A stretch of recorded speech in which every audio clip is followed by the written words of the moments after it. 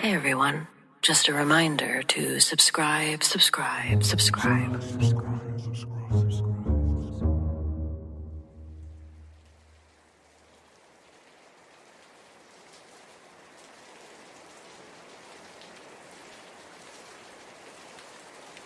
I've only seen something once in my life, and I'm not built for that kind of thing. I scare easily, always have. I don't like horror movies, and I don't mess with haunted houses. I don't even like walking through dark rooms without flipping on a light first. So when I say this happened, I promise you I'm not someone who goes looking for experiences. I was about 9 or 10. I was old enough to know what my house looked like in the morning light, old enough to know the difference between dreaming and being awake. It was a Saturday, early. The air was still cold inside, and the house is quiet and heavy in that sleepy way. My little cousin was staying over, and he was maybe 2 or 3 at the time. I remember picking him up from the couch where he'd fallen asleep and carrying him toward the den so we could watch cartoons before anyone else got up. He was warm and sleepy against my shoulder, one of his little hands gripping my shirt. The layout of my grandparents' house was simple. The kitchen opened into the dining area, and if you curved around the table just right, you could see straight down the short hallway toward their bedroom. The light in the house was soft and gray-blue, just enough to see clearly, but not bright yet. As I walked around the dining table, I glanced left toward the bedroom, and that's when I saw a man. He was standing inside their room, near the window. He wasn't transparent, but completely solid. He was tall, older, broad-shouldered, and wearing nothing but tight white underwear. The curtains were drawn, and he had one hand pulling the fabric back of it slightly, as if he were checking outside, looking for something in the driveway. The light from the window outlined him just enough that I could see the shape of his back, the bend of his arm, the movement of the curtain in his fingers. He looked exactly like a living person. My brain did what brains do. It's gotta be Grandpa. It made sense for half a second. My granddad always got up early. He'd let my grandma out before pulling the car into the carport. That was the routine. But something felt wrong. Then the man turned his head, and he looked directly at me. There was nothing distorted about his face, but it wasn't my grandpa. Just a man. But the look he gave me wasn't surprise. It was acknowledgement. Like I had just walked into a room he already occupied. My entire body reacted before my mind did. My arms tightened around my cousin. My stomach felt silly, and so suddenly it felt like I'd missed a step on the stairs. My ears were ringing, that sharp, high-pitched hum that drowns everything else out. We stared at each other for maybe 2 seconds. Then, a knock at the front door. 3 firm raps. The sound shattered whatever was happening. I blinked and looked towards the door. When I looked back at the bedroom, it was empty. My heart was actually pounding so hard that it hurt. My cousin had gone very still against my shoulder, which I didn't think much about at the time. I walked to the door in a daze. It was my grandma. My granddad had dropped her off at the front and pulled her around the carport. Her hands were full. Relief flooded me so fast it almost made me dizzy. "Grandma," I said immediately. "I saw Granddaddy in y'all's room." She didn't even pause. Without missing a beat, she laughed lightly and said, "Oh, you must have seen my brother Woody." She said it casually, like she was talking about the weather or a living person. And then she walked past me into the house. I stood there for a second, still holding my cousin, trying to process what she'd said. Brother Woody. There was a framed photograph of him in the living room. I'd seen him my whole life. An older black and white portrait of a man standing stiffly, unsmiling, wearing an old-style undershirt. I'd never really liked that picture. even before that morning. There was something about his eyes in the photograph that made me uncomfortable. Not that I could say he's evil or angry. Just aware, I guess. Later, that day, when the house was full of noise and sunlight and normal conversation, I walked past the photo on purpose. My stomach dropped again. It was for sure him. The same man that I'd just watched pull back a curtain in my grandparents' bedroom. Except, of course, Woody had been dead for years. I refused to walk past that picture alone after that. I decided that it unsettled me too much. What I've always found fascinating is my little cousin remembers it too. We've talked about it as adults. He doesn't remember the details the way I do, since he was so little. But he remembers me freezing. He remembers looking and seeing the man in underwear. He remembers feeling scared, but safe in my arms. That alone is enough to keep me from dismissing it. Two people don't share the same hallucination. And he was solid, completely solid.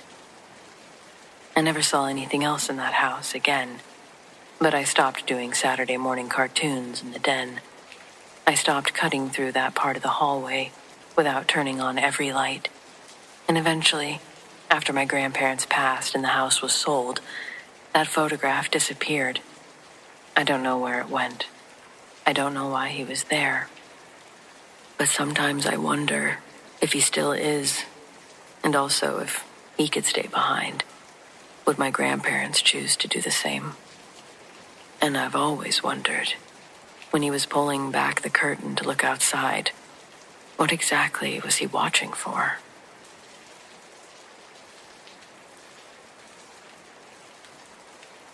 When I was about 7 or 8 years old, I used to see ghosts. I don't say that lightly, and I don't say it for attention. It was just part of my reality back then. I would see them in our house, at school, sometimes even in restaurants or grocery stores. They didn't look like horror movie ghosts.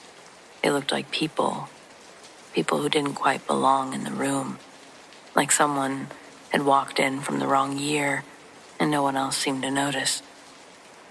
They never screamed at me or did anything dramatic, but it still terrified me. It always happened when I was alone, which made it worse because there was never anyone there to confirm what I was seeing. My stepdad told me to stop lying, that I was going to scare my mom. He thought I was being dramatic, trying to get attention. But my mom, she's always been very spiritual, and she believed me. My sister, too. They didn't encourage it, but they didn't dismiss it either. Eventually, I started telling them out loud that I didn't want to see them anymore. I was a child, so it wasn't some formal ritual. I would just stand in my room and say, "Please go away. I don't want this." Over time, they did fade. By the time I was in my early teens, I couldn't see them anymore. But there's one that I've never been able to shake. The baby. It happened in my mom's bedroom. She had a walk-in closet that always felt slightly darker than the rest of the house, even during the day. I don't know if that's ominous, but it was just dim in a way that made you squint when you first looked inside. I was standing in her doorway one afternoon, probably looking for her, when I glanced into the closet. And there he was. A baby, in the middle of the floor in one of those old-fashioned carriers. The kind that looks more like a shallow basket than anything modern. The fabric was muted and old-looking, like something from a sepia photograph. He was dressed the same way, in what I can only describe as old-timey baby clothes, with loose fabric and tiny buttons. He had dark hair, thick enough to notice, very pale skin. He wasn't crying, not moving really, just lying there awake, staring upward. For a split second, my brain tried to make sense. Maybe someone brought a baby over. Maybe I'm confused. Maybe. But we didn't own a baby carrier like that. There was no baby in our family. This wasn't an object I could mistake for something else. It was a baby in the closet. I felt heat rush up the back of my neck, into my face so fast it made me dizzy. My heart started pounding so hard that I could hear it in my ears. And I remember stepping backward without even realizing I was doing it. The baby didn't disappear right away, and that's what made it worse. It stayed there long enough for me to fully register what I was seeing, not excuse it away. And then it was gone. Just poof out of existence. The closet was empty again. I didn't go back in there for weeks. That house had other stories attached to it. Family members and friends later said that they'd seen a woman dressed entirely in white walking down the hallway. I never saw her myself, but I remember how casually people mentioned it, as if it were something that you could add to a conversation like a weather report. Oh yeah, the lady in white. Well, in my teenage years, the sighting stopped. I thought maybe I'd grown out of it, maybe my imagination had matured, or my brain had sorted itself out. But the quiet never really came. Instead of seeing things, I started hearing them. Chairs scraping slightly across the kitchen floor when no one was in there. Doors closing with that firm, deliberate click that tells you someone pushed them. Footsteps in the hallway at night that stopped the moment you held your breath to listen. It wasn't constant, just enough to keep you on edge. The last moment that made me realize it wasn't just childhood imagination happened years later. My little nephew was sitting on my bed with me one afternoon while we watched TV. He couldn't have been older than 4 at the time. Out of nowhere, he stopped talking mid-sentence and stared at the corner of my room. Then he said very casually, "Who's that?" I felt my stomach drop in a way that was far too familiar. "Who's who?" I asked, already knowing I didn't want the answer. He pointed toward the same side of the room where I used to see things as a kid. "That man." I didn't look. I scooped him up so fast I nearly tripped over the rug. I left the room without turning off the TV. I haven't seen anything in years now, or heard anything. Life is normal. But sometimes I think about the baby in the closet. How solid he looked. How detailed. Specific. It was like he'd been placed there. And honestly, he sort of looked at me like I was the ghost. But he did seem to belong to that space in a way that I didn't quite understand, and I still don't.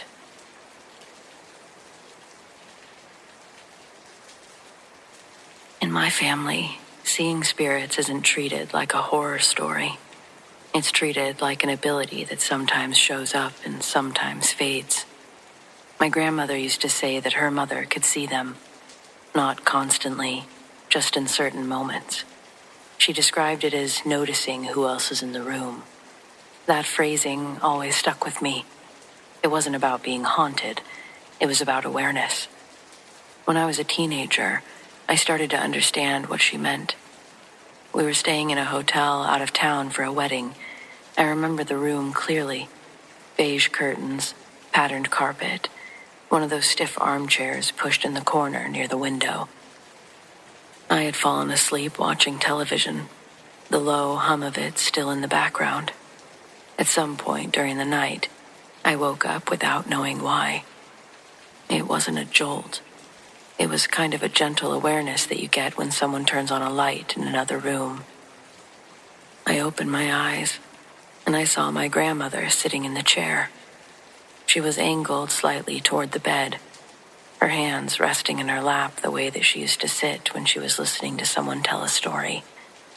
The lamp beside her was off, but I could see her clearly in the dim wash of the light from the TV. She looked completely solid. Her hair was styled the same way she wore it toward the end of her life, soft and brushed back from her face.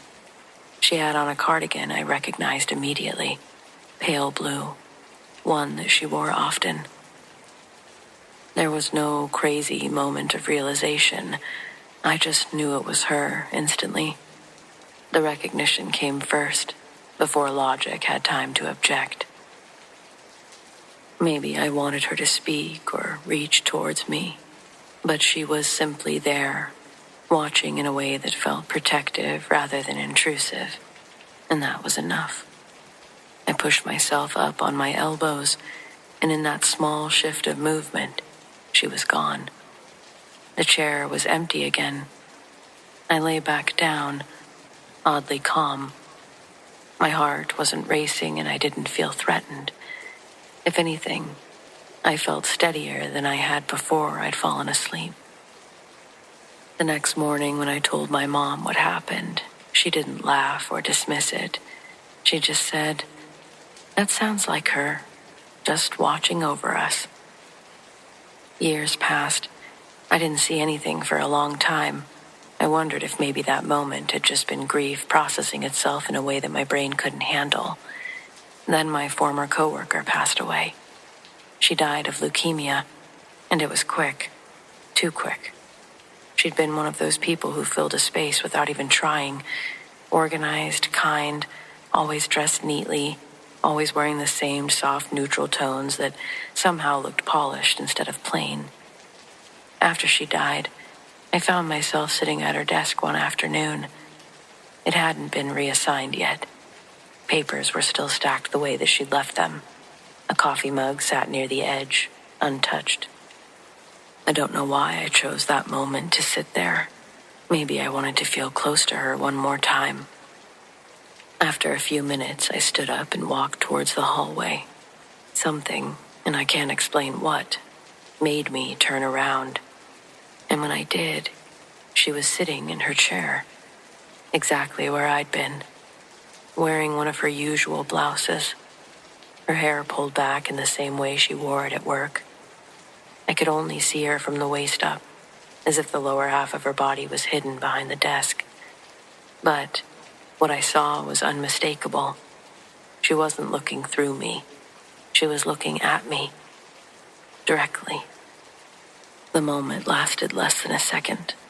Then the chair was empty again. I stood there in the hallway longer than I meant to, trying to steady myself. My pulse had jumped, but not from fear, from recognition.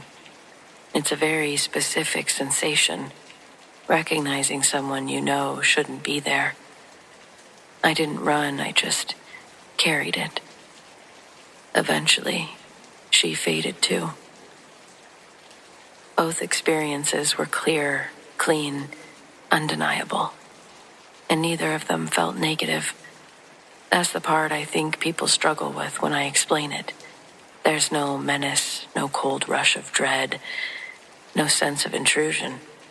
If anything, there was a quiet reassurance to both encounters, as though the boundary between places is thinner in certain moments, and some people know how to step near it without crossing too far. I can't see spirits constantly. I don't walk through rooms scanning for them. Most days, my life feels entirely ordinary. But I've come to accept something my grandmother seemed to understand long before I did. Some people notice who else is in the room. Not everyone stays. Not everyone lingers. Sometimes they just look in. And sometimes, if you're paying attention, you can look back.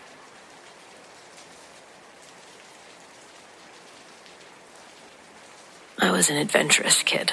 I loved playing outside every day, all day. There were a few acres of forest behind my childhood home, and I loved playing in them. I'd go hunting with my dad, play tag, hide and seek. I spent most of my childhood in those woods. But one day something happened that made me stop playing.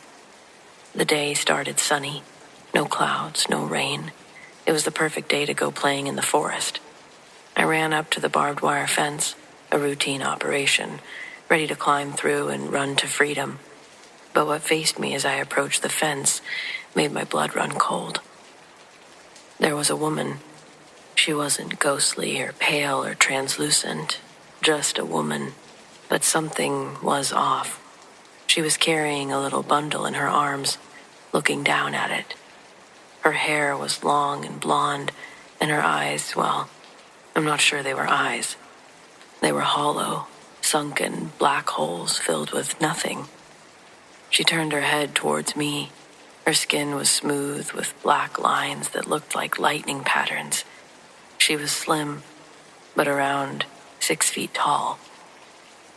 She made contact with my fear-filled eyes, and all of a sudden my ears started ringing with this piercing sound. Goosebumps trailed up my arms as I began to feel lightheaded. Then she spoke, and the words that came out of her mouth chilled me to the bone. "My baby. You killed my baby. My baby. My baby." I stumbled backwards. I tried to run, but I tripped on a rock and fell. As I was running back towards my house, I felt a sharp pain in my left knee. I looked down and blood was trickling down my leg. I cut my knee as I fell. When I got back inside, I changed my clothes. My shorts were grass-stained, and my shirt had a mud stain on it. As I put a new change of clothes on, I glanced out the window. She was still out there, roaming around the edge of the fence, and somehow, as if she'd been waiting for my glance, she locked eyes with me. Her hollow eyes seemed to be dripping a liquid. Then came this wail. It was loud, ear-piercing even. And so, for reasons I can't explain, I went back outside, slowly walked up to the edge of the barbed wire fence, and she appeared in front of me. She repeated her words, and then she grabbed me, pulling me towards the barbed wire fence, and I felt something warm trickling down my arm. I was bleeding. I looked back up, and she was gone. She'd vanished. But how? I was trembling with fear as I went back inside, and I spent the rest of the day playing with my toys, fearful of what lurked outside.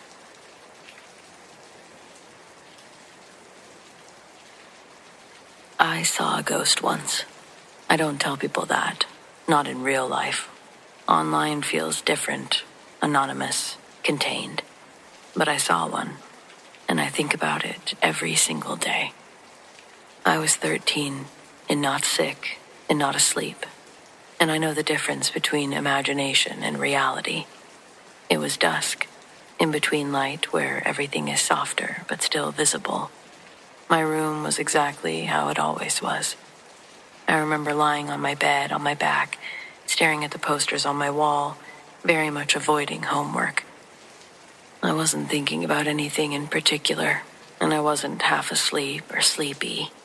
I was stressed because I hated math, but that's it.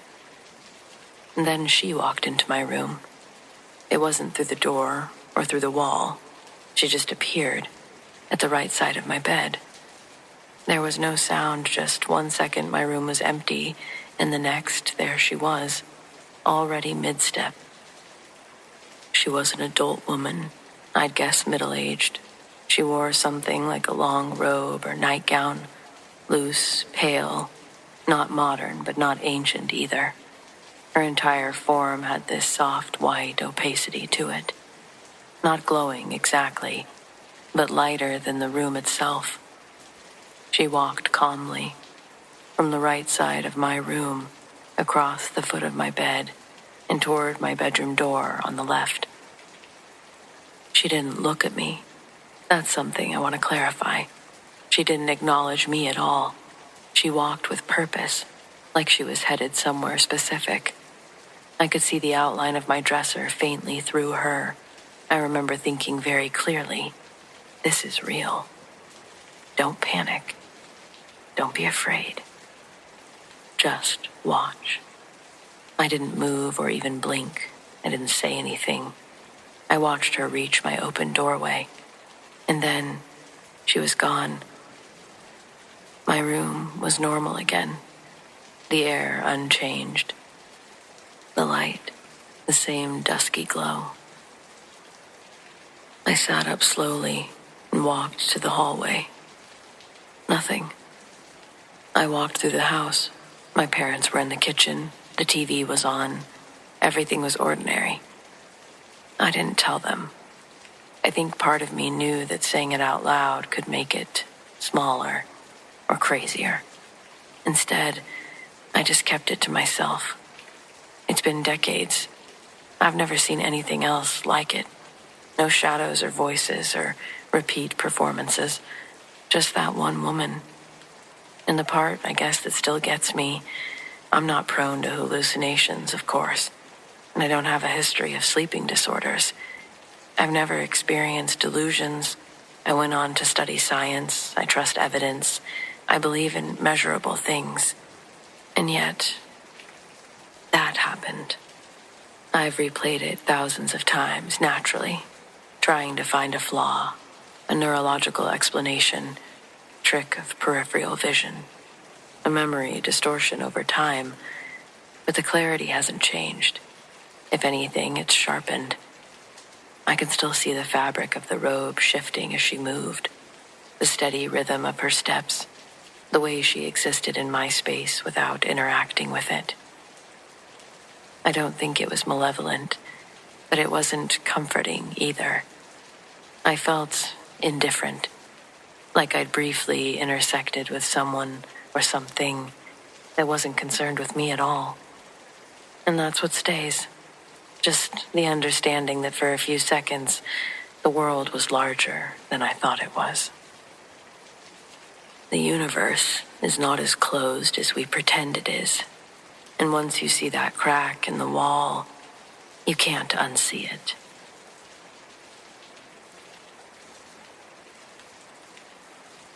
I stumbled upon the BEK phenomenon. Well, it stumbled upon me a couple years ago. I own and manage a restaurant with my husband, Mark, but that night, I was locking up by myself because he graciously volunteered to attend a parent-teacher meeting that night. Earlier, he sealed his fate with a balled-up piece of garbage. He told me, if I make this, you have to go to the parent-teacher night. I didn't care, but I knew Mark liked to live dangerously, so I agreed. He jumped with a little spinaroo and shouted, "Wemby," then shot the garbage ball far left of the can. The ball fell apart, back into individual litter pieces that Mark would step over to grab the car keys, ignoring the wrappers and paper bits in a final effort to establish the illusion of control that he had in his life. There's a bulletin board at the front of our restaurant in the waiting area that people can put their business cards on with pushpins. Occasionally, the YMCA or local church have flyers for upcoming events they'll want to get the word out about. In fairness, we take those down at the end of every week. But the business cards, they stayed up, along with our missing persons section of the board. We had, I think, 5 handbills hanging of people that had gone missing that year in our district. I walked past those smiling faces multiple times, almost every day. And I could probably draw their features with my eyes closed. That night, I believe without a doubt, one of those missing persons tried to enter the restaurant after the doors had been locked. From the back, I heard the glass double doors getting tugged on. It was a little less than an hour after Mark had left, and I assumed it was him trying to get in. Thinking he'd forgotten something and made himself late for the meeting, I got up quick and ran to the door to open it. But when I'd gotten to the waiting area where I could actually see the door, I realized the person, who could now clearly see me too, was not Mark. A man pressed his forehead on the glass of the door, obscuring his face. I stepped forward and repeated 3 times that we were closed, but he wouldn't leave. Unaware of what I was about to discover, I became irritated believing the stranger had a substance abuse problem, and I got the courage enough to go and actually pound my fist on the glass, telling him to scram. That finally got him to stand up straight, and at first he looked familiar, but it didn't strike me from where. Restaurant workers see plenty of faces every day, and the idea of familiar becomes a blur that good servers know how to hide. But there was one defining feature so uncommon, it made the hair on the back of my forearm stand up. Their eyes looked like one of barn owls, open as wide as they could be, and pure black. He pulled the double doors again. The typical creak and squeaks of the shaking metal door was disturbingly loud. Then he asks to be let in. I'd taken a few steps back, again, and just pointed in the other direction. He asks if we had a phone, but I remained frozen in my response. We stare each other down for probably 20 seconds before he wandered off into the parking lot. Leaving the waiting room area, I glance at the bulletin board, and I figure out exactly why that guy looked so oddly familiar. His picture was in the missing person section. His eyes were hazel in the picture, but even down to the description of what he was last seen wearing, it matched up with what he'd had on. He looked so happy and healthy in his picture. I thought that it was such a shame because he was a handsome young man. What I'd seen pressing its face against the glass of our window looked like a deteriorating figment of who he was. I told Mark about it that night, expressing my worry for the youth and the drug epidemic. I told him I made a report. Someone should know that he was seen. And though that's the truth, it shined light on a broader topic. I assumed his behavior and overall condition, the black eyes, the gray skin, that they were a result of a habit. But another strange thing happened that night, and I think it could be related to my story. I'd read about it a few days later in a small article released by a local paper. It was a report that someone made about going into a gas station, and the attendant was gone. Store was empty. They alerted police, but the man's whereabouts were never discovered. Untouched cash in the register left out to investigators that this was a robbery scenario. The gas station in the article is right down the street from our restaurant. This time I actually drove to the police station with my story and the missing poster of the person that I thought I'd seen that night. The detective I spoke with was a woman. She was around my age. When I showed her the picture, she stopped me, called over another detective. She points to the picture and asks if this was the guy they found yesterday. Adjusting the glasses on his face, he picks up the paper to get a better look. Then I was told that they'd found that man deceased that morning, but it looked like he'd been dead for over a week. The investigator's quiet stare insinuated that I couldn't have seen the man in the picture 2 days ago, because apparently the coroner said that he'd already been dead. I left without the picture, or pleading my case further. What drugs make you look dead with pure black eyes? I couldn't find that many results. Nothing that could be found in North America. But I did stumble onto other articles of individual with the same symptomatic features, but they discussed ideas in a different light. Here's my opinion of what I think from my first-hand account. BEKs are reanimated corpses of missing people. Kids go missing more often, so they're going to be predominantly associated with this. Black-eyed kids. But kid is a wide spectrum. I don't know if people consider BEKs a type of cryptid or what, but from what I saw, I believe it could be something. Let's say demons, using the bodies before the illusion of life can visibly decompose. This theory can also easily bleed into the missing 411 cases, and those epicenters all focus around caves and mines. We have a lot of active and abandoned mine shafts in town, and all of these correlations seem to fit. I'm really trying to figure this out, and 90% of the garbage I see is creepypasta written by ignorant teens. Why is this? I already feel crazy. Enough doing real research on these clues. I don't want to get halfway through a BEK story for it to turn into a pornographic midway. Was your first bisexual encounter really with a BEK? Fuck you. I'm out here doing real work. And shit like this is the reason nobody takes it seriously. And be honest with yourself. It's not a bisexual experience if there's only two of you. Meanwhile, I'm over here, mentally damaged from seeing what I believe was a full dead-on corpse smush and smear his face on the glass of my place of business. I had to clean that glass the next day. It's a tall door, and I'm a short woman, so it took hours. Maybe that fucking gas station attendant tried to have a bisexual experience with a BEK, and that's why he disappeared too, Fuck you. Take this shit serious, or don't post here. But seriously, if you've ever seen a BEK, please look through the active missing person cases in your county. They're dressing as humans, but I don't know who or what they are. And for the person wondering why Mark didn't help me clean the door, it's none of your business, but his leg got disintegrated by an IED in Iraq. So, anyway, he's a war vet. You're sick. And you don't know anything about my life. Stop commenting on this.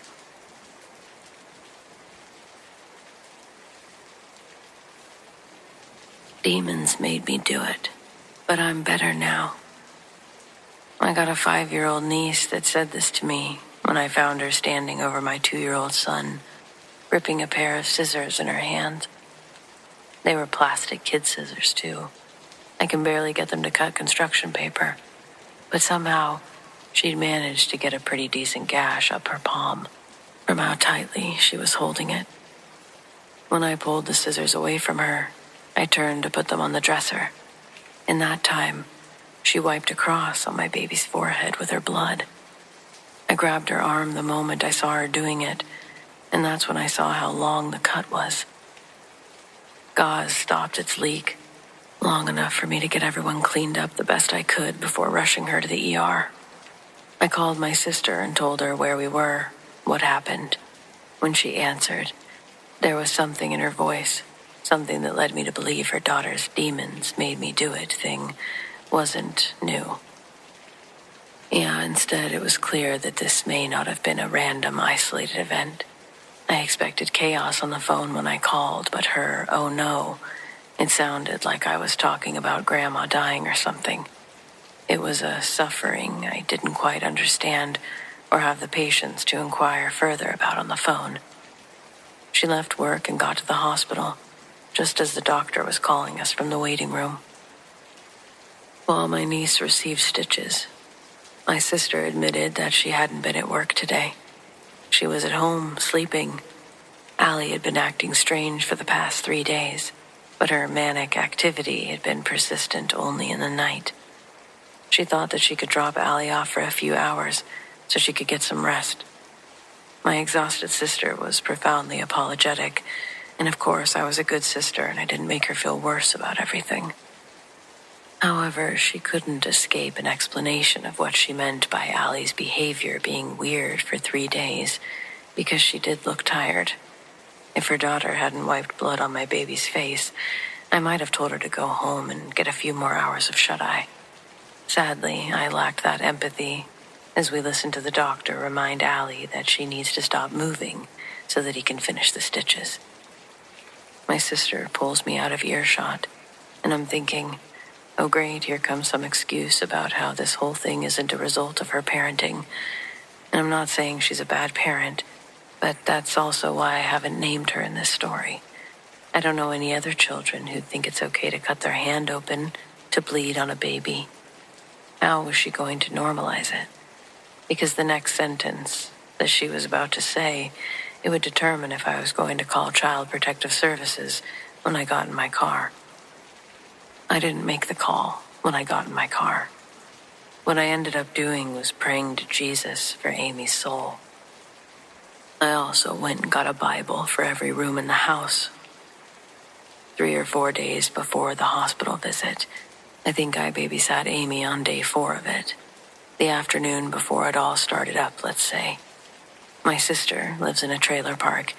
It's a really nice trailer park. People keep their yards and trailers nicer than half the houses on my block. Not mine, but most. The door leading to their back area has this big doggy door so that their pit bull can come in and out. His name is Coco, and he's a good boy, but a wide boy, so his doggy door is a little bigger. She hears Amy in the kitchen saying, come inside, all excited, and thinks that she's trying to get Coco in.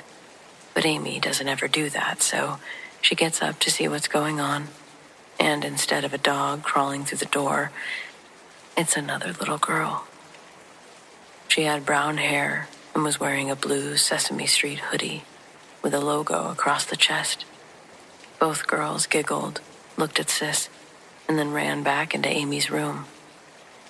She said when the girls looked at her, Amy's little friend apparently had little beady black eyes. She said it made her skin crawl when she'd seen them.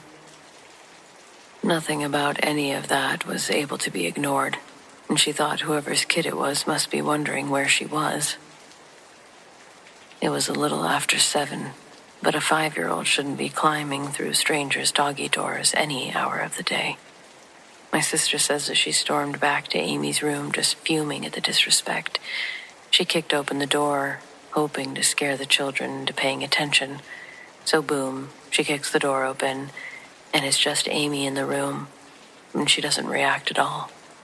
I was told that she was smiling, like she'd been waiting for her to do that. Where's your friend? Amy tried to gaslight my sister, acted completely confused. Denied ever seeing each other by the doggy door moments earlier. My sister says that she tore up Amy's room looking for that little girl, and then apologized the entire time that she helped her put her room back together because there was no blue hoodie girl to be found. My sister had never felt crazier in her entire life than she did standing in Amy's room. Their night continues like normal. They have dinner, she puts Amy to bed, my sister goes to bed. Amy wakes up at 1 a.m. screaming at the top of her lungs. Nonsense. Like one of the things she's screaming was, "Birdie died, no chirp chirp." My sister did everything she could to get Amy to stop. Thankfully, none of her neighbors called the cops on her. She screamed until 4, and then went silent, closed her eyes and began to snore. It was the weirdest thing she'd ever experienced as a mom. But the next morning, Amy was totally fine. Nothing wrong. She woke up like normal, not tired. Her voice didn't sound hoarse. My sister even sent her off to school, and she had a great day. But that night, it was the same story, and so on and so forth. I don't really know what to do now, because this situation is way past sisterly advice. I'm glad she's at the doctor's. I know she's getting checked out for multiple things. This can't be solved by me telling her to get her shit together. I'm going to have to call around to some churches, I think. I wouldn't know where else to contact for help or advice. The doctors can only do so much. Except here, of course. So please, if you've gotten any advice and you've taken the time to read this, please help me think of a way to help my sister. This is why I didn't have kids. It's always something. Even when Amy wasn't possessed by whatever this is, she was still getting into things and drawing on walls. Allow me to pass and choose my cats and a smooth cup of coffee any day. And jazz, no kids' music, no nursery rhymes. Give me some sweaty, low-down, mind-disrupting jazz. I don't like this music, Auntie. Yeah, well, I don't like kids.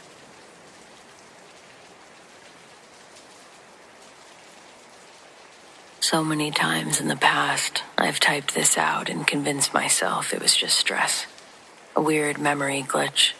Something my brain filled in later because I read too many things.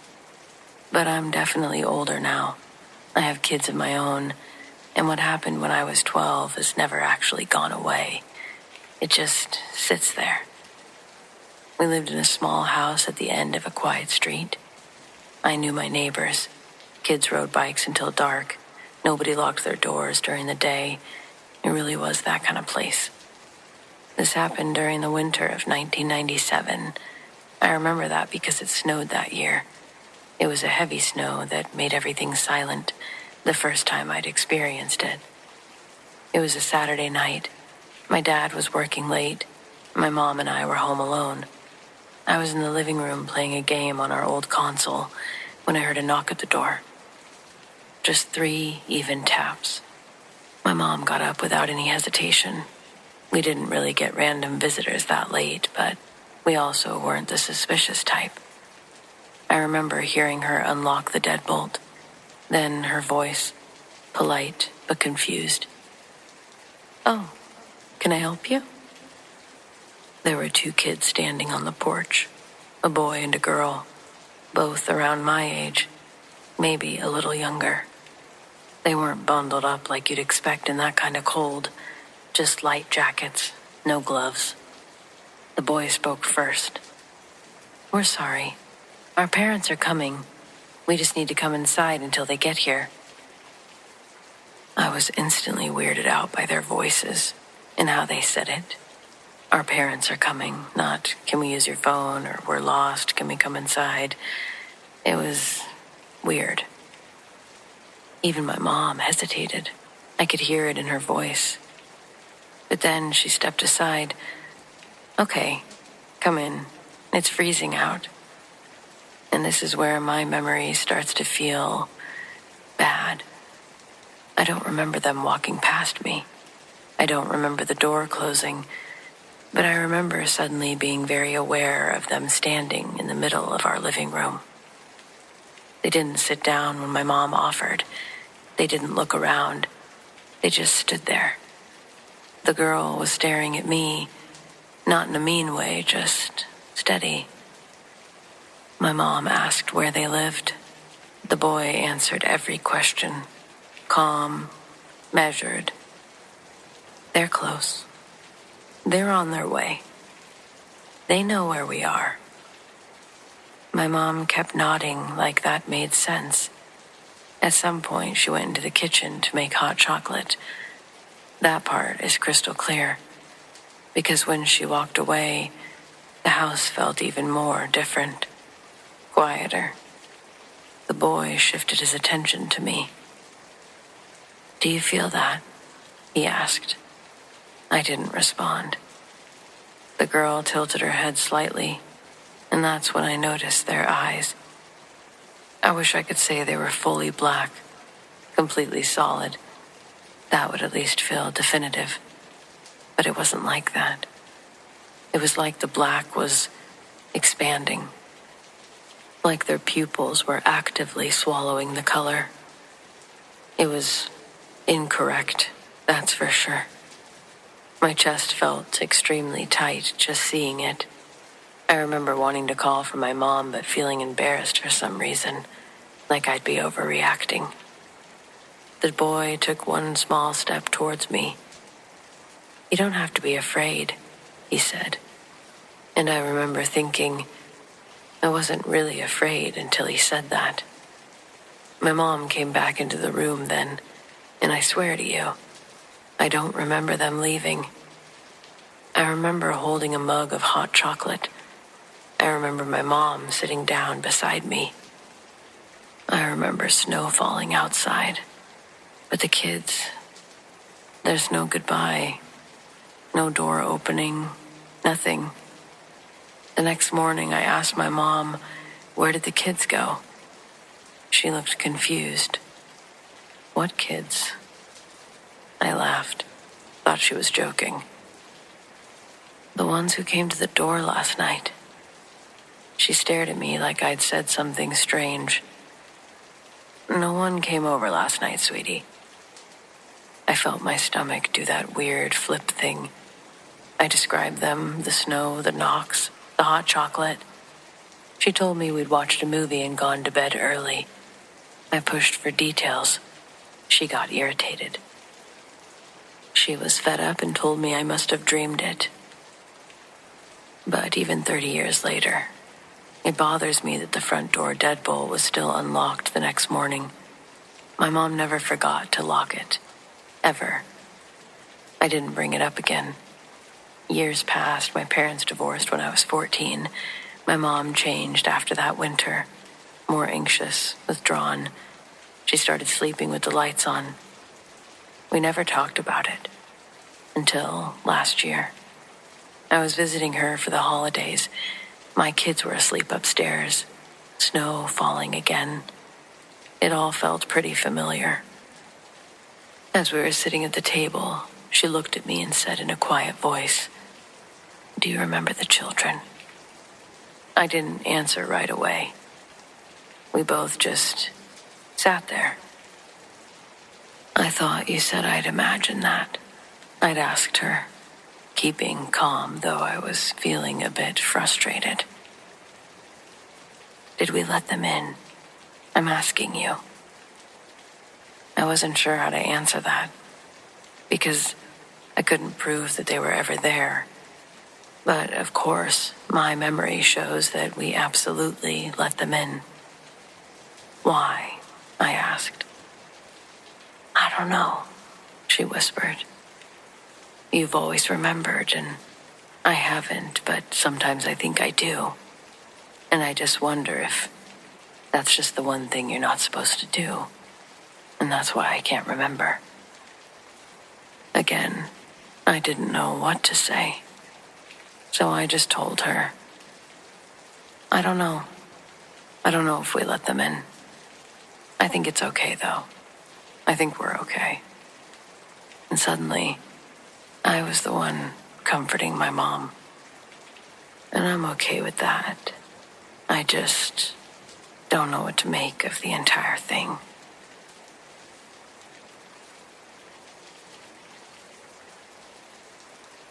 I live alone.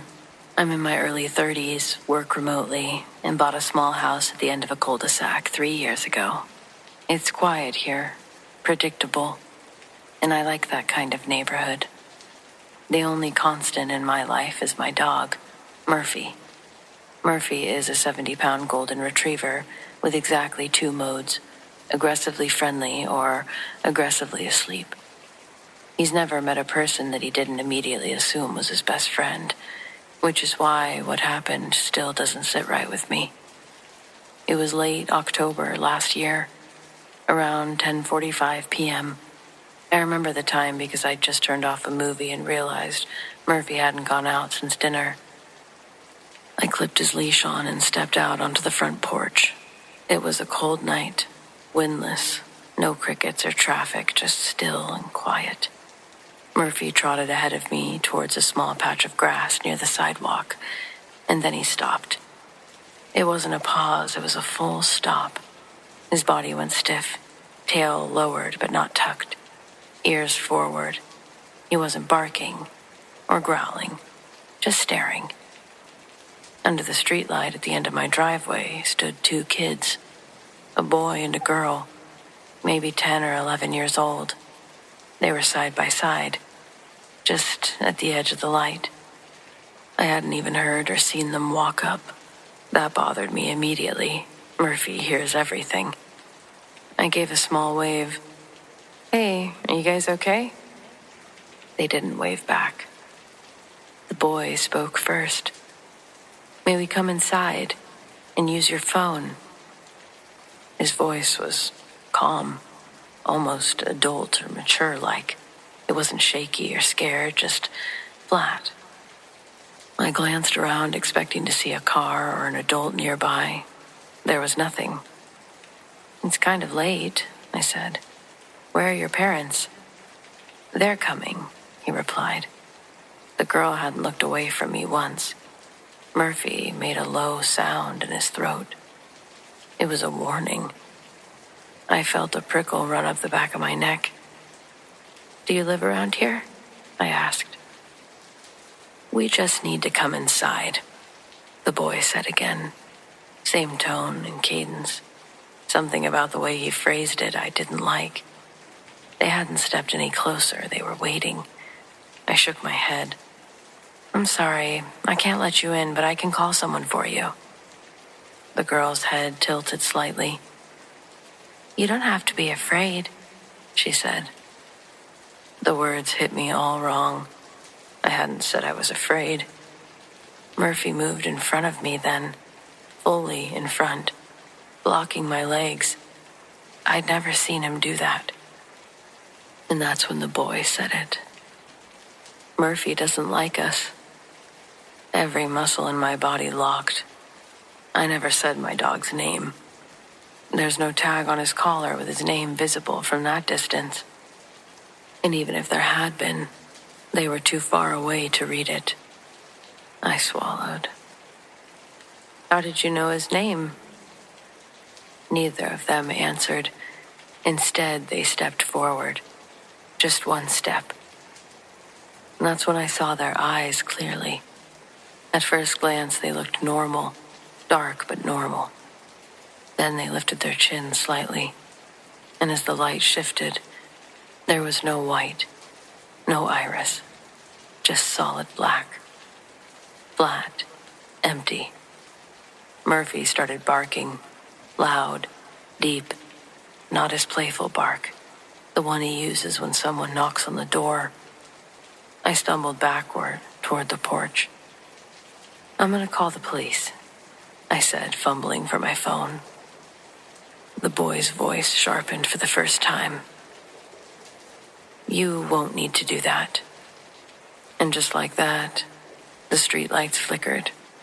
Murphy lunged forward so hard, I almost dropped his leash. When I looked back up, they were gone. Nowhere to be found. Murphy, as confused as I was, he was barking into the darkness long after there was nothing there. We went inside, locked the door, checked the security camera footage immediately. The clip shows me stepping outside with Murphy. It shows him stopping and barking. It shows me backing up toward the house. But there's no one under the streetlight. Not even shapes or shadows. The police came anyway. They checked the area. No missing kids reported. No one wandering. No footprints in the frost. I barely slept that night. The next morning, Murphy refused to go outside. He planted himself by the door and wouldn't budge. It took weeks before he would step out onto the front lawn after dark again.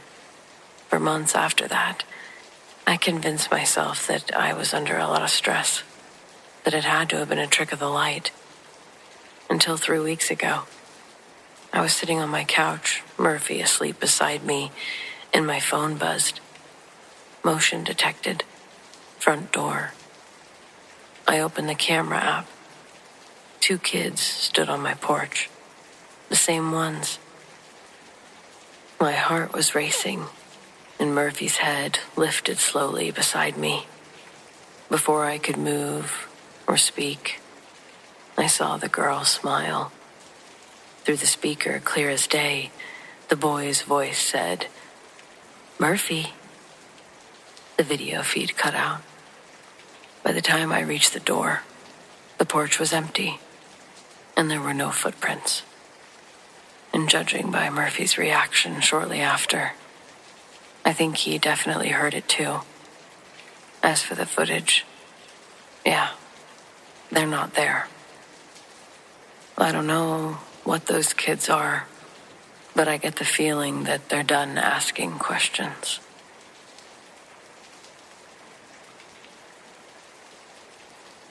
I've encountered the black-eyed children. This isn't my normal account. Long-time lurker of this sub, though. An old friend hit me up. I started reminiscing and remembered this. I believe I've encountered the black-eyed children over a decade ago in rural Appalachia. This has always low-key disturbed me. Keeping in touch to this day, we've never brought it up again. We were at a local state park sort of place, sometime between 9 and 1 a.m. I remember we were parked alongside the woods and some picnic tables. It was pretty desolate. We were technically trespassing. And what we were doing there, you can use your imagination. Our curfews were approaching, and we were finishing up our time together, and we experienced a very ominous feeling. He was in the driver's seat, preparing to start the car and pull off. The car doesn't start. We sort of laugh it off as it wasn't the first time. Suddenly, to the right, passenger side where I was sitting, we see faint lights coming out of the woods. The ominous feeling intensified. Emerging from the woods, there were 4 or 5 children, younger than us, appearing to be 7 to 11 years old. I'm not going to claim that they all had black eyes. It was dark, and I don't remember, as I was pretty shook. I didn't read about the black-eyed children lore phenomenon until years later, which described everything else that we experienced. All I can say is they were not normal. They didn't belong. The cabins at the park were not occupied. They weren't even getting rented out, as it was autumn, winter. We were miles from the park's hotel. There were no adults. They were absolutely out of place. What were the lights? I don't know. But the closest thing I can compare them to are glow sticks, as if they had opened a package of novelty glow sticks that included bracelets, necklaces, or wands. But it wasn't like they were having fun or goofing off. They just stopped, stood there, and stared at us. He tried asking what they were doing there, if they were lost, where were their parents. No response. The oldest-looking male child, a bit heavy-set, with a gray hoodie, approached the vehicle in front of where the passenger's headlights were. At this moment, my friend was freaking out. He locked the doors and was like, "Hell no, we gotta go." Eventually, the car starts. The children don't move, and the kids stay put in front of the car. He eventually yells to the kid, "I'm gonna run you over." The boy slowly backs away, raises his arms, and points at us as we're leaving. I didn't even look back.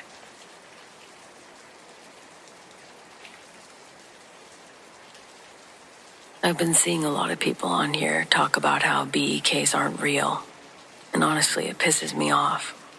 While I'm not one to say that they are or aren't or whatever, you can believe whatever you want. This is a place to share stories, right? And I have one. One night when I was a junior or senior in high school, one of my best friends, we'll call him T, he and I decided to do what every other high schooler did and get stoned. We were active stoners, so sneaking out at night and walking around, it was our thing. Now, I'm not sure that this has any connection, but the town is fairly old, with a semi-bad history, as it used to be a coal mining town. Anyway, we were just taking a stroll.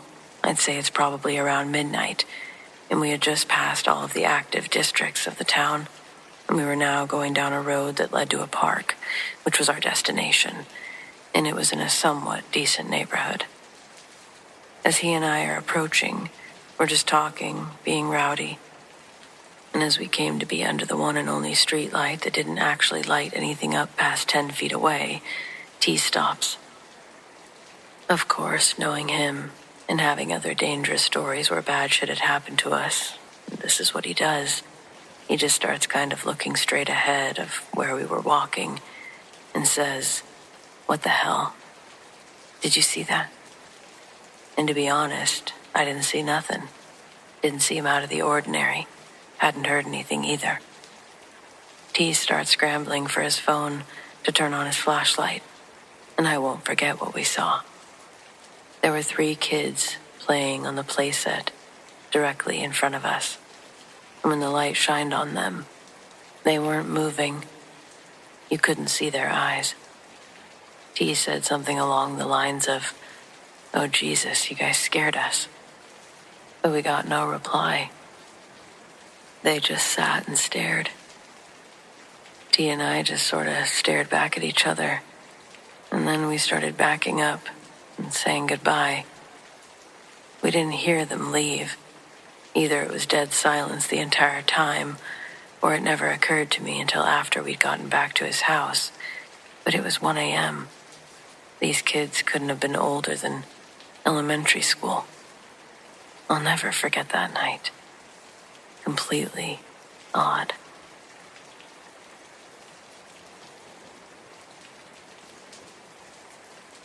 When I say I've met something that wasn't human, that probably raises a few questions. Maybe you want a checklist.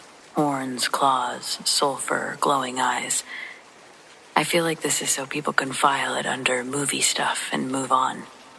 And I don't have any of that for you.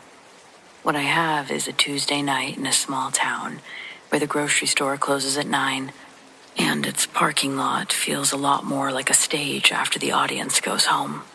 Maybe you grew up in a town like this. It's where you're preparing your morning coffee before bed using the auto brew feature like a responsible person, only to realize you've run out of coffee filters.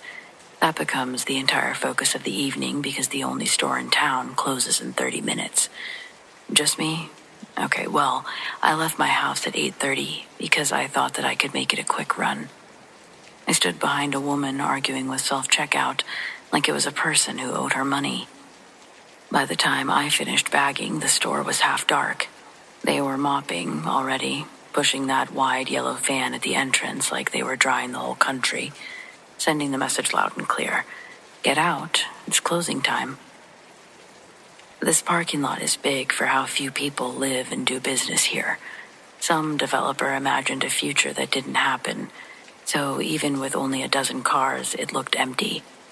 The only noise was a far-off semi on the highway and the click of the automatic doors closing behind me. Something inside me at this time told me to pay attention. I remember it registering that it smelled like wet pavement and rotten eggs. My car was parked 2 aisles out, halfway to nowhere.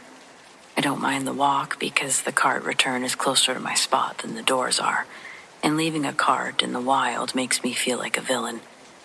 I headed towards it with that slow end-of-day rhythm, bag in one hand, keys in the other, with my body already inside the idea of being home. About 3 rows over, under a light that had gone to flicker weeks back, someone was standing very still.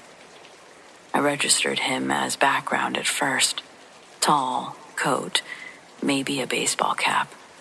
The shape of man waiting for a ride. He was faced away from me, not toward the store or the road, but toward the gap where the lot bleeds into a line of sick trees and a drainage ditch. It was too far to be anyone that I knew. And even though I couldn't see his face, I just knew that. I did do a quick scan that you do. No movement, nothing in his hands, no obvious weirdness. Fine.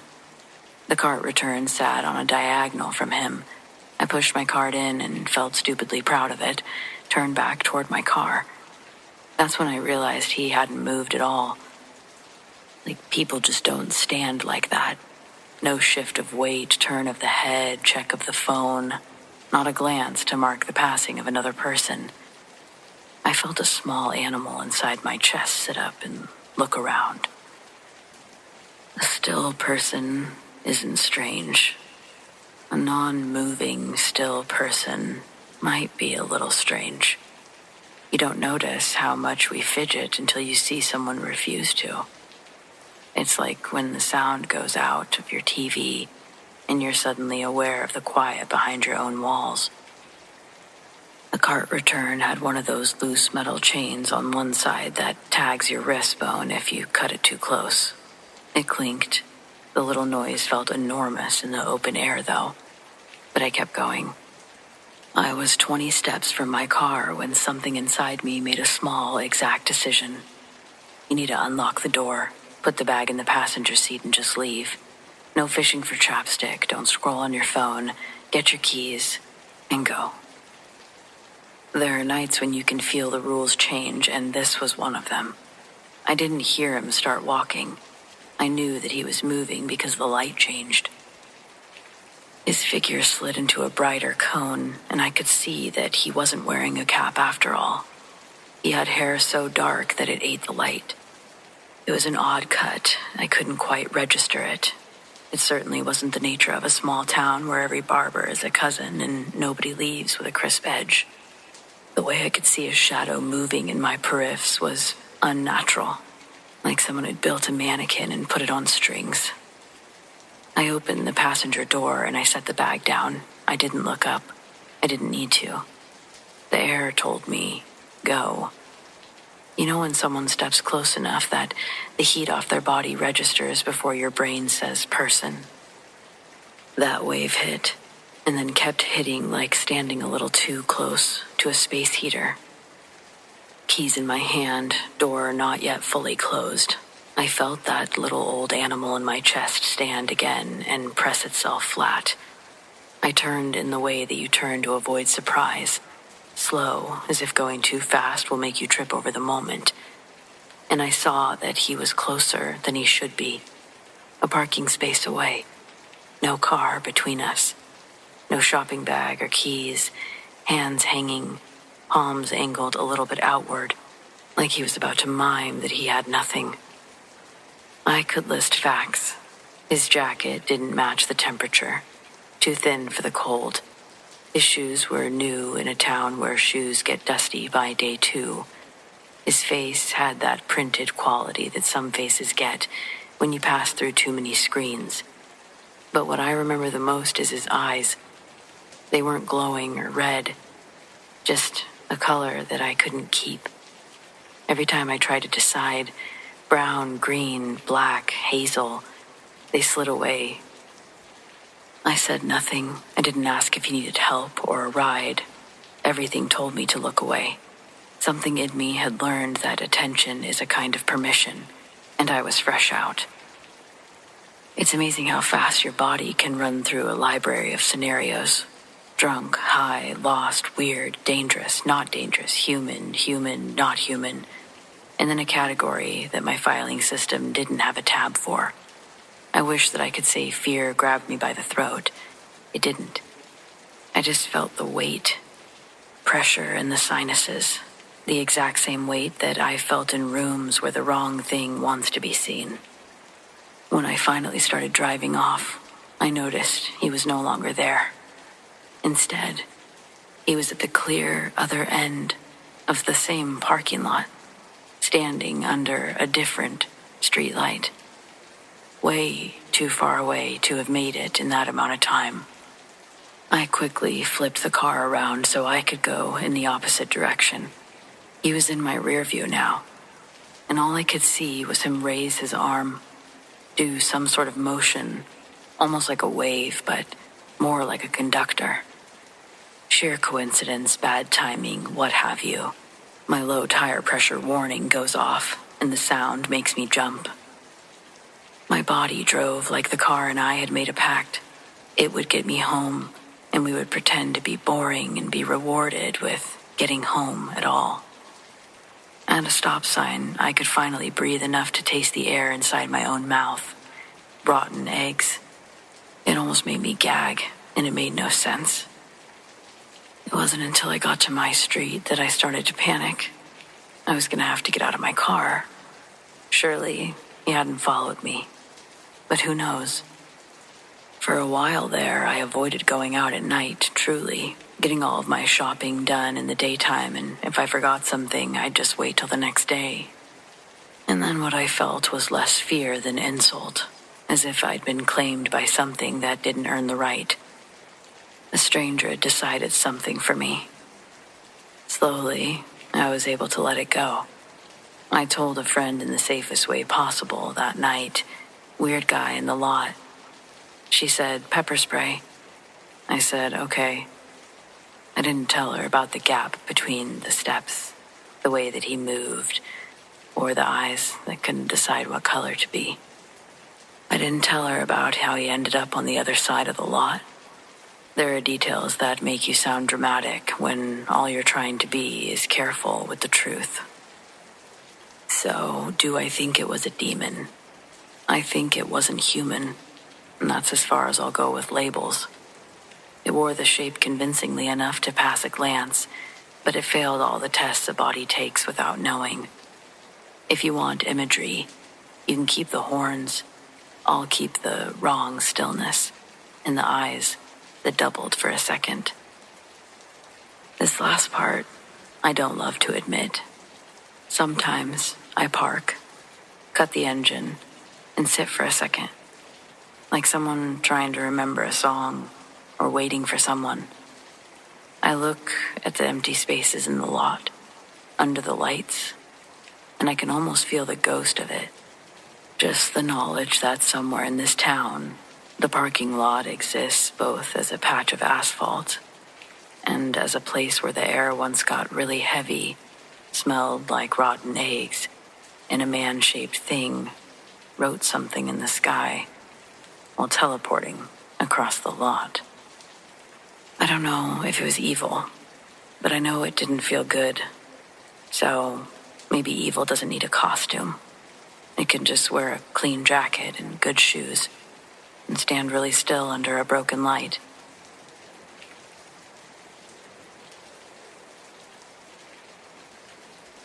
There I was, sitting in a strange house I'd never seen before, sitting awfully close to a guy whose name I was sure I didn't know, trying to figure out how to read the word Player 2 at the top of the Battleship game on this stranger's phone. Now let's rewind an hour and also provide some backstory. I live in Southern California, but had traveled to Connecticut with my boyfriend for his close friend's wedding. The last night that we were in town, we decided to drive to Massachusetts, a state I had never been, to visit another good friend of his. Everything was going well that evening. Good food, good people, good conversation.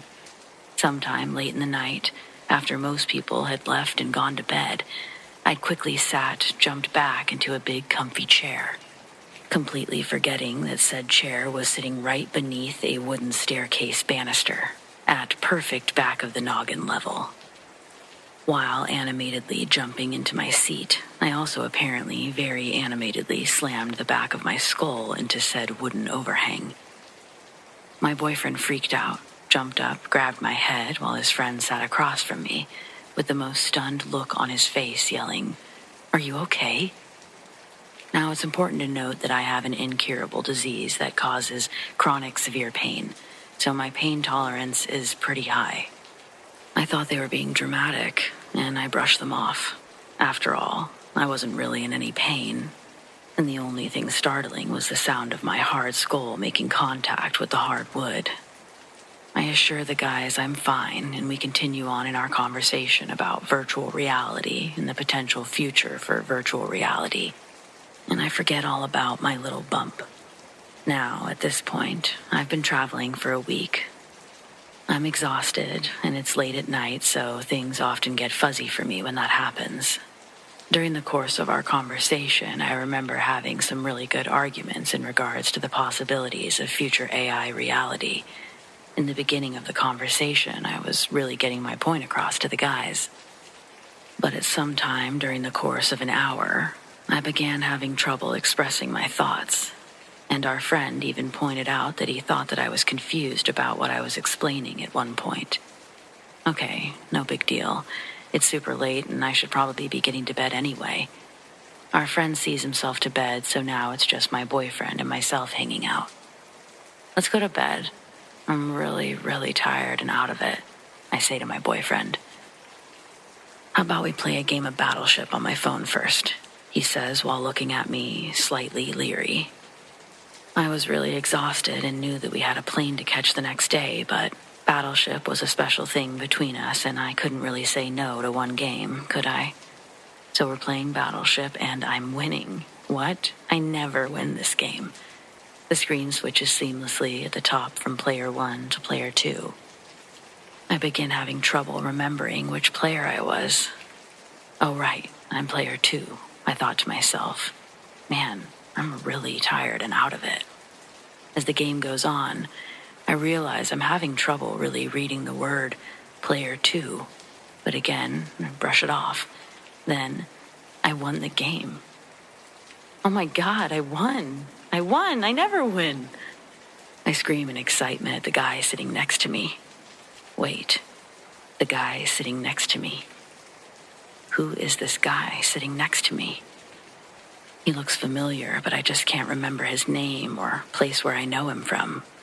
Wait, this house, doesn't seem familiar either. Okay, that's okay. We must be on a first date at his house. Just play it cool, and if you don't remember his name in a minute, just politely ask him to tell you again. It's just not coming to me. I turn, smile sweetly, and say, I'm very sorry, but I can't really remember your name. You know when people say the color drained from someone's face? Well, the color drained from his face, and a look of shock and confusion replaced it. This is a joke, right? You're kidding me right now, he desperately asked. You know my name. I'm your boyfriend, Glenn. So there I sit, fairly calmly and quietly, while trying to remember his name was Glenn, and he was my boyfriend, while assuring him I was fine and just out of it and joking.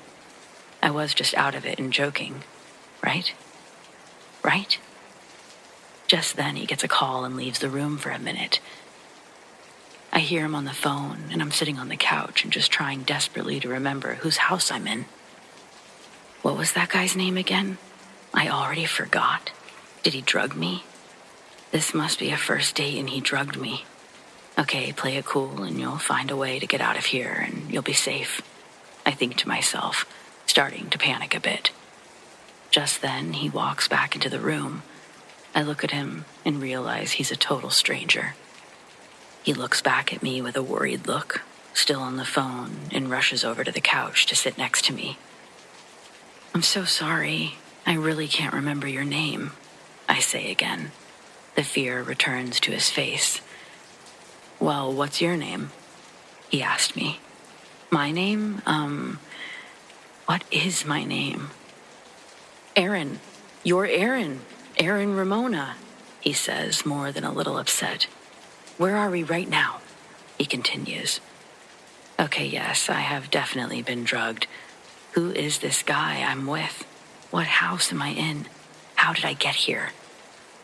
He's holding my hand when I look up and feel that ever-familiar burn of tears filling my eyes while I gulp in a panicked breath and finally admit out loud.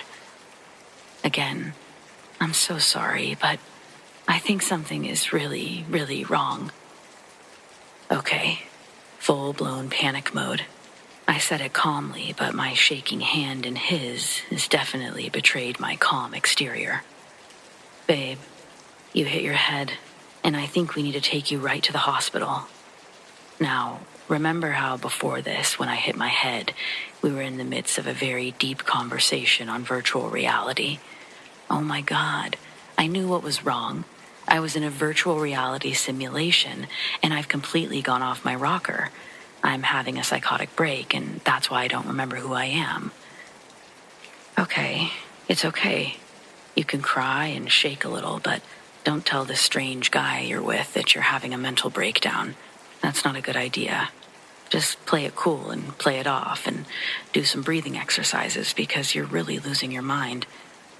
The brain does funny things when it's injured and swollen tight, pressing hard against your skull.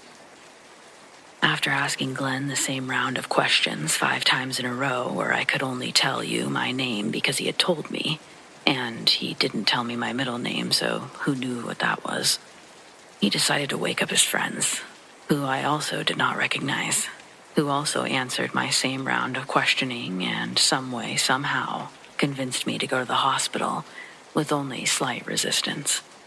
Again, I was convinced I was having a nervous breakdown, and I didn't want to embarrass myself at the hospital for a silly little anxiety attack. But okay, fine, I'll go. So they help me get dressed, put on my shoes, and into the car we go. Oh shit, I'm being kidnapped. Stay calm. We arrive at the hospital. I still don't know who I am or where I am, or really even who this guy is. He seemed trustworthy, and I thought I knew him, but I still couldn't place him. Oh no, he's crying. He's hurt. I'm crying. What's happening? Forgetting the entire situation all over again, I drew the conclusion that something was wrong with him and that we were at the hospital to get help for him. Why was no one helping him? Silly me. Ouch, Oh my God, my head is throbbing. I think as I'm sitting in the waiting room, watching this strange guy fill paperwork out, still trying to wrap my head around, well, everything. And here's this guy, who I'm sure I know, but I can't really figure it out. Red-eyed, filled with fear, tears streaming down his face, just holding my hand and telling me it's going to be all right. Okay, so maybe he didn't drug me. Maybe I am safe. Please keep holding my hand and don't let go, I cry to him. I don't know you or know what's happening, but your hand is the only thing that makes me feel safe right now. I'm not leaving your side, Aaron. I'm not leaving your side ever. I'll take care of you. He says so compassionately and sincerely, with the tears streaming and the worry still written all over his face. A few brain scans and several very confused hours later, in a very terrible, incompetent hospital with what may have been some small repeated seizures, a constant cycle of fear and questions of who are you, where am I, and I think something is really, really wrong, and many, many hours, I was starting to somewhat consistently remember that my name was Aaron. I was 34. I was on vacation in Massachusetts when I hit my head, sustaining a severe concussion and subsequently losing all my memory. Both my mother and my boyfriend have lived through very, very severe, life-threatening brain bleeds. My boyfriend's requiring a craniotomy, so when I hit my head and slowly lost all memory, my boyfriend feared the worst and was worried that I had a brain bleed and could be having a stroke. I can't even imagine the fear and pain that he was experiencing, watching the girl he loved forget everything she knew. I learned a few things that day and the days following as I started to regain my memory. 1. Brain injuries are hard, really hard. Losing all memory of your entire life is even harder. And the headaches? Oh Lord, the headaches. The dizziness, the blurred vision in my right eye from all the pressure, the weakness in my knees that wouldn't let me stand, and the nausea. Holy moly, recovering from a brain injury is hard. Remembering your life all over again is kind of cool, though. Wait, I drive my dream truck? Are these super cool tie-dye vans mine? I have long hair. Oh my God, I have beautiful long hair. Seeing yourself in a mirror after you lose your memory is a very, very weird experience. Flying on a plane 3 days post-severe concussion is a very painful, hard, dizzying experience, made even worse by the fact that I couldn't sleep on the plane, wasn't allowed to read books or play on my phone. Basically, I just had to sit and wait it out, feeling like I was going to barf the entire contents of my stomach on the plane, and also faint simultaneously. Sustaining a brain injury while 3,000 miles away from home with a guy that you've only dated for a few months, who doesn't leave your side for a second, takes care of you for days on end, bringing you endless glasses of icy, icy water, my favorite, holding your hand pretty much every second of the day to keep you somewhat grounded in reality, rubbing your back while you're crying and your body shakes uncontrollably. That, my friends, is love. And that man is what you'd call a keeper. Nothing like a serious medical scare to solidify a newish relationship. Several months and unfortunately several hospital visits later, I'm still in love with this guy more than ever, and I know that I'm so very lucky to have him in my life. I know this isn't a traditional scary story, but this was the scariest thing that's ever happened to me.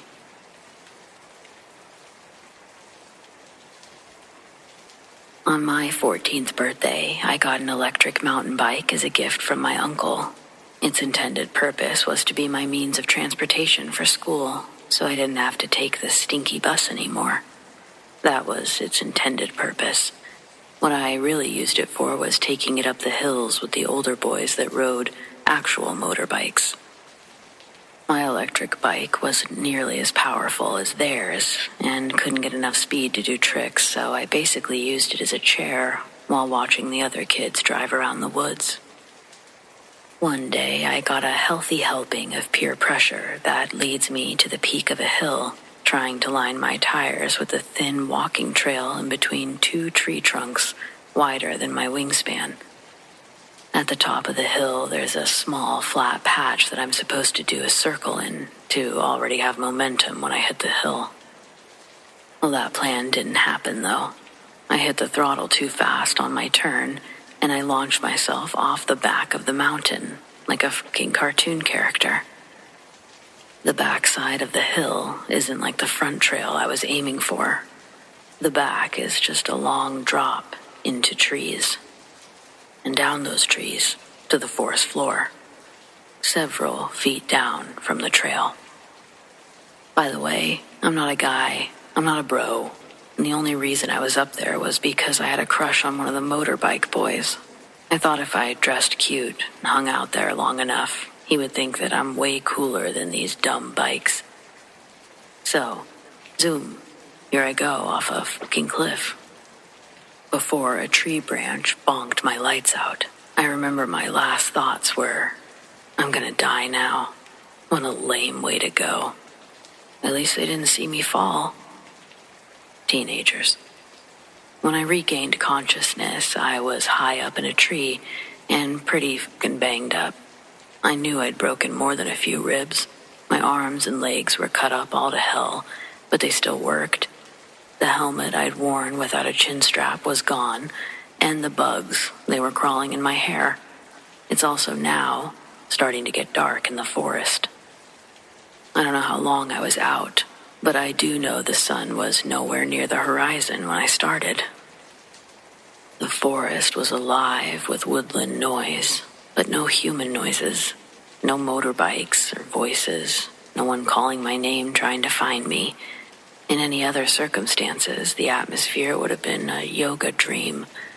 Distant birds chirping, insects flying around, some tangled in my hair so I could hear their wings flap in HD. I wish I could have enjoyed it more. But the blinding pain in my ribs and horrible fear of falling to my death any second, I guess I should say fear of finishing my fall, kept my mind a little occupied from enjoying the view. From my perspective, the view I saw was nauseating. Panic and disgust were induced from knowing that I would have to somehow scale my ass down this tree. I've never climbed a tree up to this point. I didn't climb this one. I had no clue how to get down or what I was going to do. Where's my phone? Gone. Where's my DC slip-on shoes? Gone. They slipped off. It was brutal, crawling down one branch at a time. I'd slowly move my weight from branch to branch, making sure they could support my weight. I didn't know that would have been the easy part of my escape from the tree. Halfway down, the branches just stop. These kind of trees decided not to grow branches past a certain point, so I didn't have many other options but to grip the tree best I could, like a giant fire pole, and try to slide down.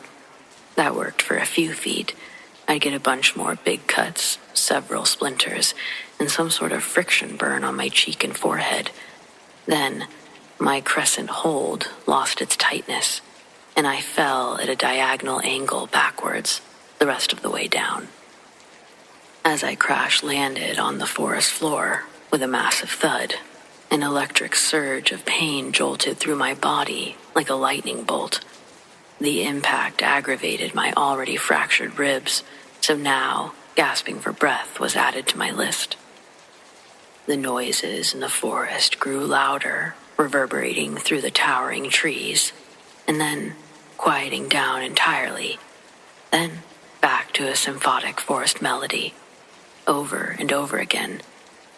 I knew something was wrong, aware of the urgency to secure some sort of safety. I battled with my weak and seriously bruised physique, summoning every drop of strength that remained in my slowly emptying tank. Weakly, I hoisted myself up, relying on the sturdy support of another nearby tree. Everything hurt, but at least my legs weren't broken. The darkness of the night had now engulfed the forest entirely. Each rustle of leaves or distant hoot of an owl, everything was scaring me suddenly, especially the thought that I might die out here. I had no idea where I was exactly, or what was going on with my head, my body. I persevered through that pain, but I realized I was only getting myself deeper into the labyrinth of the woods. The forest seemed to enclose around me, while the wind was relentless. Just as I started to lose some hope, a voice inside me told me I couldn't stop. It wasn't a real voice, just a strong feeling. But then, just a short time later, I could hear a voice in the distance. Finally, someone was saying my name. As I stumbled through the undergrowth, it almost felt like I was drunk. My steps were uneven, my breathing labored.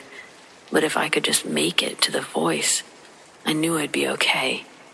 I saw a flicker of light. It caught my attention due to the total darkness surrounding me. I pursued this little faint glow, hoping it was leading me out of the woods and not further into it. Then, I heard the voice again. It was only the second time I realized I didn't recognize the voice. It certainly didn't belong to any of the boys that I'd come with. It was a woman's voice.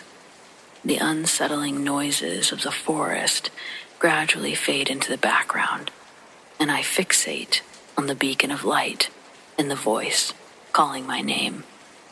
Then, suddenly, everything went dark. I could feel myself falling, and then I could feel someone catch me. This time when I woke up, I was in a petite clearing. There was light again, but this was different than the guiding light that was just in front of me before I ended up in the clearing.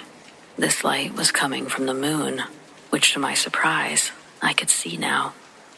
The moon's glow was somehow illuminating a path I actually recognized, one that led to a popular road. I was in heaping pain, but still, relief washed over me, knowing that any form of civilization was finally within reach. Fueled by determination and a little bit of spite for being left here to begin with, I pressed on. Finally, I reached the road, and a car materialized in the distance, its headlights cutting through the darkness. Suddenly, my distrust for strangers disintegrated, and I was frantically waving my arms. Thankfully, I captured the attention of the driver, who after pulling over immediately rushed to my aid.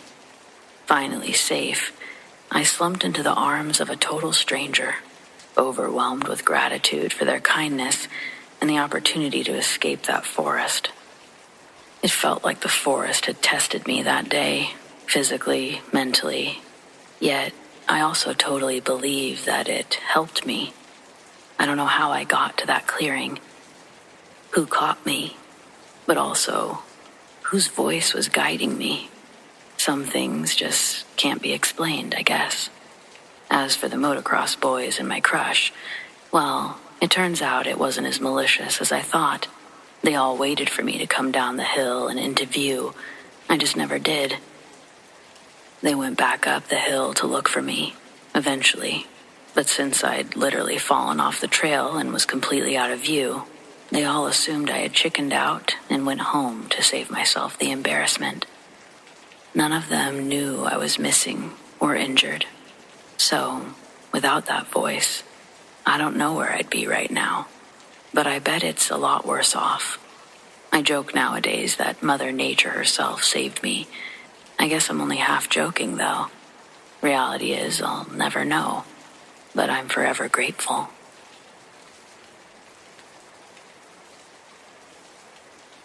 I quit my summer babysitting job this morning. Saturday was my first day with the little girl, and today is Sunday. I feel terrible quitting so suddenly. The family I've been working for recommended me, so I'm pretty positive I just blew my chances babysitting for either of them ever again. Originally, I was scheduled to stay there until the morning with the kids, but I ended up calling Mr. and Mrs. Smith, we'll call them, closer to 3 a.m., begging for them to come home. I needed to get out of there. It was an overwhelming sensation that had been lingering since I pulled into the driveway. As much as I tried to blame the feeling on first-day jitters, nothing could prepare me for how quickly my anxiety would spike being there. The children were 3 and 5. Let's name them Jack and Jill. The kids were watching Bluey in the living room after dinner, and I was cleaning up. The living room was within sight of the kitchen sink. After I started the dishwasher, I walked out into the living room and saw that Jack had fallen asleep on the couch and Jill had gone upstairs to play in their bedroom. Jack wasn't big for his age, so instead of waking him up, I was able to just pick him up off the couch and carry him to bed.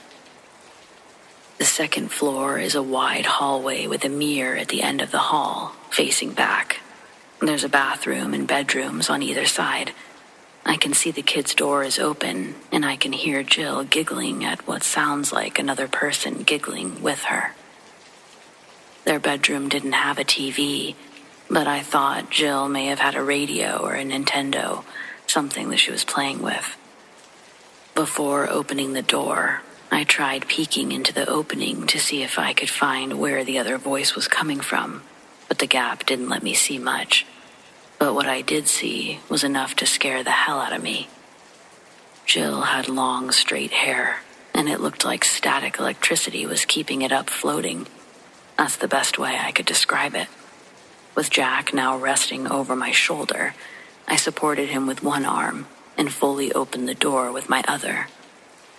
Jill was playing on the ground with her dolls. When she looked up at me, all of her hair fell back down to normal. The siblings have an expensive wooden bunk bed at the far end of the room. Making sure not to twist my ankle on the toys, I carried Jack to lay him on the top bunk. When I pulled his resting body from my shoulders and laid him down, I was surprised to see that he was now awake again. His eyes were wide open, and his facial expression looked terrified. I asked him if he was okay. He shook his head yes, but crawled into his blankets and didn't take his head out from under the covers after I tucked him in.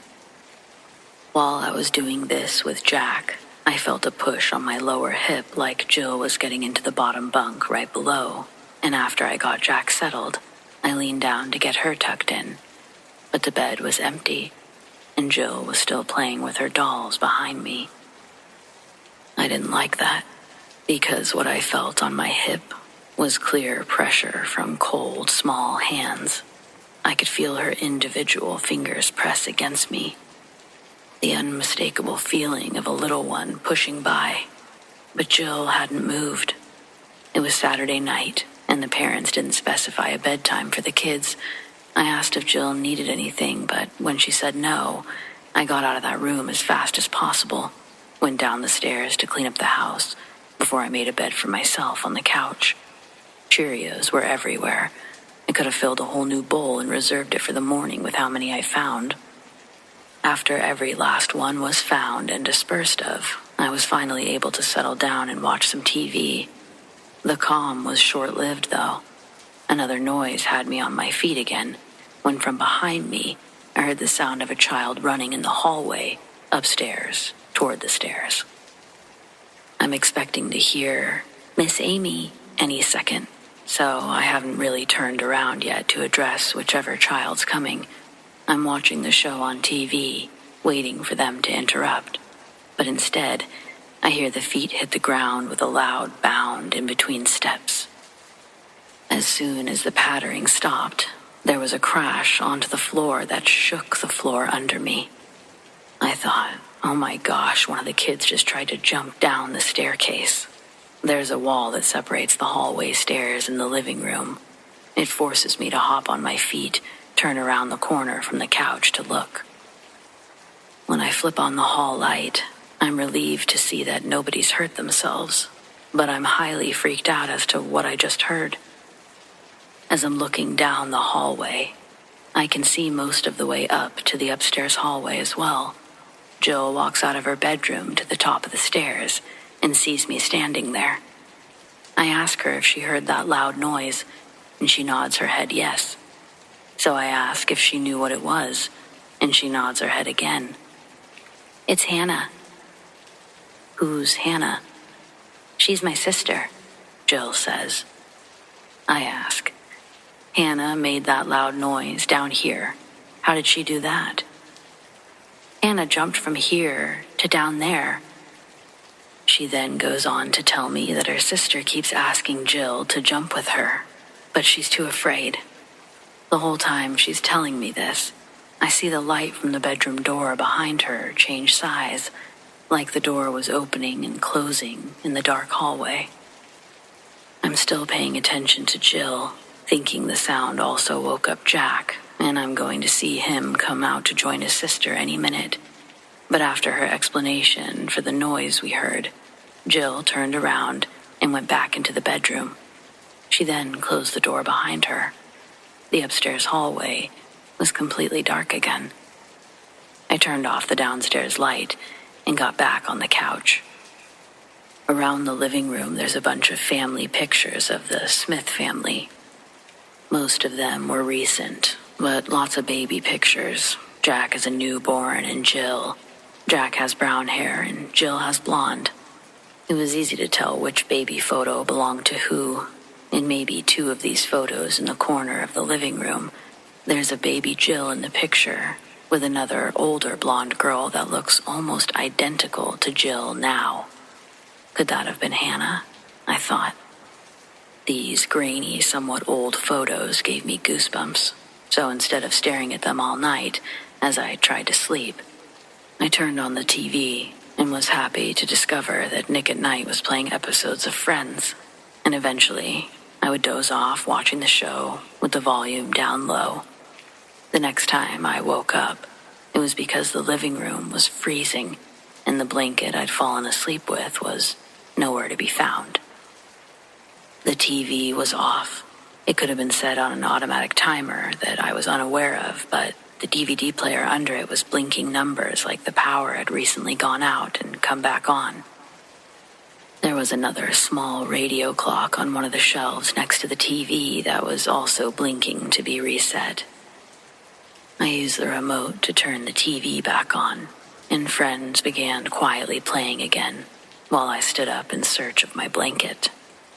It was cold enough to see the air I breathed by the time I got to the thermostat, which was located across the room.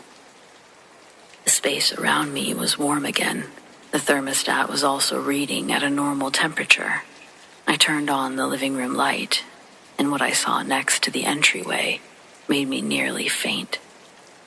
My blanket had been draped over the coat rack, and for a moment, I thought a huge, dark, 7-foot-tall creature was standing next to the door. It took me a few seconds to figure out what I was looking at, and when I did, I noticed the blanket didn't fully reach the floor, and under it, I saw 2 little feet poking out the bottom, and this time, I knew Jill was trying to trick me. Not wanting to knock the coat rack off balance and possibly have it fall on her, I gently grabbed the blanket with 2 hands and tried to lift it over with a little fluff. The blanket drops, losing its shape, and there's no Jill hiding in the coat rack. Take this how you will, but when the blanket dropped, the coat rack was a lot smaller than what I had pulled the blanket from. When I first noticed my blanket draped over it, I thought I would have noticed something that tall by the front door. When I looked down and didn't see Jill, it felt like my tummy was filled with rocks. There's just no way she would have been able to run away, hide completely like that. She's 5.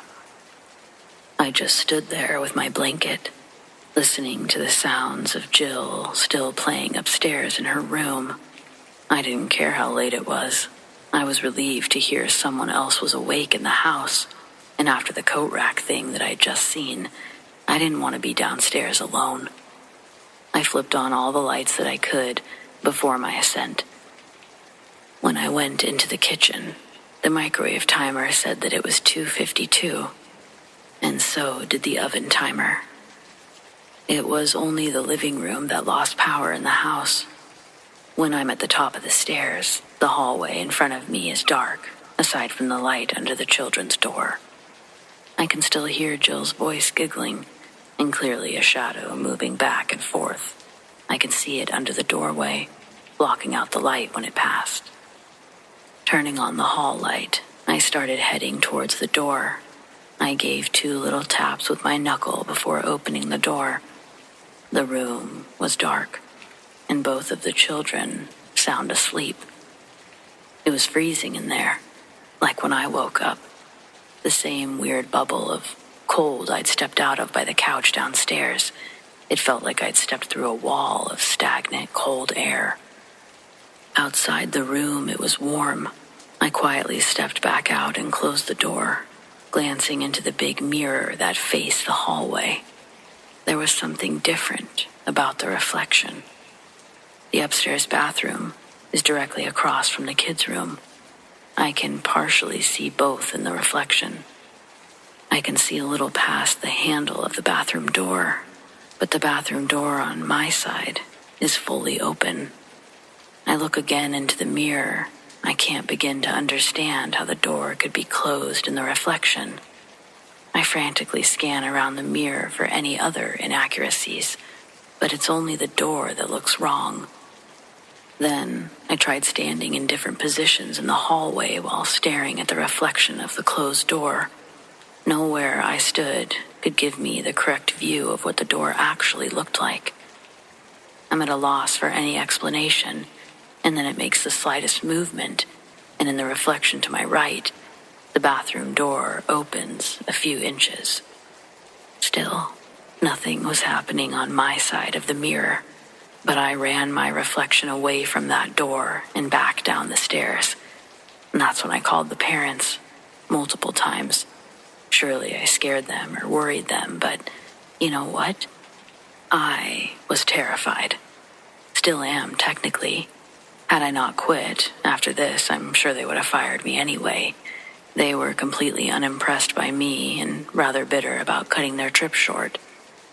Though, personally, I think that they should be a little bit more concerned with the potential demons or ghosts living in their home. You know, specifically the one that keeps trying to convince their daughter to jump from the 2nd story. But hey, I'm just the babysitter. They're the parents. What do I know? Not my problem anymore, I guess.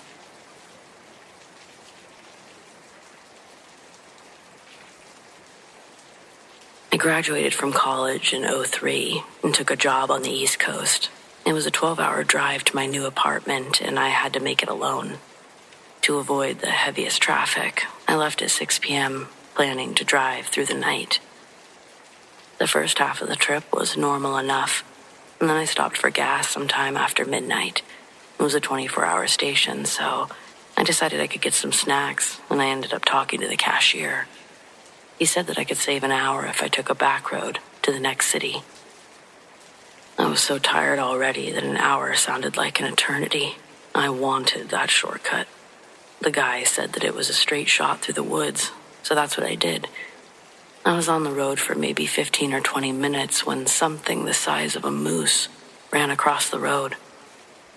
But we don't have moose down here, and its fur was pitch black, so it definitely wasn't that. It shot right in front of me so fast that I didn't even hit the brakes. It disappeared back into the woods as quickly as it had appeared, and I just kept driving. I turned off the radio and kept replaying the event in my head. For the next few minutes, there was only the sound of my engine, but then something howled so loudly, it sounded like it was in the car with me. We had lots of wolves and coyotes where I come from, and these didn't sound like coyotes. It was closer to a wolf, but they usually howl in groups. I'm not sure that I've ever heard just one wolf howling by itself. I was going 50 miles an hour, but it didn't sound like I was moving away from the noise. When I looked out my driver's side window, the trees shook as if something large was moving through them to keep pace with me. When I slowed down, so did the movement. I wasn't about to stop, so I sped up, hoping to outrun it. I was pushing 65, when a black blur shot across the road. I'm not even sure if I hit it. Everything was just a blur. I slammed on the brakes and swerved away. Then there was a flash of trees, and the car was upside down. I was still strapped into my seat, and a small corner of the road was visible through the windshield. The huge black animal was standing just outside. I could see its back paws, like a wolf. But wolves don't get that big. It sounded like it was scratching the underside of the car. There were these awful screeching, like the metal was being ripped open. I tried to reach for the belt buckle, but I couldn't lift my arm. I couldn't feel anything. I thought I was paralyzed. My vision turned red on one side, and I realized blood was running into my eye. And then the car started rocking, like the thing was trying to shake it open. That's the last thing I remember. I drifted in and out of consciousness through my rescue. I mostly remember lights, voices, and lots of pain as they pulled me from the wreckage. I had to be airlifted to a trauma center, and that's where I lived for the next 3 weeks. I was lucky that it was a cop who found me. She drove by and found me shortly after I lost consciousness. The doctor said that I would be dead if it had taken longer than a few minutes. The officer came to visit me once I was in my recovery. She started asking me questions like if I'd seen anything unusual before the crash. I decided not to tell anyone what I saw because I knew how crazy it sounded. But I had to know if she saw it too. She'd seen something all right, but she didn't know what it was either. The thing ran off as soon as she started her siren. It definitely freaked her out as much as it had me. We both agreed to leave that part out of the story for her report. Instead, she wrote that I swerved to miss a deer.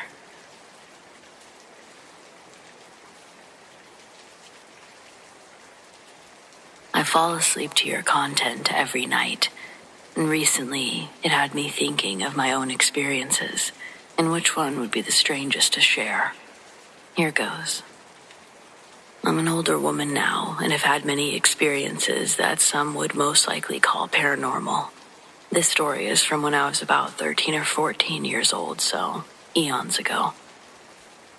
I had a set of uncles and a cousin who lived in a neighborhood house. The house was owned by family friends who lived there first, and then ended up renting it out to my family.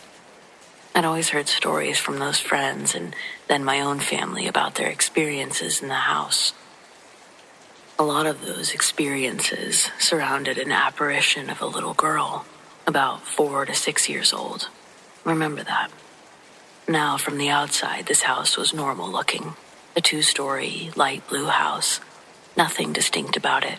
Nothing abnormal from the outside. It had 7 bedrooms, 2 bathrooms, and 2 sets of stairs leading upstairs. We often used the back door and the back staircase to get upstairs, because most of the hauntings took place around the front set of stairs. So that staircase had always been blocked off since as long as I could remember. Around the time I turned 13 or 14, my mom and I ended up having to stay there for a while due to financial issues that she was going through. I remember always feeling like everything was so dark in there and never wanting to be alone. But after visiting many times and then actually living there for a little while, I had never really experienced anything myself. So I started to think that maybe everyone was making things up or smoked too many J's or something. My mom and I had the 2 front bedrooms upstairs, closest to the blocked-off stairway. The first room had these 2 front-facing windows, and the second bedroom was right behind it with side-facing windows. This first really freaky thing that happened wasn't so much paranormal, but crazy nonetheless. At the time, my best friend was V, and we were both outcasts through and through, best of besties, hung out every day, skipped school all the time, all of that. A while after we started staying at this house, I took V up to the room I was staying in. We walked in, and the first thing she said was, "Oh my God, no fucking way." Of course, I had no idea what she was talking about, so I asked, V started crying and said, "Remember when I told you about that dream? The one that I always have, where I'm a little girl sitting in the window and I fall out the window and I die?" I'm literally getting chills recounting this. She kept going, telling me this was the room. These were the windows from the dream that she'd had countless times. So we talked about it a little. I was getting creeped out because she was so emotional, and I really had no reason not to believe her. She wasn't one to lie or make things up, and I'd never told her about the little ghost girl that people had seen. We ended up coming to the conclusion that maybe, in a past life, she'd lived and died there, and that the apparition of the little girl that people kept seeing was possibly her from another life. Up to this point, nothing really paranormal had happened to me, but about 2 nights later, after V and the window incident, I got a full-on taste of it. I was sound asleep in that same front room. I had a pet rat named Freddy who was in a cage on the left side of my bed. I woke up to Freddy screeching as loud as he could, like nothing I'd ever heard him do before. I sat up and he climbed up the side of his cage, screeching at the top of his little lungs, clawing at the side of the cage. I was literally like, what's going on? I went to stand up and out of nowhere, a pen came flying at my face from the area of the window. It stopped right in front of my eyes and dropped to the floor. I was not on drugs or alcohol. I was only 13 or 14, didn't party, had no mental health issues. This 100% happened. I was so scared I ran to the other room where my mom was and laid down with her. The whole night I had awful nightmares. The one I distinctly remember was of a huge bloodshot eye with red and blue lights flashing behind it, looking at me through the window in the room my mom was in, the one that I was in with her that night. The other dreams were full of dark shadows, being lost, and just odd stuff like that. The next morning, I woke up feeling like I'd been hit by a truck. I started to remember everything from the night before, so I went to check on Freddy. He was okay, acting normal. I looked down, and that pen was still right there, where it had fallen in front of my face the night before. I didn't pick up that pen. I don't know who did. It stayed there for weeks, and then one day it just wasn't there anymore. That was the only experience in that house that I would actually consider paranormal. That was horrible to recount. It's been a very long time since I've thought about that night in such depth. Thanks for listening.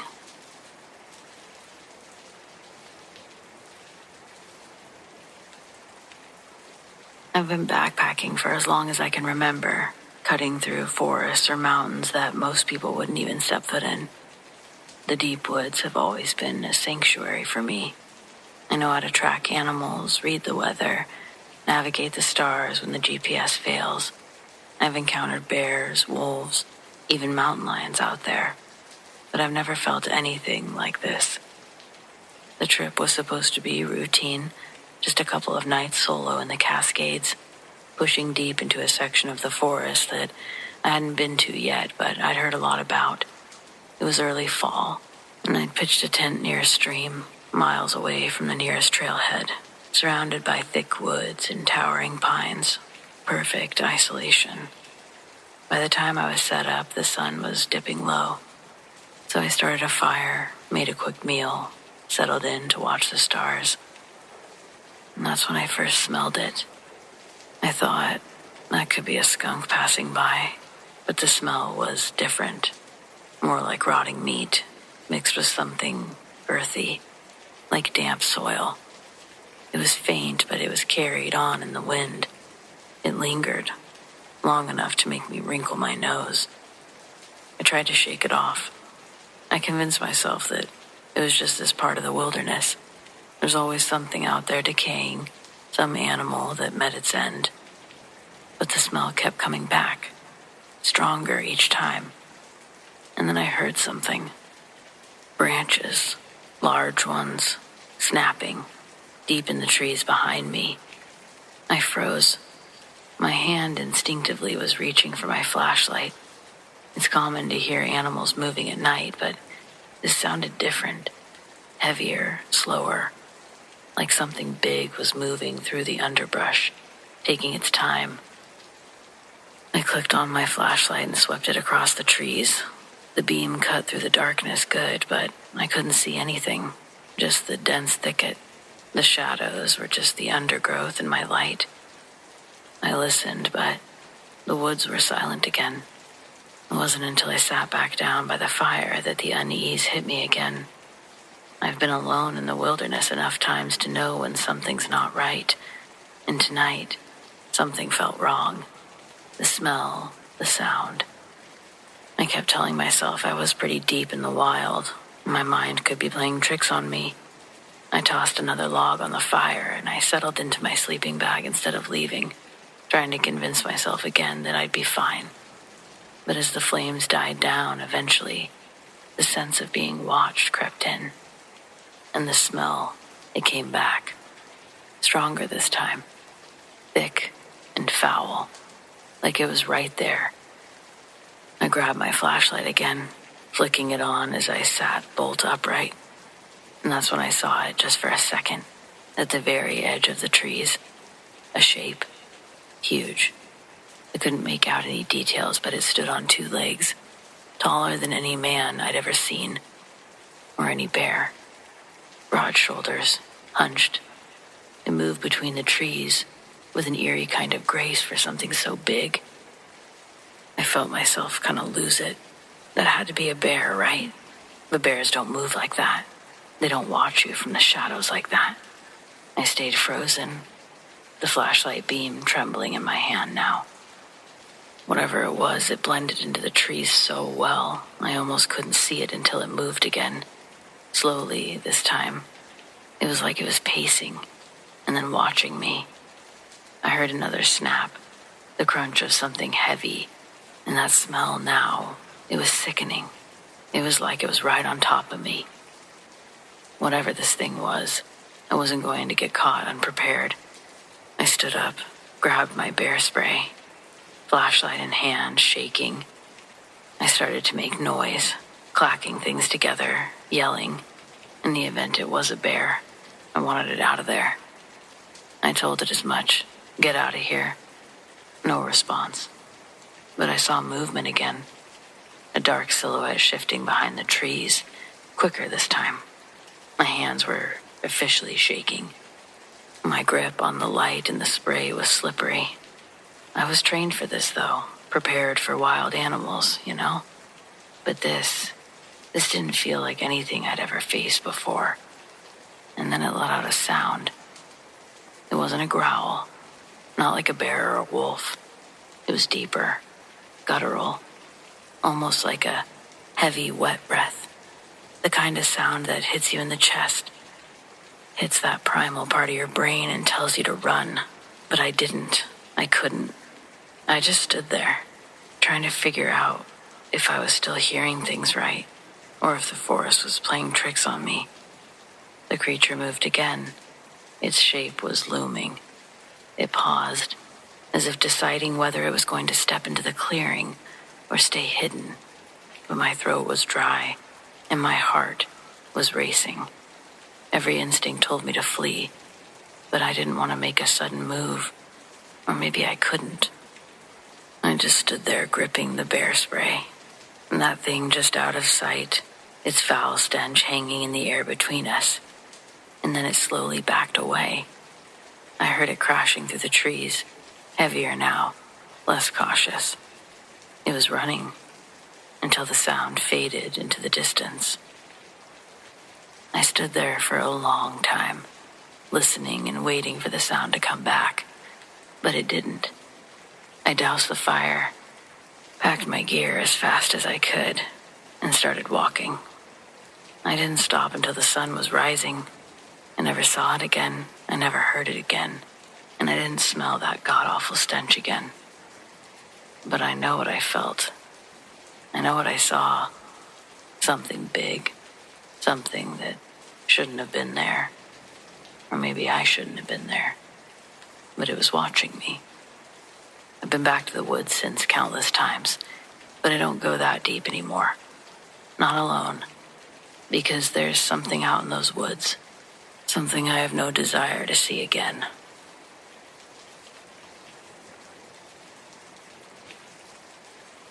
I'm pretty darn sure I had a time slip with my grandma when I was 13 or 14.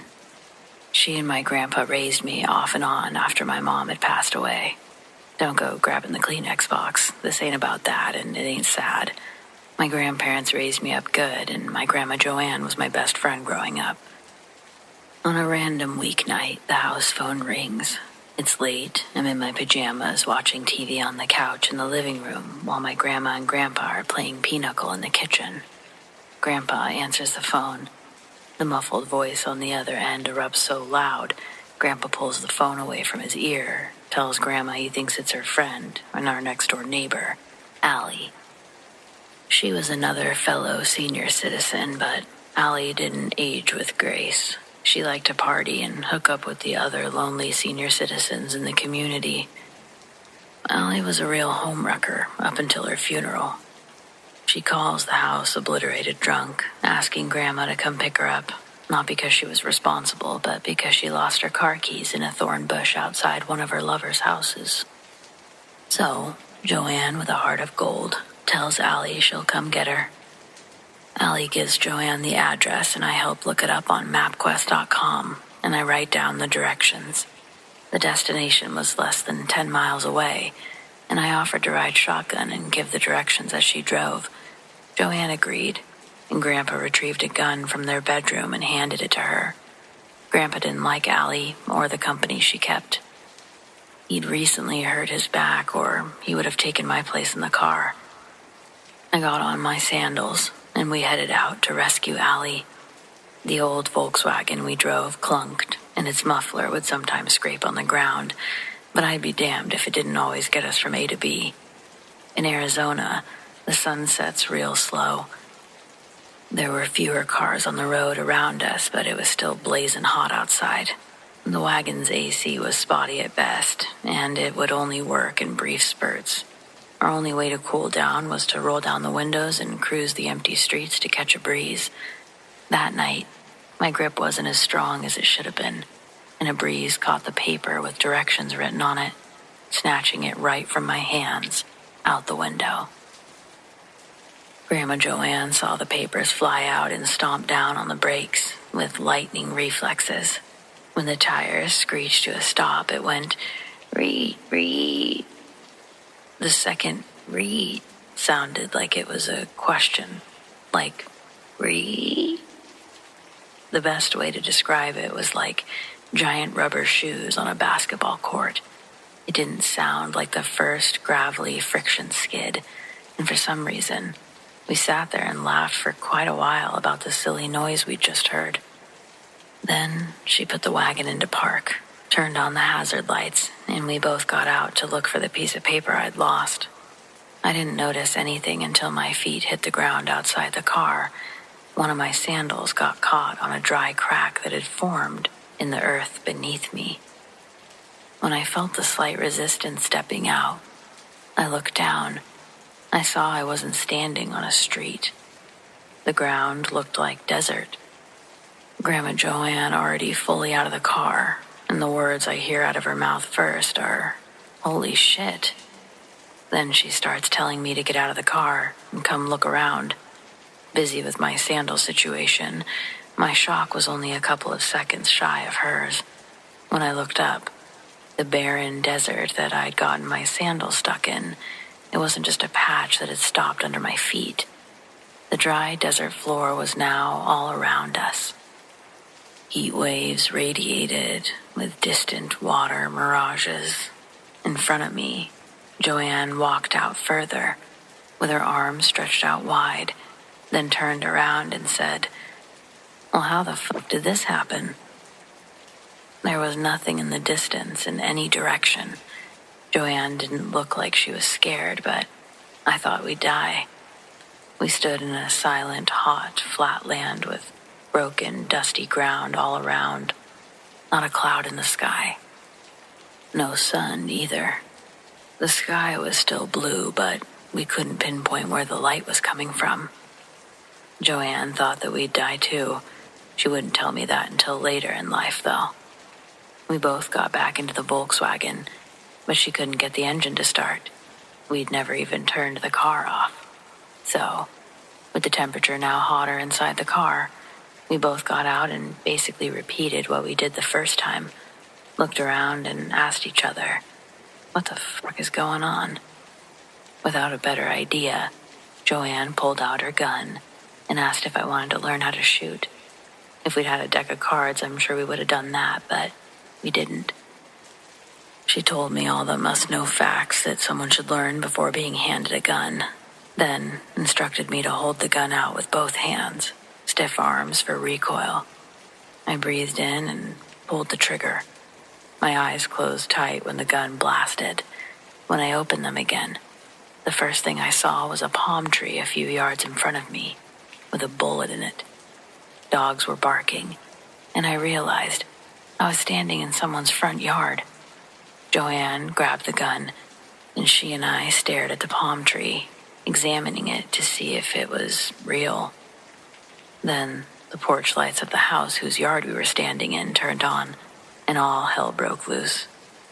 If you didn't know this fact, all the old people around here have guns, and this homeowner clearly felt threatened by two strangers shooting his palm tree. Joanne grabbed my shoulder and pushed me into my open passenger door as a bullet whizzed nowhere near us. Thankfully, most old people need glasses to see what they're doing, and it seemed that we'd woken him up so suddenly he'd forgotten his when he chose to return fire. We noticed the wagon's engine was running again, hazards clicking again, AC spurting in bursts. Joanne ran around to the driver's side and dove in. She was surprised when she tried to start the wagon and it made a metal grinding sound because the car was already on. The old man at the door, he let off another shot, and we heard it hit glass from a parked car further down the street, which made Joanne throw it into drive and get our asses out of there. Another grandma would have had a heart attack, but my grandma drove over a chain-link fence to leave that neighborhood. And almost as soon as she did, we knew where we were again. That experience was all that we could talk about. When we got home, Grandpa told us that we'd left only 2 minutes before. He believed us, but couldn't help when it came to answers of any kind. We never did pick up Allie that night. When my grandparents passed, the questioning and wondering kind of died with them, as I had no one else who could understand the story. I don't really expect any of you to give a fuck either, but it's my Grandma Joanne's birthday today, so in honor of her, I'm capturing our memory forever on the interweb.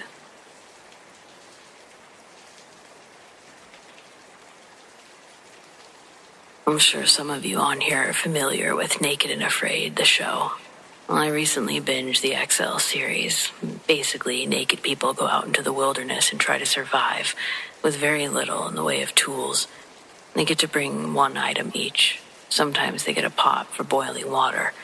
Most people bring machetes, fire starters, or mosquito nets, and everything else must be acquired in the wild. It sounds ridiculous, and maybe some of it is fake.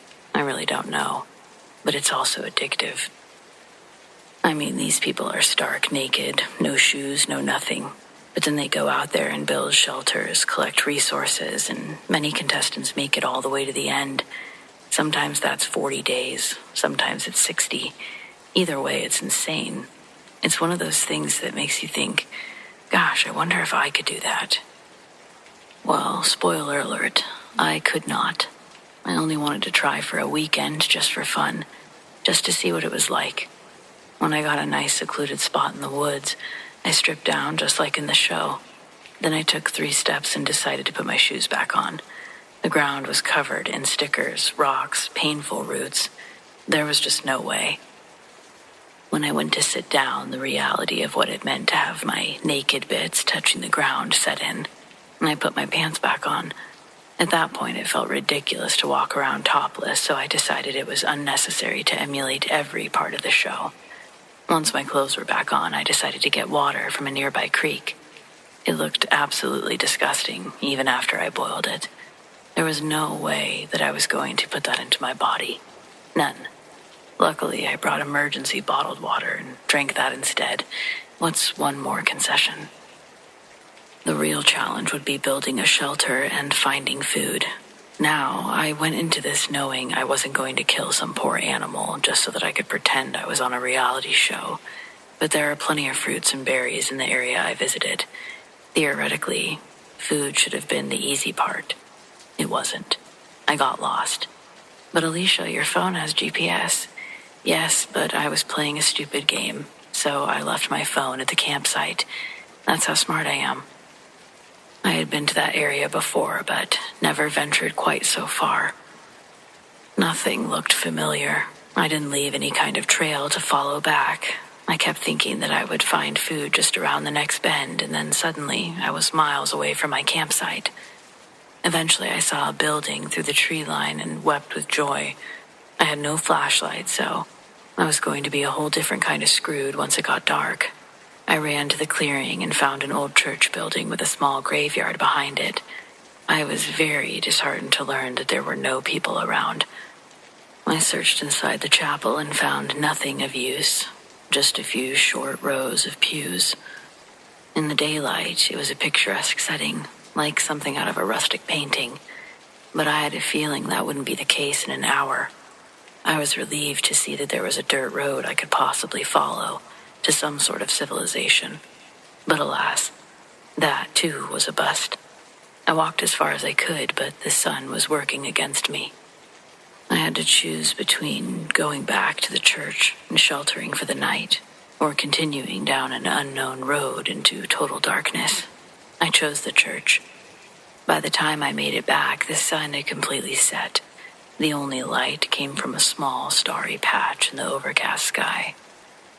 The church was almost pitch black inside, so all I could do was feel for a pew and lay down. The hardwood hurt my back and my ass instantly. The thought of sleeping till morning was the only thing keeping me calm, and now that was gone too. I cried like a child. I was full on sobbing, having one of those what the fuck is wrong with me moments. I do that kind of shit all the time. I think something looks fun, so I dive in 100% without an ounce of research, and then I screw myself over. Every single time. After a few minutes, I thought my sobs were echoing. It sounded like a second person had started crying outside, but when I stopped, it stopped. The first time I thought that I was losing my mind, but after it happened a second and third time, I was sure I wasn't hearing myself. This was from an entirely different person. I felt my way to the door and called out. No one answered, but something took a few steps closer in my direction. That's when the fear set in. There wasn't even starlight to see by. It was just black. I hadn't thought about the reasons someone would be sneaking around in the dark. It wasn't very likely that someone else just so happened to get lost on the same night. Also, without a flashlight. I didn't know what to do. I stood there frozen. I'm not sure for how long, probably only a minute or two. But then the crying suddenly started again. It was loud and mournful. It sounded like the source was standing right next to me. Imagine someone is crying on your shoulder. It was exactly that. I reached out for whoever it was. I felt like if I could just get my hands on them, they would have to explain themselves or kill me. Either way, I had to know what I was dealing with. I couldn't handle the uncertainty, but I only grabbed air. I swear I reached through the sound. There's no way I didn't at least brush against someone standing that close. Then I remembered the graveyard, and I got really scared. My dumbass not only got lost in the woods, I got stranded in a haunted church. Who the fuck does that? I ran back inside, slammed the door behind me, like it would actually help if a ghost were chasing me. I sat down right against the door and I didn't move for a long time. Once the crying stopped, it didn't start again, and I was finally able to calm down a little. Eventually, I decided to feel my way back to the pew. But when my hand found one, it felt wrong. The arms were standard pew arms, smooth wood with slight curves like you'd see in any church. As I probed further, I realized something was on top of the arm and lifted it with both hands, trying to get a feel for what it could be. I really don't know how to describe it outside of saying exactly what I think it was. It was a skeletal hand, 4 fingers, a thumb, a goddamn hand. Not a living one, of course. Whatever I held was definitely dead. When I pulled, it was like pulling on a body, and it fell toward me. I let go and jumped back, expecting to hear it hit the ground. But there was no sound at all. I wasn't brave enough to go feeling around again, so I made my way back to the door, leaned against it until there was enough sunlight to hit the road. It was absolutely the longest night of my life. Sometimes the floors would creak or there would be a sound outside, but nothing seemed to get close to me. When there was finally enough light to see my surroundings, I could confirm there was no skeleton present in the chapel, nor anything else that I could have mistaken for one. It seems like a completely normal church, and outside there was a peaceful little cemetery. No trace of the previous horrors in sight. I ended up walking down the road for over an hour before a nice old lady stopped and asked if I needed help. She took me back to my campsite where I promptly packed my things and got the hell out of there.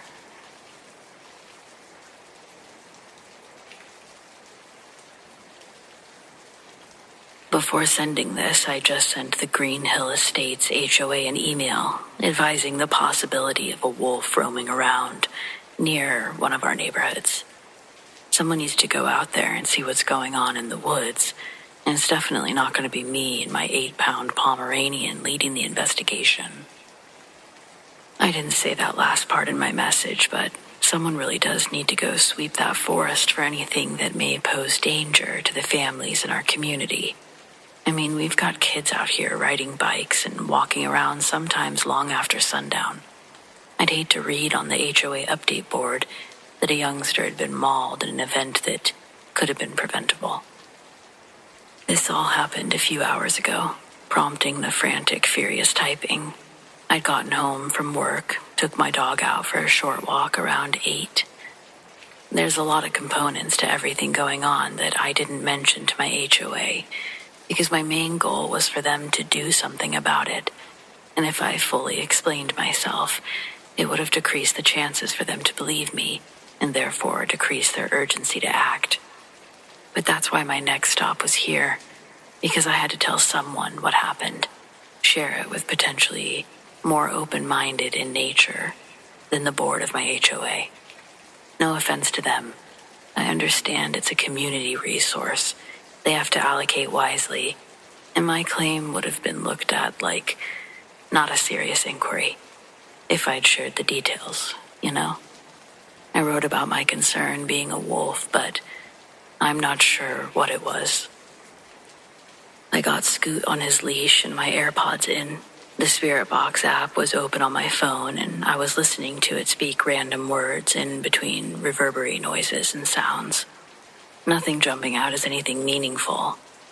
On most nights, that's how it goes until I get bored and switch to music to power through the final stretch of the walk. Same thing happening tonight. All I'm hearing is choppy noise, and I've already got Spotify open, scrolling, about to play Dolly Parton, when the Spirit Box app says a full sentence that I can hear clearly in my headphones. A man's voice cut through the static saying, "I'm over here." I stopped mid-step with my thumb hovering over Backwoods Barbie, and I swiped over to the Spirit Box. In the app, along with its audio capabilities, it writes out the words being transmitted through with a timestamp. And a few seconds before, I was able to confirm that it said, "I'm over here." I kept looking through the timeline because I noticed a few seconds before that it said, "Hello, hello, wait," and I must not have heard it. Scoot was pulling on the leash, but I made him wait as I intensely listened for any more intelligible words. I gave us an internal 10 count, If nothing popped up on the spirit box, we were going to keep walking. Counting back, a part of me was intrigued at the prospect of my $10 purchase not going to waste. But in the same aspect, I was partially praying that something would convince me the app was a hoax and I could get on with my night. Because I'll admit that I was a little spooked. But it spoke again. Same voice, now saying, "Left, closer." Scooter and I walked to the sidewalk on the other side of the street. On that side, past the sidewalk, is a grassy slope leading down to the forest area. After I'd crossed the street, the voice stopped saying left but repeated, "Closer," about 5 or 6 times. I could tell it wanted me to go further down the hill, towards the trees. And I was honestly about to do it. The few small embers of excitement still burned in my heart. I hadn't had these kinds of willies in my stomach since I was a child, and each step increased the feeling. But then Scoot stopped me. He didn't follow. He stayed on the sidewalk, and when I took out my AirPods, I could hear him growling. His hair was standing up, and he was trying to move me backwards, trying to pull the leash and me back up. Finally, I retreated back up to the sidewalk. I could have easily yanked him down the hill with me, but when I looked at him, he was trembling. With one earphone out, I didn't hear the spirit box when it told me, "Don't go." But it was logged as a spoken sentence when I checked the app again on the sidewalk. Even when I got back up next to Scoots, he didn't stop growling in the direction of the hillside. And when I looked back down into the trees, I saw what he was growling at. Camouflaged at the bottom of the hill, a man walked out of the trees into the short grass. He had his hands in his pockets. He smiled at me, and he took a hand out to wave. It looked like he took a file to his teeth. They were all grinded down to a point, and they were shiny. Scoots started yipping and barking, trying to get as far away from this guy as possible, and I did too. Right when he walked out, I had that "oh no" feeling. But when I saw those sharp teeth, everything felt a lot more impending, if that makes sense. I was realizing in that moment that I no longer felt safe at a distance. A random guy coming from the woods is off-putting enough when I'm walking alone out there. But this guy looked, dare I say, demonic. It had to have been him that hacked my Spirit Box app. I don't know how he did it. It didn't even know that an app like that could be hacked. But I've seen a lot of those things like Flipper Z on ads. They're like small hacking device things. I don't know their capabilities. I only know that there's things on the market that can easily hack stuff. I don't know another way that something like this could be pulled off. I deleted the app right when I got home, but not before looking at the sentence log one last time and seeing a final entry that said, "Come back."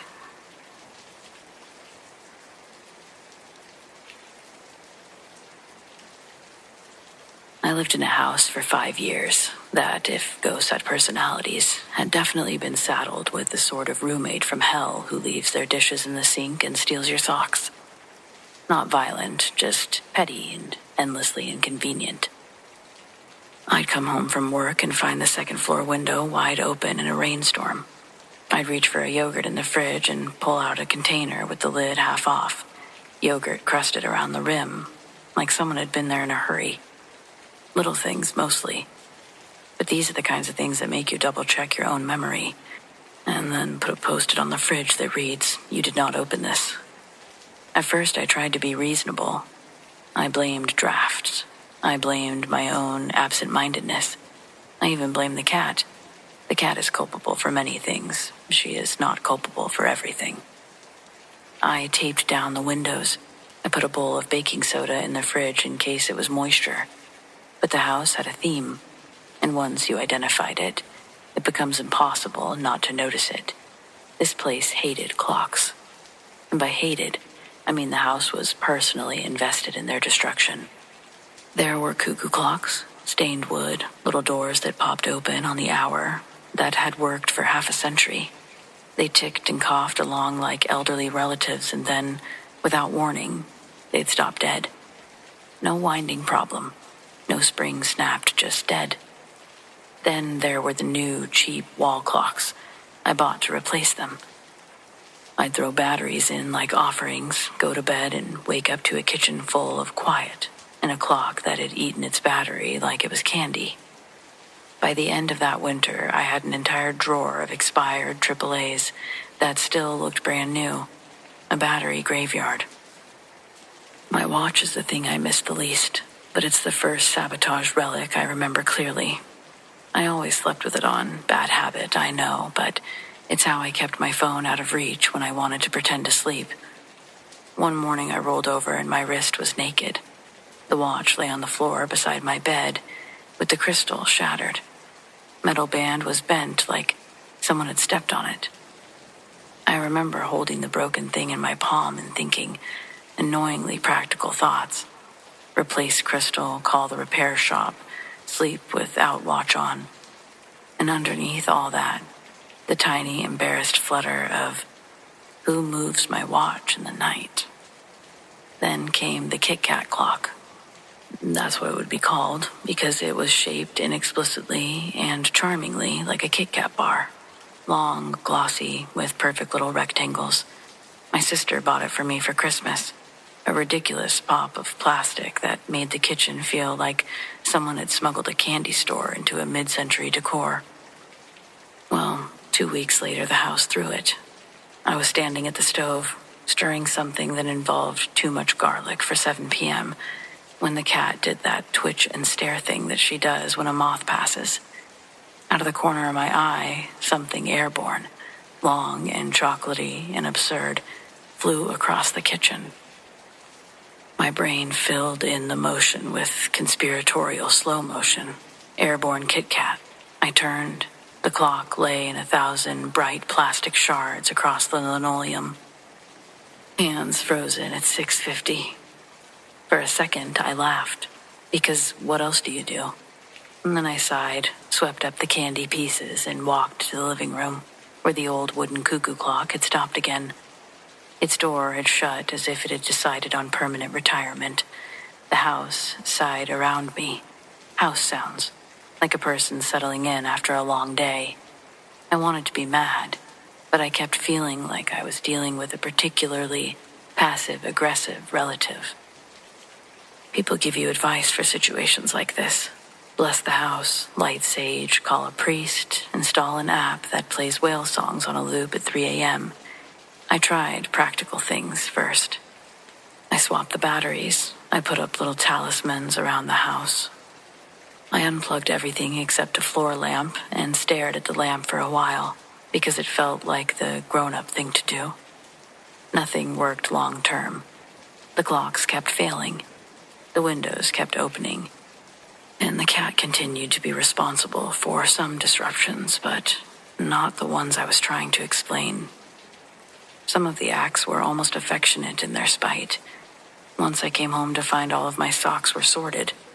Not lost, but bunched intentionally, in a neat pile by the door, like someone who wanted me to know that they'd been looking for them. And they found them. Once a page of my favorite book was folded down. It was folded on the exact sentence I needed to reread. The book had not been opened all day, and suddenly there was a corner bookmark, mockingly precise. Little messages. A personality with time to bother with domestic details. Not a violent personality, or a threatening one. Just a roommate. A passive-aggressive roommate. The worst part wasn't the inconvenience. It was the way that it made me tack my life into small, defendable boxes. I stopped leaving things where I liked to leave them. I put cling wrap over my leftovers, even when I meant to eat them the next day. I took a picture of the Kit Kat clock and showed it to my friends like a punchline. The house hates confectionery decor, I'd say. They'd laugh, and then, because we all have that itch for the weird, they'd ask the things they always ask. Did you try to, this list of rituals? Yes, I'd say. I tried. Nothing stuck. There was one night, A few months after the Kit Kat incident, where I basically had enough of sitting on the edge like I had a grumpy roommate, I stood in the kitchen with 2 coffees and a plan. I would not be sabotaged tonight. I set a cheap digital clock on the counter, one that looked like it was a utilitarian box. And I watched it like a hawk while I boiled water for my noodles. For 1 glorious hour, it ticked. For 1 hour, the house offered no opinion. And then at 2:02 a.m., my cat leapt up, knocked the clock onto the floor, and walked away with the expression of someone who'd just finished a job. I picked up the clock half annoyed, half resigned, and for the first time I laughed until I cried. It was ridiculous and perfectly on brand. The house had not been forceful. It had merely redirected the agency through the cat's paws. Subtle, efficient, bossy. I did eventually move out, because 5 years is a long time to live with a roommate who doesn't respect batteries. I still find myself making little rituals when I visit other houses, though. Tap the mantle, check the window latches, leave a clean plate in case someone is picky. Sometimes I miss the weirdness. Not the petty theft of time, or the smashed watch, or soggy windows, but the uncanny personality of it all. There was a rhythm to living with a place that kept correcting itself, and in its own maddening way, watching out for the edges of my life. Honestly, if ghosts are going to haunt something, I'd rather it be a nitpicky, borderline catty presence that throws my novelty clocks off the wall than one that's out for blood. At least one could be reasoned with, sort of. As for the Kit Kat clock, I took it as a compliment. The house had opinions, it had taste, and it was petty as hell, which, frankly, is more relatable than anything else I can think of.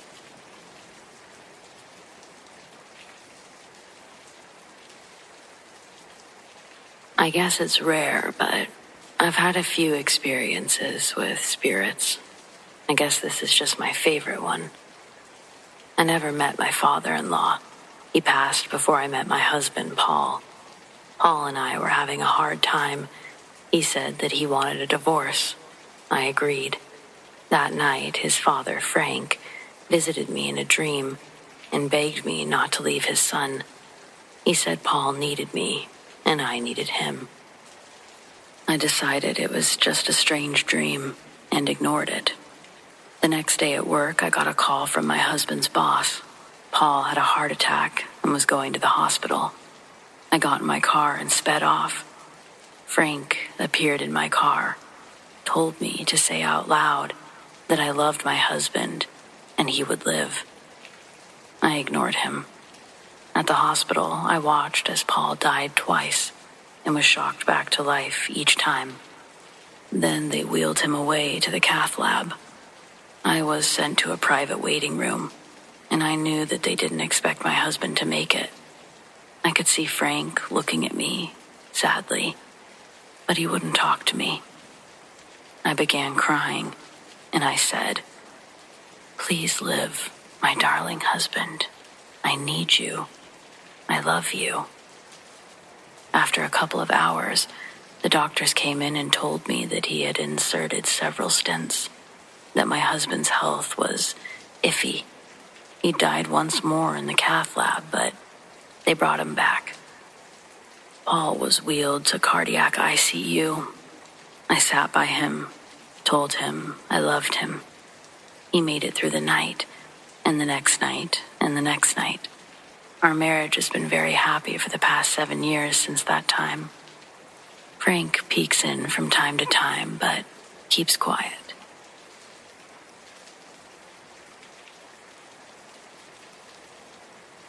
So, straight up, I made this throwaway account for this because I'm ashamed of my actions.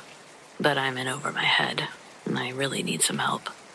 Just know that karma has thoroughly put me in my place, and my mistake will never be repeated. I live in a small, poor neighborhood, and for 7 years, I've been at war with the old woman next door, Helga. If I have family or friends over, and someone's parked on the curb, she'll call the police. If my dog barked, she'd call the police. That's why I never got another one after Buddy passed. If I play music, she'll call the police. Obviously, nothing came of it, but it was still a pain to deal with. If I put out yard decorations, she'll find a reason to complain. If they aren't somehow offensive, they violate the HOA policy. Fun fact, we don't have an HOA. We're all poor. Everything looks like shit. Hell, there's tinfoil all over her windows. I mean, come on. But she's like that towards everyone. I only get the worst of it because her house is on the corner, and I'm unfortunate enough to be directly next to her. She lived in that house alone for at least 15 or 20 years, according to the other neighbors, and no one has ever seen her have company.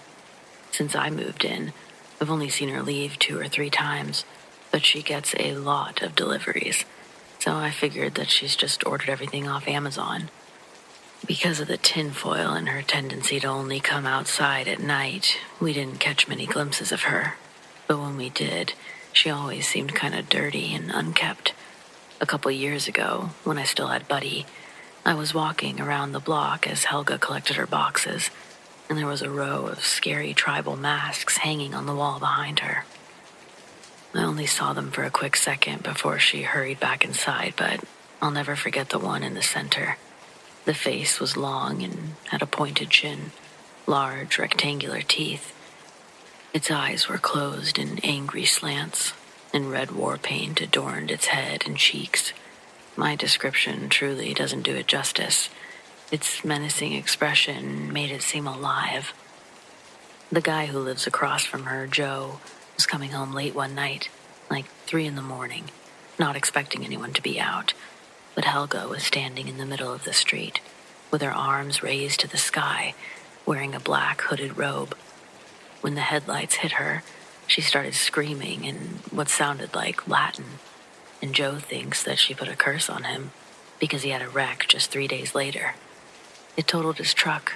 He got banged up a little, but could have been much worse. Everyone got really wary of Helga after that, but life moved on without much else happening until 2 weeks ago, when she actually left her house. On the few occasions this has happened, she left after dark and returned before dawn. But on this day, she left at lunchtime. I expected to see her car back the following morning, but it was still gone. She didn't return the next day either, or the next. Meanwhile, her boxes are piling up at the door, and in our neighborhood, they would have been immediately stolen at anyone else's house, but not Helga's. At least not until I couldn't stand the curiosity anymore. This is the part where I'm arguably a huge dick. The logical side of me felt like the boxes probably contained basic household items, toilet paper, trash bags, laundry detergent. But the kid in me couldn't stop thinking about that freaky mask, wondering what else she might collect. I mean, I was gonna put it back. But yeah, I stole a box. One of the big ones, in fact. And I'm still paying for it. I ripped into it like a kid at Christmas, but inside was a large wooden cigar box with a little clasp, a cheap lock. The key was taped to the bottom with a card that read, "Do not open," in bold print. Obviously, I had to open it, but I wasn't immediately certain of what I was looking at. A small glass vial had a lock of hair tied to it with string, and there was a pile of what I believed to be dried out herbs, petals, and something that looked like ashes. Disappointed, I put it all back and threw it in a drawer, for the time being. That night, I was getting ready for bed and I heard a loud crash in the hallway. When I went to check, glass was all over the floor from a broken picture frame. The frame hadn't fallen. The glass had just shattered. I couldn't find anything that might have hit it. I live alone. I don't have any pets. The best I could guess was some kind of hot to cold, or is it cold to hot, reaction, even though I experienced absolutely no temperature changes myself. The next night, I had awful nightmares, where I heard someone fumbling around in the living room, and I went to check it out. As I reached the end of the hallway, a shadowy stick figure stood with its head barely an inch below the ceiling. and upon seeing me, it rushed towards me at a blinding speed. I stumbled backwards as it shot through me, and I bolted straight up in bed, gasping for breath. I was clammy with cold sweat, and there was a sharp pain in my chest. When I opened my shirt, there was a big red rash in the center of my chest. Freaked out, I went to the bathroom, but when I turned on the lights, I saw the same shadowy stick figure behind me in the mirror. I turned around, screaming, but nothing was there. Likewise, it was gone from the mirror as well. A day or two later, a picture frame fell off the wall, but at least that one didn't break. Then that night, I dreamed the figure was on my ceiling, looking down at me. It turned into black smoke and funneled down my nose and throat like fire. Again, I woke up in a clammy sweat, and now I had a hacking cough as well. The night before last, I woke up to a banging on my closet door that didn't stop until I got up and opened it. I don't know how much more of this I can take. Was the box cursed? Was it a trap? Was someone trying to curse Helga? But I intervened. No one knows where she is. 3 days ago, I went door to door asking if anyone knew where she might be, but the neighbors were as confused as me. Afterwards, I called the police to report a possible missing person. They're looking into it, but the only update I've received was to say that they couldn't find any relatives or friends. They're pursuing other avenues. I've already put the package back, but I feel like I messed up really bad. I have no clue how to break a curse, and I can't even Google it without knowing what kind it is. Does anyone have any idea what the deal is with that freaky box? Or the shadow thing?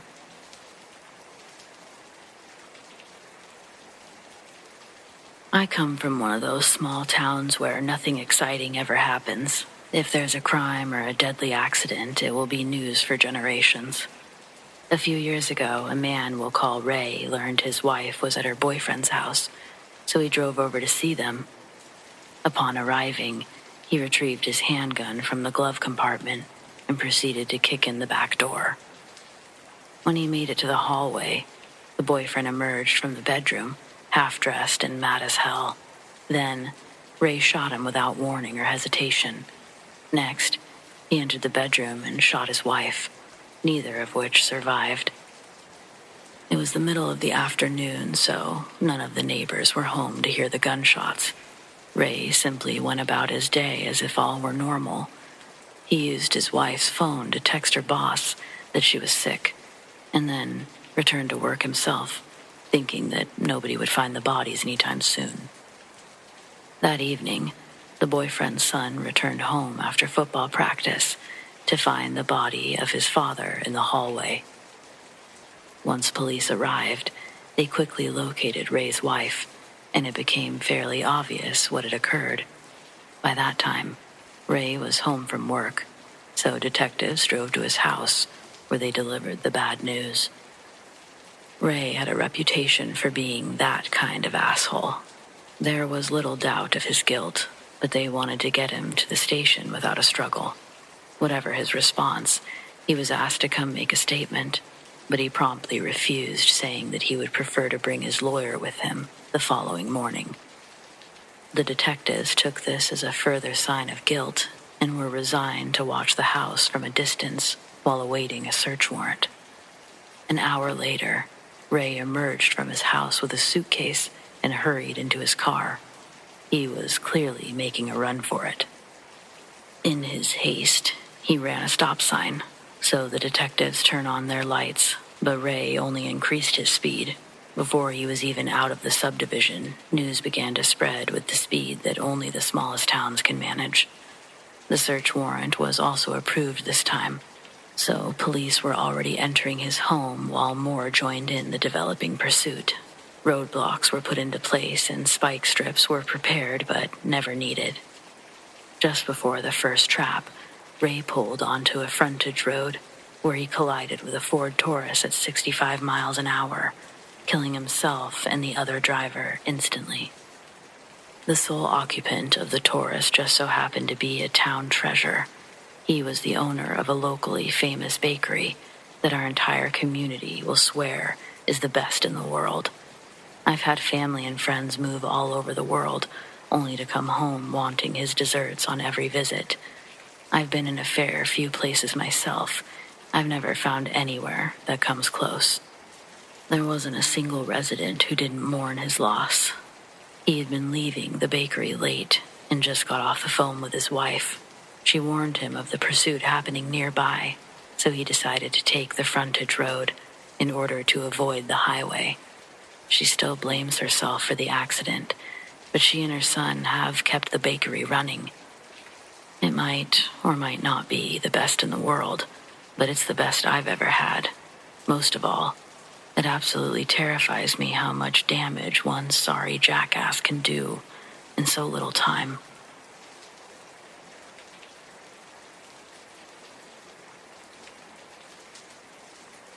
When I was 6, my family moved into a new house, and something else was living in my room with me. It was a 3-bedroom, and as the youngest, I was left with the smallest room at the back of the house. It was a really weird layout. I've never seen another one like it, but none of us slept very close to one another. Normally, the master bedroom will be on one side and the others will be down some hallway with a bathroom and maybe a closet, but not this place. My parents' room was off the kitchen at one end, and my sister was down the hall, while mine was just all by itself on the other side of the den at the opposite end of the house. This is because my sister's room used to be the master until the previous owners had built the new addition off the kitchen. Nothing weird ever happened anywhere else in that house, just my room. I quickly learned to avoid it at all costs during the day, but I'd still have to sleep in there. And that's when things got really bad. It was one thing when something on a shelf fell over by itself, but the shadow figure scared me to death. In the corner, there was an old spinning green chair, like a small recliner that didn't recline. It made a certain sound when someone sat or spun around, and I heard it on the very first night. I was already having trouble staying asleep, just because it was a new place, but I would drift in and out. When I first heard someone sit down, it was almost a jump scare because I hadn't heard the door open or anyone cross the room, and that surprised me unto itself. Assuming it must be my mom, I opened my eyes, wondering what she could possibly be doing, and that's when the true terror began. Even though this was over 30 years ago, I still remember each of these instances like it just happened. I may not recall what I did for my birthday or where the school took us on field trips, but these are crystal clear. Well, for the first night, my very dim nightlight was on one side of the room, and this chair was on the opposite corner by the closet, so literally the darkest spot in there. I couldn't make out any details about the figure sitting in the chair. It was just a solid, human-shaped black mass, slowly spinning back and forth. The head remained fixed, as if watching me sleep, while the rest of its body moved with the chair. I'd been pretty warm all night, but now it was cold enough to make me shiver, and I wanted so badly to call out for my parents. No matter how hard I tried, my voice wouldn't come. If it knew that I was awake, it might get up. Or what if it spoke? Oh, I also didn't have a way to tell time, so I had no clue how long it was until daylight. It could have been minutes or hours for all I knew. Same goes for how long that thing was there. Eventually, the squeaking sound stopped, and I went into an even higher state of alert. What if it was bored watching me sleep and about to pounce? But the sound of it standing up never came. When I finally worked up the courage to crack open my eyes, it was gone. I threw off the covers and ran to my parents, telling them everything. Obviously, they assumed someone had broken in. I guess I should have too, but the cold dread I felt was so extreme that the idea it could be human never even occurred to me. Dad searched my room and then the house, but found no sign that anyone could have been inside. Ultimately, it was concluded that I must have had a nightmare, and I was allowed to sleep with them for the short hours remaining of the night. I actually ended up spending a few nights in their room, but then I had to go back. I cried for the first hour of trying to fall asleep, but the rest of my things were unpacked by then, so at least I had a clock and a better nightlight. It had been placed in the center of the room. I stayed awake, frightened until sometime around midnight when I finally fell asleep. Then I woke up the next morning and everything was completely fine. The same thing happened once again the next night and the one after that. At the 1 week mark, I began to wonder if it actually had been a nightmare. But I didn't have to contemplate that theory for long. It was only a few more nights before it happened again. The sound of someone heavy sitting in that chair woke me from a dead sleep, and the slight spinning motion began immediately. I could feel everything run cold, and I pinched my arm until it left bruises, but I never woke up from any nightmare. It all happened exactly like it had the first time. It was almost 3 when it came, and it stayed for 47 minutes before vanishing. Even though the new nightlight should have illuminated anyone or anything in that chair, the figure was still just a black shadow person, turning side to side. This thing watched me sleep off and on throughout my childhood until I went to college. After that, I never slept there again. My parents moved out when I was 25, and I've always wondered about the new homeowners, but never had the courage to make contact.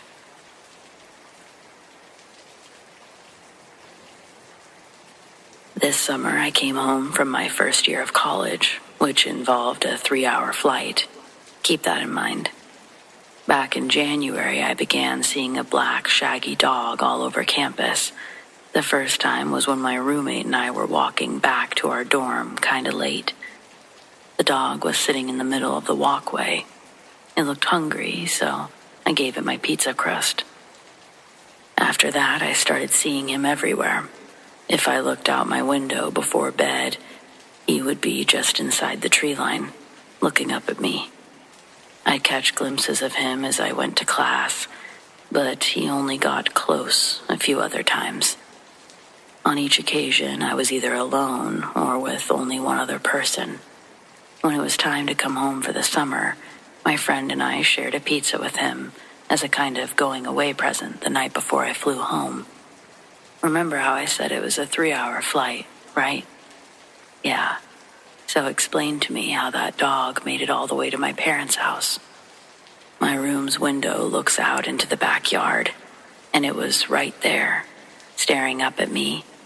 There was no way that it could be the same one, so I went outside for a closer look. But he was gone.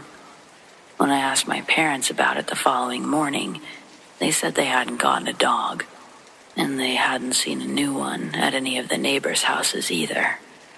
I was starting to wonder if I imagined the whole thing. That afternoon, my mom took me shopping, and as we backed out of the driveway, it was sitting on the curb across the street. She said that it must be a stray that just looked like the one from school, but I knew it was the same dog. I just didn't understand how it made the trip. I continued seeing it just like I had at school, only now I wasn't feeding it. I was officially creeped out. It was the first week of June when I saw it from my window while on the phone. The whole story spilled out of me, and my friend got pretty upset.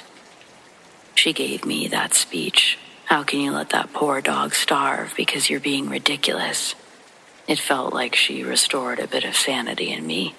Whatever the explanation for how it got there, it's just a dog, right? I was being awful. I felt so bad that I got off the phone, grabbed some leftover hamburger patties, and took them outside.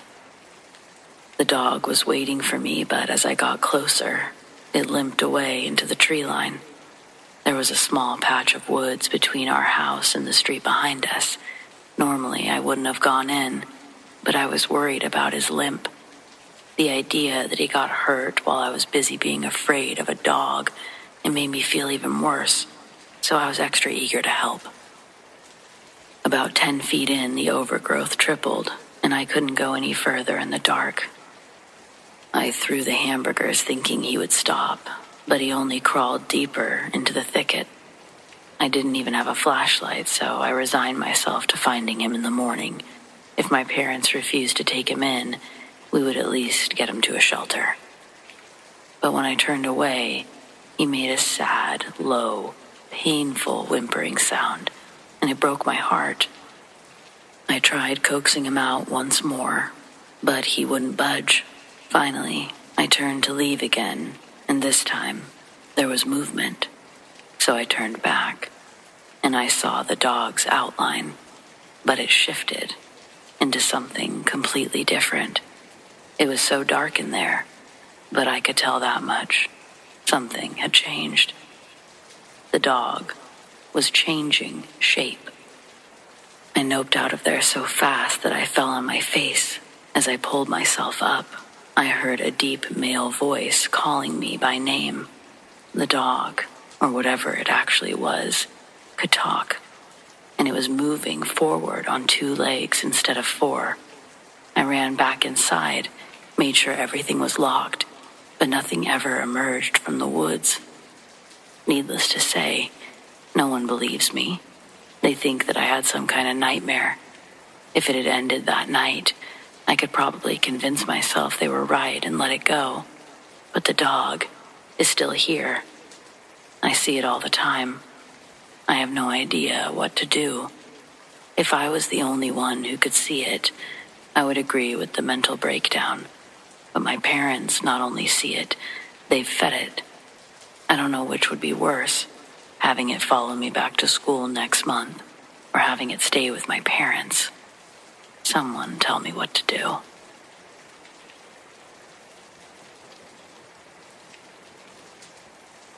I just recently moved out of a house that I'd lived in for about 6 years.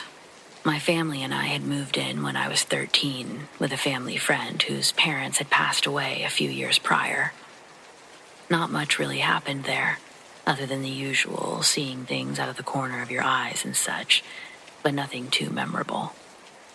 The way the house was laid out, you were able to see down the hallway past the gallery kitchen near the back door.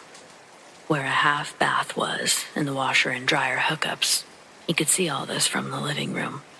A few years after moving in, sometimes when I would glance up at the black TV in the living room, I would notice what appeared to be the figure of a young woman standing in the middle of the hallway further down.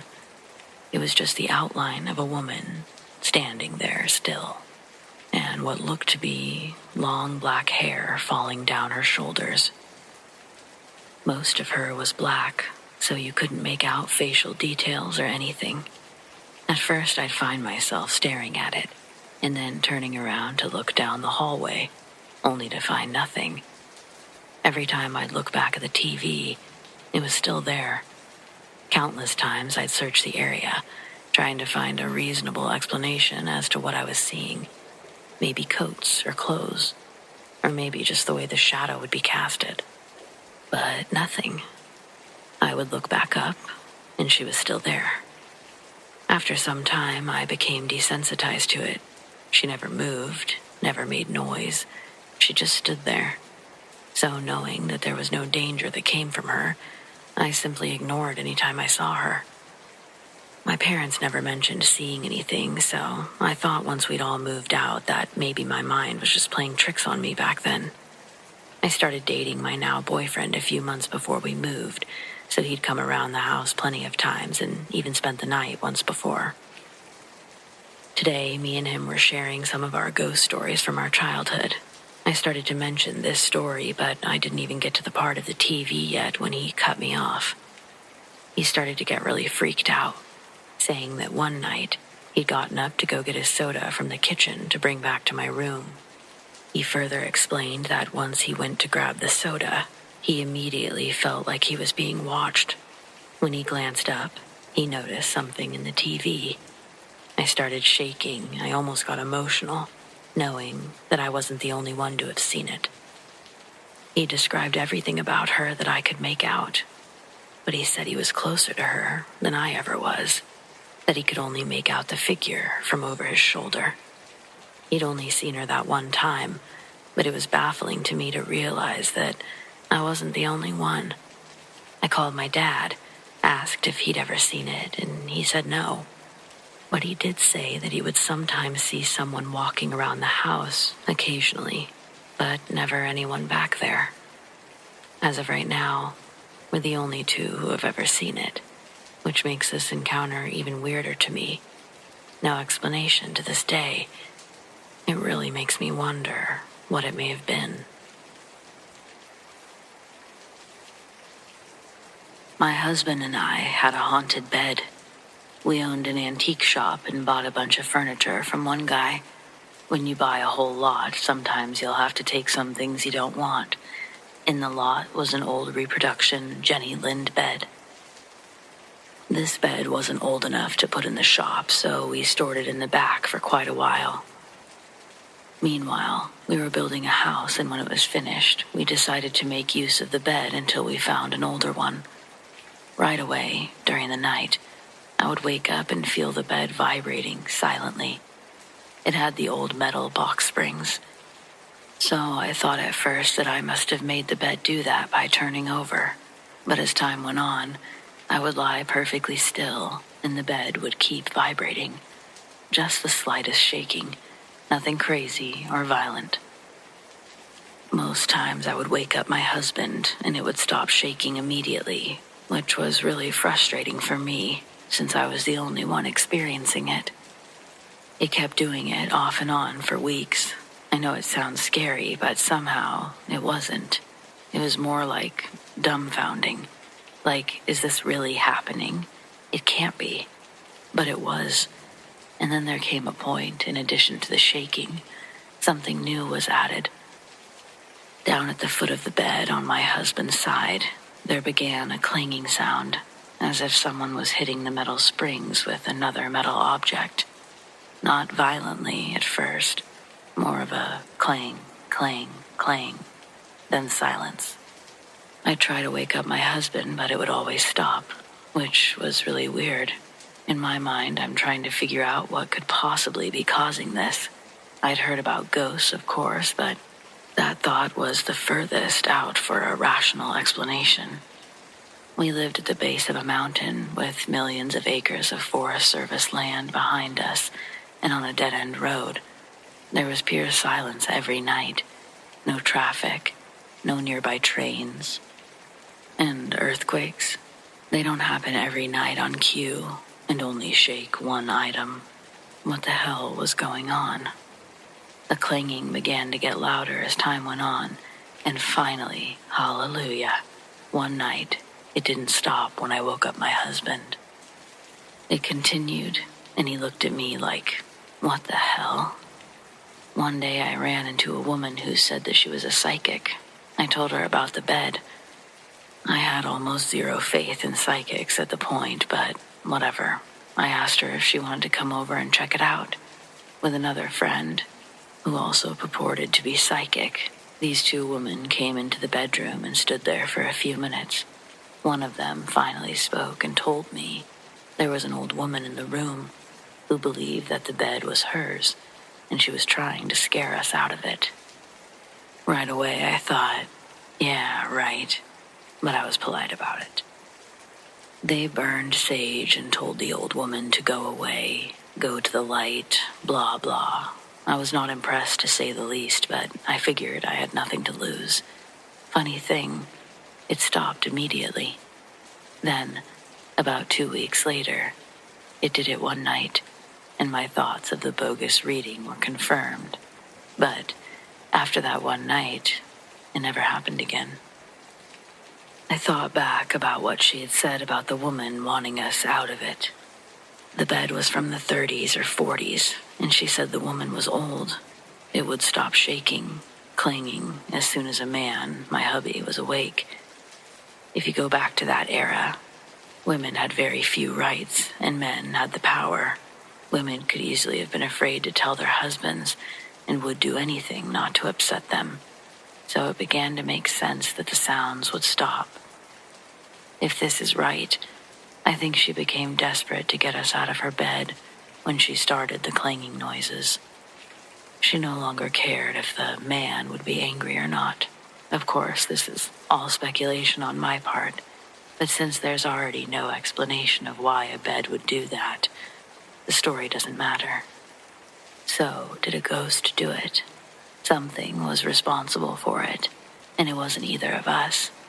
Any suggestions are welcome. I truly cannot understand why this happened. We're not crazy people. I'm not lying. Nothing to gain by making myself sound like a fool. We built the house ourselves out of 2 old hewn log buildings, and both of us knew every square inch of that house and knew that it had nothing to do with the house settling or moving. Besides, houses don't settle like that. So that's my story about my haunted bed, and I'd love to know what and why it happened.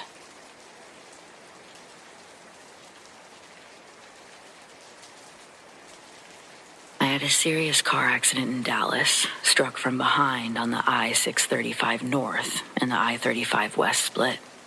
The car in front of me came to a dead stop, while the traffic was 8 lanes full of cars doing 75 miles an hour.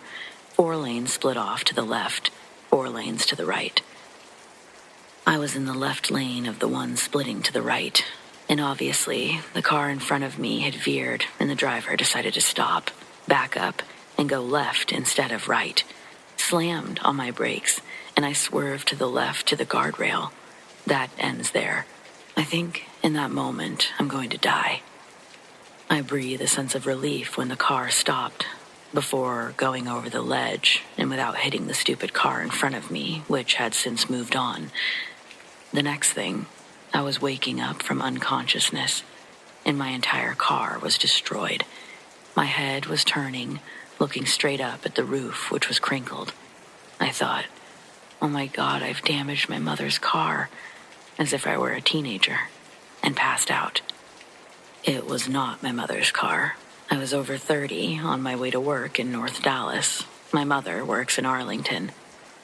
I woke up repeatedly, seeing the same crinkled roof above me and screaming crazy things like, "Where's Nicole? Where's my baby girl?" One time I woke up and a woman had gotten into my car. She was sitting in the passenger seat, and she held my hand.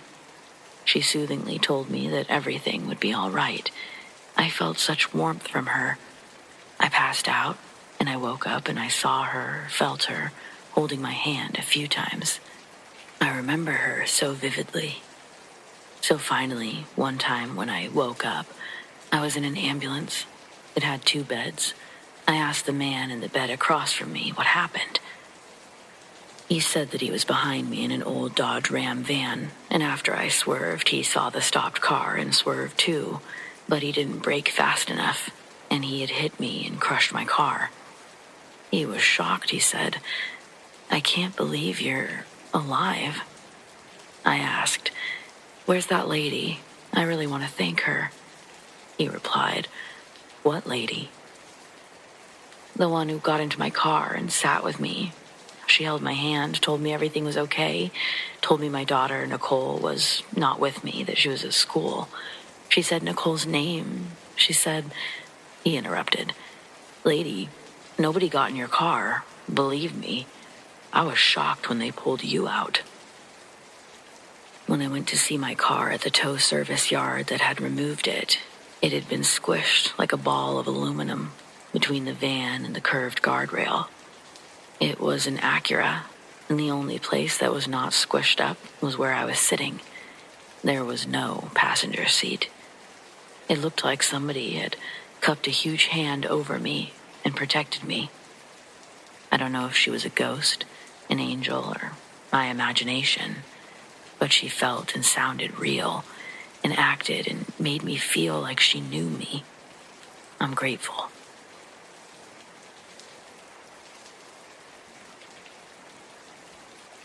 I just saw the strangest thing happen. Thankfully, my husband was driving, so he saw it too. Clear as day. He and I were driving home from the store.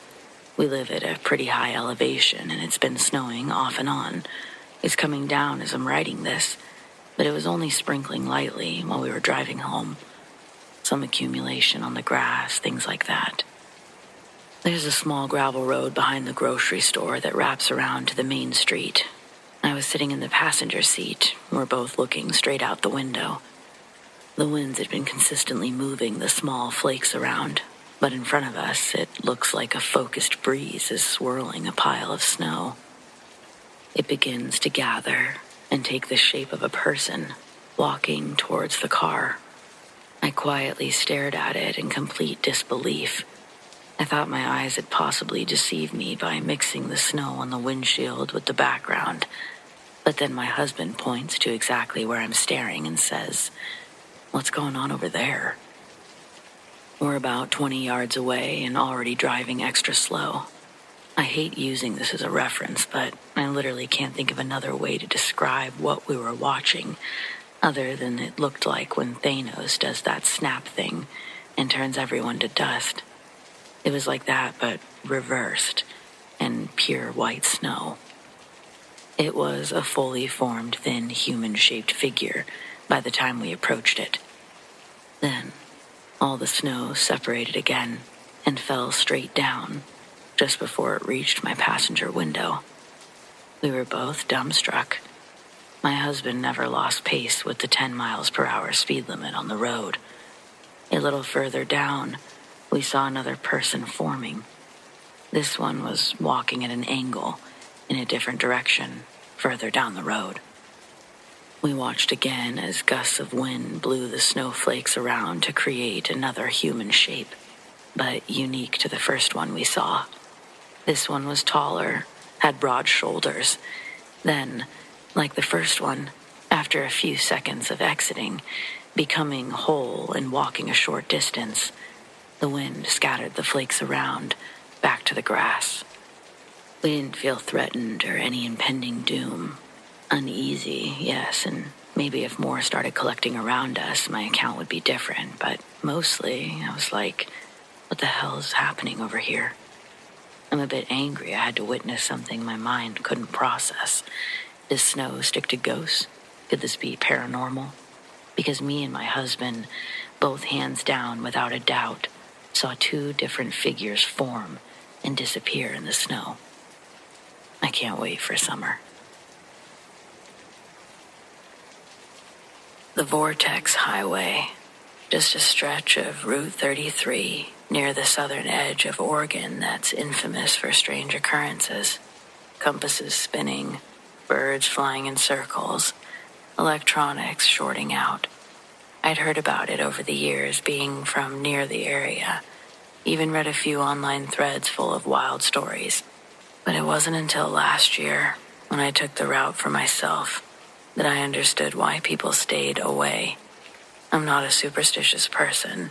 I've spent most of my life behind the wheel, driving cross-country for work. Nothing scares me on the road, not thunderstorms or blizzards, not even the loneliness that comes with hours of driving through empty, isolated highways. But what happened to me on Route 33, I still can't explain. I was headed from Portland to a small town in Northern California for a work gig. It was a clear afternoon, a little overcast in the distance, but nothing out of the ordinary. My GPS directed me toward Route 33, a shortcut through some pretty rural areas. I remembered the stories about the vortex, shrugged them off, obviously. People love a good campfire tale. The moment I hit the stretch of road, though, things started to feel off. The trees that lined the road, they seemed too tall, too close together, as if they were leaning in, crowding the asphalt. My radio signal cut out, leaving me with only static. And that's common in remote areas, so no big deal, right? But then I noticed the sky, the overcast clouds. They'd thickened into a strange swirling pattern directly above me, almost like they were moving in slow, tight circles. I remember glancing at my clock, 2:15 p.m. I had a lot of hours before sundown, a lot of driving. And that's when I started to feel wrong. The best way I can describe it is like a heaviness, a pressure building in the air. My chest felt tight, my head buzzed, as if I were sitting under high-voltage power lines. I chalked it up to being tired. I kept driving. Maybe it was a storm, but there was no rain, nothing, just the noise and the clouds. A few minutes later, something even stranger happened. I saw the same mile marker, the one that I had passed 10 minutes ago. I was sure of it. Mile marker 204. A sign for an old, run-down gas station up ahead that I'd already seen and decided to skip. I frowned, thinking I must have missed a turn somehow. I checked my GPS, but the screen was frozen.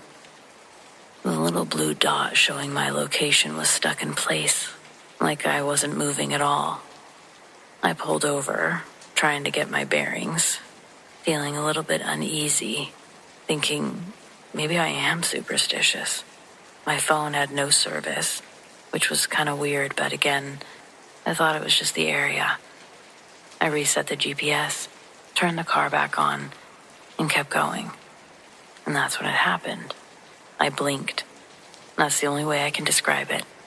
One moment, I'm driving past a cluster of trees. The next, the road was completely different. The trees were gone. The sky, which had been an odd, swirling gray, was now a deep, dark purple. I slammed on my brakes. My heart was sort of hammering in my chest, and I was wondering what the hell just happened. I checked the clock on my dashboard. 7:43 p.m. 5 hours had passed in the blink of an eye. I sat there, staring at the time, trying to just make sense of it.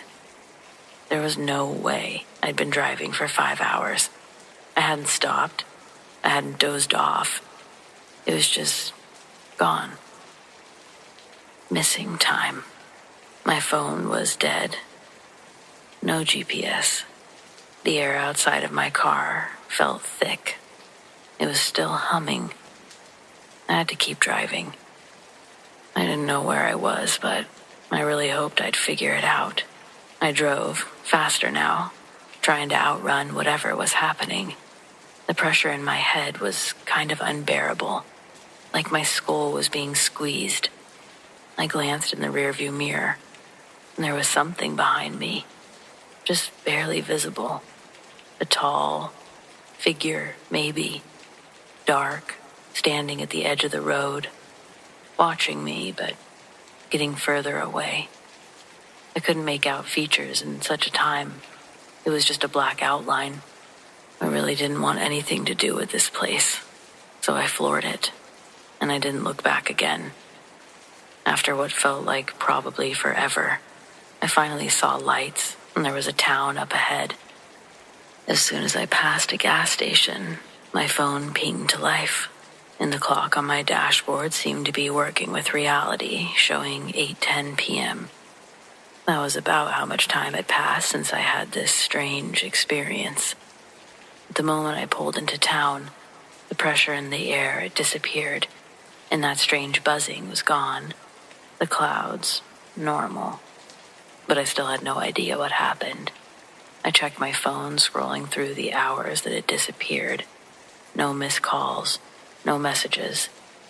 Like nothing had happened in those 5 hours. But I knew it wasn't nothing.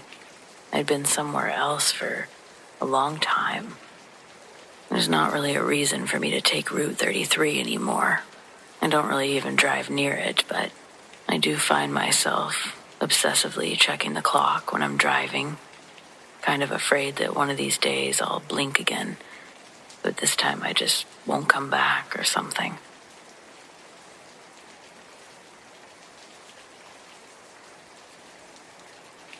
I was 22 when I took the internship with the San Juan Mining Consortium.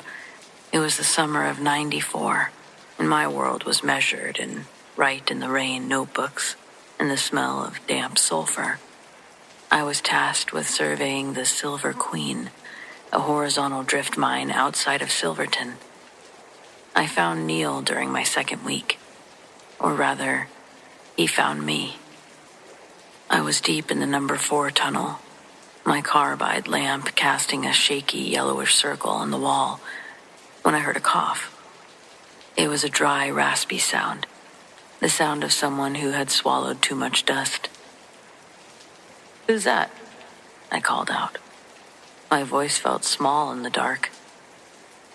"Just Neil," a voice replied. It was gentle, echoing from somewhere further down the drift. "Don't mind me, I'm just waiting for the shift change." I assumed he was an old-timer, one of the ghost miners who hung around the bars in town and occasionally snuck into the shafts for nostalgia or high grading. We talked for close to an hour. He told me about the way the silver used to weep from the walls in the winter of 28. He was fascinating, and honestly, the Silver Queen was a lonely place. I didn't mind passing time, learning a bit from this old-timer. It got strange when I couldn't seem to stay away, though. Logically, I should have reported him. He obviously didn't work for the same company. But every morning when I woke up in my trailer, I felt this strange physical tug in the center of my chest. It was like a hook was buried in my ribs, pulling me toward the mine. I tell myself I was going back to finish the survey, but deep down, I knew I was just going back for Neil. I felt a weirdly intense responsibility for him, a compulsion that made my hands shake until I was back inside the cool, dark throat of the mountain. "You're back," Neil said on the 5th day. I still hadn't physically seen him. He always seemed to be just around the next bend, checking something out, behind a timber support. "I knew you would be. You've got the spirit for this place." "I brought you some sandwiches, Neil," I said, setting them on a flat rock, "and some clean water." "You're a saint, kid. I've been down here a minute. Say, why don't you come back into the glory hole? I found a pocket of horn silver that the company missed. It's just sitting right there, shining like a fallen star. I want you to have a piece of it." I hesitated. The glory hole was an unmapped section, prone to sloughing, where the ceiling just decides to become the floor. But that tug in my chest became more like a violent yank. My legs moved of their own accord. I was walking deeper, my lamp flickering, my breath coming in short, jagged hitches. "I'm just bringing him a sandwich." I brought the sandwiches, after all.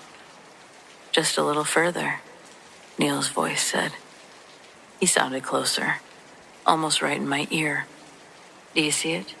The shine?" I rounded the final pillar with my lamp, and it died, just out. The darkness was absolute. The sudden darkness was like weight on my eyeballs. "Neil," I whispered. "I'm right here," the voice said. But unlike every time before, the voice didn't come from outside of me, it came from inside of me. From my own throat, I felt my vocal cords vibrate. My tongue hit my teeth. His raspy tone. I fumbled for my backup mag light and I clicked it on. The beam hit the ceiling and there was no old man. There was no silver. Clinging to the jagged overhead rock was something that looked like a human nervous system, stripped bare, stretched over a frame of pale, translucent bone. It was long, maybe 8 feet. There was no face, just a series of what seemed like vibrating membranes where a chest should be. This thing, it was listening.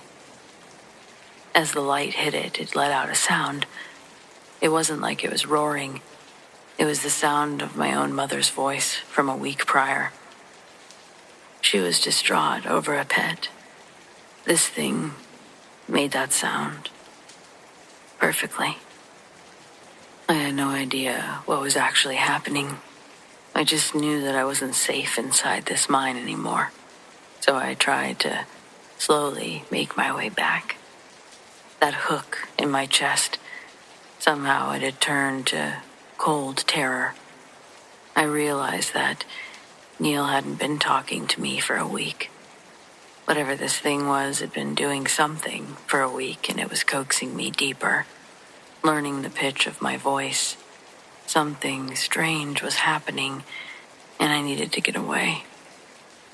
I scrambled back through the tunnel. The maglite beam was dancing wildly, and behind me I could hear it. Not feet. Something more like a centipede. Its many pointed limbs clicking against the stone, and as it followed me, it did make noises. My noises. Mimicking my voice, shouting my own childhood fears, my own private thoughts. I hit the surface air just as sun was dipping. I didn't stop until I reached the town limits. That's the other thing. I never felt like I was down there as long as time would tell me I was. Something was strange, but I got away. I never went back to that specific office. I even left my gear and my notebooks. I took a bus out of Silverton, I'm pretty sure that night. I guess what I've never really been able to understand is Neil. He was real. For a while. And then he was something else. And I guess I just don't know what either of them were. But a terrifying memory, really.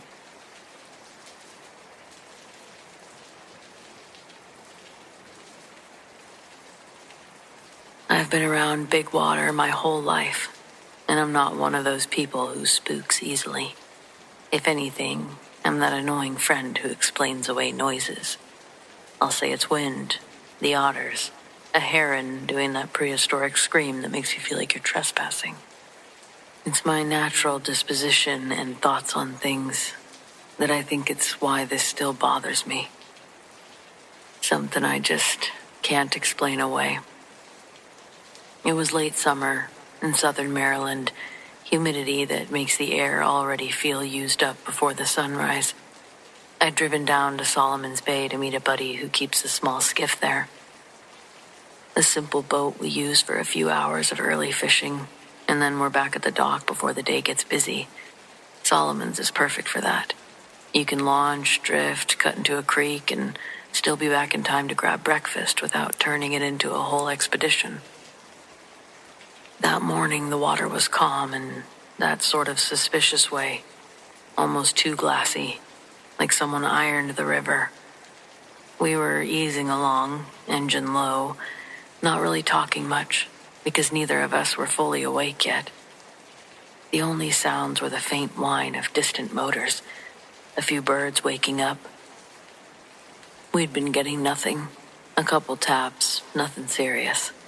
After a while, we decided to move, cut closer to the quieter edges, where the water gets darker and the shoreline turns into that mix of brush and marsh grass. I remember smelling something. It was this thick, wet animal smell. It wasn't dead or rotten, like a soaked dog had been running hard. It came in like a wave, like we drifted into it. I remember saying, "What is that?" without thinking. My buddy just shrugged like maybe we'd floated past a crab pot that someone hadn't checked. But the smell didn't pass. It stayed with us, like we were bringing it along. We were still idling when something moved on the shoreline. At first I thought it was just brush shifting, a deer stepping out. You know how your brain tries to keep things normal as long as it possibly can. But then it shifted again, and I saw a shoulder. This wasn't a deer shoulder. A rounded one, high and dark, like the top of a boulder rose up and decided it was done being part of the ground. We were already quiet, but now it was like we were silent all at once. You don't even realize you stop breathing until your lungs start yelling about it. Whatever this thing was, it was crouched low behind the brush near the waterline. I couldn't see the full shape, just pieces. Dark hair, a thick back, the suggestion of an arm in there somewhere, one that was too long to be comfortable. My buddy eased the boat even slower, not because he was trying to get closer, but because when you're confused, you default to careful. I was staring so hard my eyes felt dry. And then I watched it stand. It did it like it had all the time in the world. It wasn't startled or panic, just slowly rising. And that's where the size part stops being fun and starts being more sickening. It wasn't tall, like, oh, that's a big guy. It was tall, like, that's a problem. It came up higher than the brush, higher than the low trees, and when it straightened its back fully, it looked completely wrong against the landscape, like somebody had scaled up a person without changing the world around it. The head sat up there in a way that didn't fit the shoreline. Its arms still hung too low, with hands that looked like they could wrap around a pilling. I've seen black bears on their hind legs. This was not that. A bear has a shape that reads animal even when standing. This read upright, human adjacent.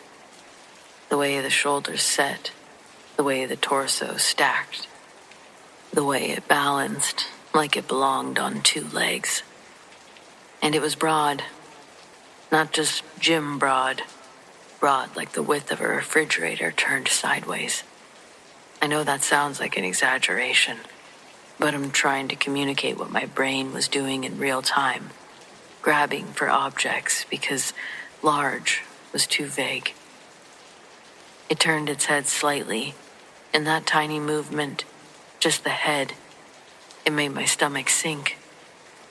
I honestly didn't get a good clean look at its face, and so it's not because it looked monstrous that I was afraid. The light was wrong, and it was partly backlit by the brightening sky.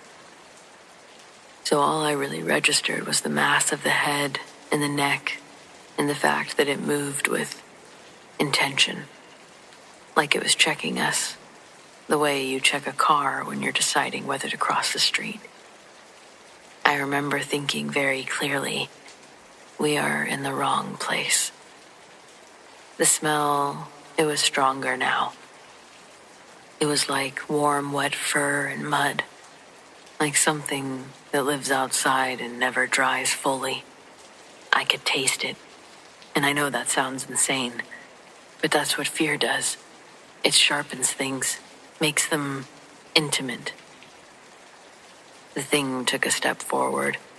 The ground near the shoreline gave a little, like it sunk into the wet edge. Then came the second thing that still replays in my head. The water moved. Not because it stepped into it. It didn't. It stayed at the edge. But the water near it rippled like something heavy shifted its weight close enough to change the bank. It's subtle, but when you've been on boats your whole life, you notice the way water reacts to bodies. Docks, logs, animals, people. This was the type of movement you see when a big object drops in, except nothing dropped. It just existed. My buddy finally whispered, "What the hell was that?" I didn't answer because I couldn't. Because if I put words on it, if I picked a label, then I'd be responsible for that label. I wasn't quite ready for that. The thing took another step. I saw more of its outline. The leg bent like a person's leg. The knee was in the right place for a human. That's one of those details that scares me, because it eliminates a lot of comforting explanations. It wasn't really doing anything, not roaring or charging at me or anything theatrical like you'd expect from a story like this, possibly. It just stood there at the edge of the marsh like it belonged to the place, and we were the ones who didn't. Then it leaned forward slightly, like it was shifting to see us better, and I saw the arm move. And I was now certain the arm was too long. It swung with the weight of something built for strength, not for speed. And the hand, again, I didn't get perfect detail, but it looked like a hand, not a paw, not a hoof.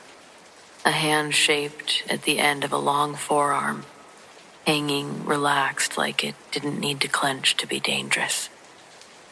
The boat felt suddenly very tiny. That's the honest truth. I've been in small boats in bad weather and felt small, but this was different. This was a living thing making me feel small in broad daylight. My buddy slowly turned the tiller, keeping the engine low. Neither of us made sudden movements. We didn't yell. We didn't reach for anything. We just started easing away. Because whatever rules applied here, we clearly didn't know them, so it was back to caution. As we drifted back, the thing followed us with its head, not moving its feet at all, just tracking us. There's a moment in my memory where I realize I'm waiting for it to do something, anything, to confirm what it is. Something that would turn the mystery into a story with a clean ending. But it didn't. It just watched us leave. And that watchfulness is what stuck with me. It wasn't startled by the boat. It wasn't curious like an animal, but it wasn't aggressive either. It was evaluating, like we'd interrupted it, and it was deciding whether we were worth correcting. We got far enough away that the shoreline detail softened into shape and color again, and the terrible smell faded. My lungs started working like normal. My hands were shaking in that delayed way, like my body finally caught up with what my eyes had just seen. We didn't talk much on the way back. The sun was higher now. People were starting their day, and the world looked too normal for what had just happened. Back near the docks, my buddy tried to laugh it off. He said bear. He said maybe it was some guy wandering. He said all the normal things. But I don't think either of us believed those explanations. You could tell by how carefully he avoided looking at the side of the water on the way in. You could tell by how neither of us suggested going back out. The part I've always gone back to is the scale of it. Because if it was that big, if my eyes didn't betray me, then it wasn't lost or wandering. It was at home. And it chose not to make a big deal out of us. And that might be the luckiest thing that's ever happened to me.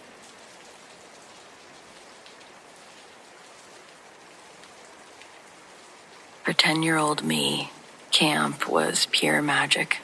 2 weeks of freedom from school, endless games of capture the flag, and nightly ghost stories around a crackling campfire. Our cabin, the bear den, was a ramshackle wood structure, nestled deep within the woods, far enough from the main lodge that the only sounds at night were the crickets and the rustling leaves.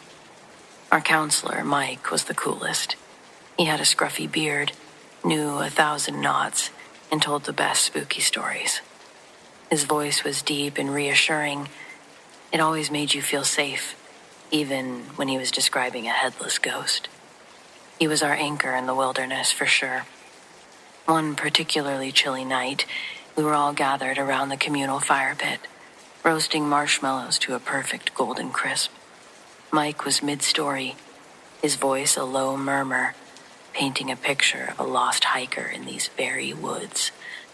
The flames danced, casting long shadows. They made the surrounding trees seem to sway and beckon. Suddenly, a twig snapped loudly from the direction of the woods behind our cabin. We all jumped, and Mike paused his story, listening. Probably just a deer, he chuckled, trying to ease the tension. But his eyes, I noticed, scanned the darkness with a flicker of concern. Then we heard, "Chris, come here, buddy. I need your help for a second." It was Mike's voice. There was no doubt about it. It was warm, familiar, maybe just a bit muffled, as if he was speaking from a short distance away through something. It came from the direction of our cabin, not 20 yards from where we sat. I looked at Mike. We all did. He was still seated on his log, holding a half-eaten marshmallow on a stick. His eyes were as wide as ours, and his brow was furrowed in confusion. He looked at us. "What was that?" one of the other kids had whispered. His voice was trembling slightly. I don't know," Mike said.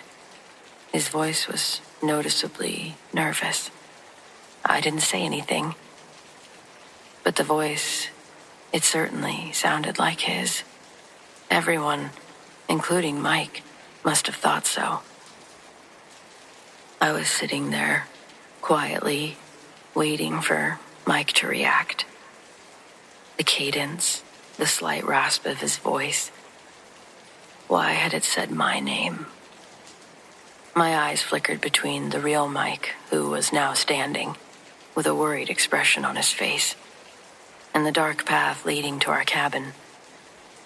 Every fiber of my being wanted to go. Mike was calling me. He needed me. And he had something to show me.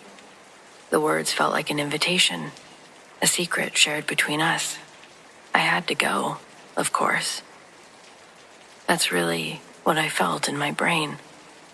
Even though I could see Mike right next to me. I saw the way that he was now looking at the path. It wasn't just concern anymore. He was in fear.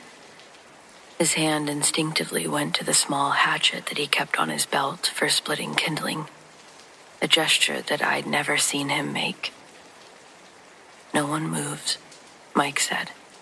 His voice was low and firm, completely different from the voice that had just called my name. "Chris, don't go near that cabin." The mimic voice from the darkness seemed to grow impatient, though, deciding to show itself again. "Chris, what's taking you so long?" There was a subtle shift in his voice this time, a microscopic deviation from Mike's true tone. A fraction of a second too long on a vowel, a certain flatness to the S sound, whatever you want to call it.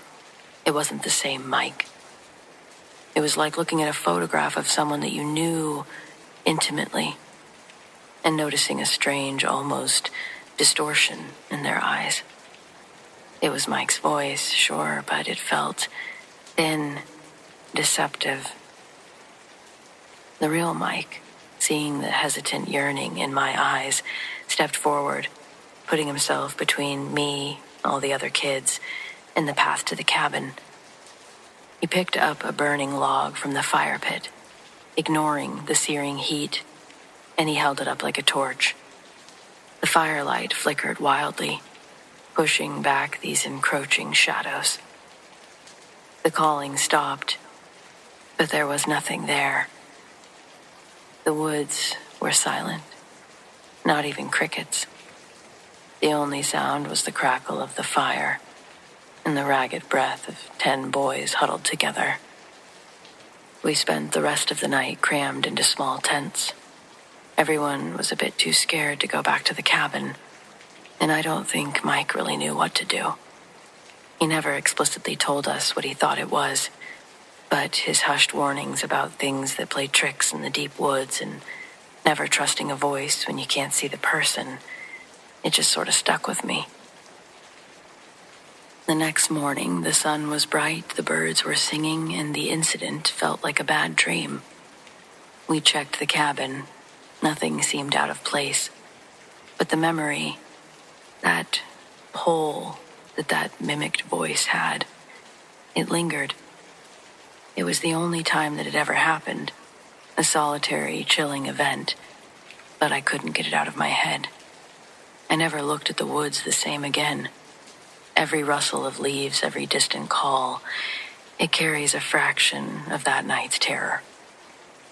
I learned that some voices aren't meant to be answered, especially when the person they belong to is standing right in front of you. Some things in the wilderness don't just mimic, they invite, and sometimes the invitation is the most dangerous part, especially if you can't resist it. I think about that. If I'd heard that voice and Mike wasn't right in front of me, I would have followed it. Absolutely. And then what?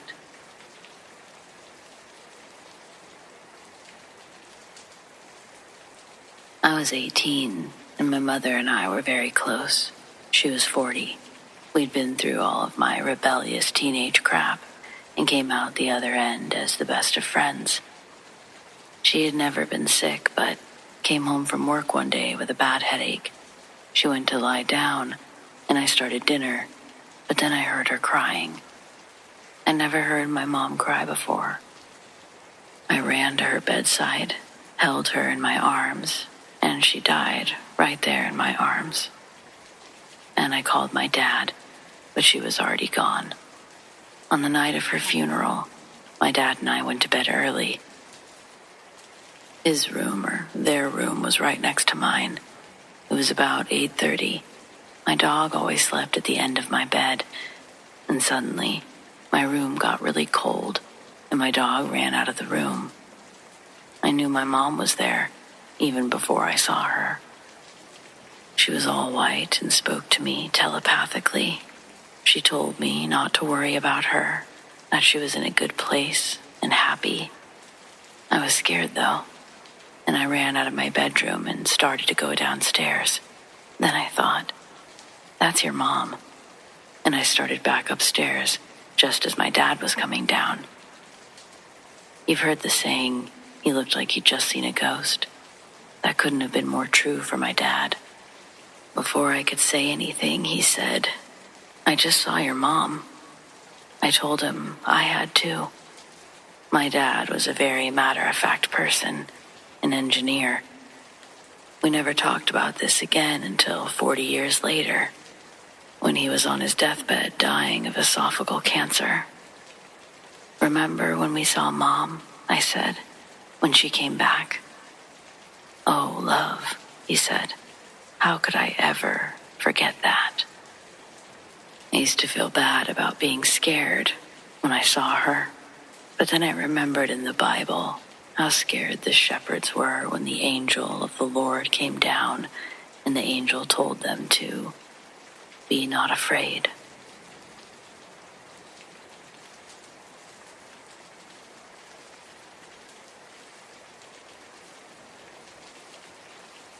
A few years back, I was dating this girl. She told me her parents' house was haunted. Skeptical as I was, I thought she was playing with me. Then she told me that there was an evil persona that would take over her body sometimes, damage her physically. She'd wake up bleeding, totally oblivious of how she got those cuts or what just happened. I thought this was just her way of trying to get attention or needing help. I didn't really believe her story, although I tried to help and comfort her any way I could. All of that changed anyway, when I started sleeping over. It changed because strange things would almost always occur at night. These experiences all occurred when my ex and me, usually the dog too, were alone in the house. It started with her laptop randomly turning on in the middle of the night and actually logging into their account. Shortly after, I started to hear things as well.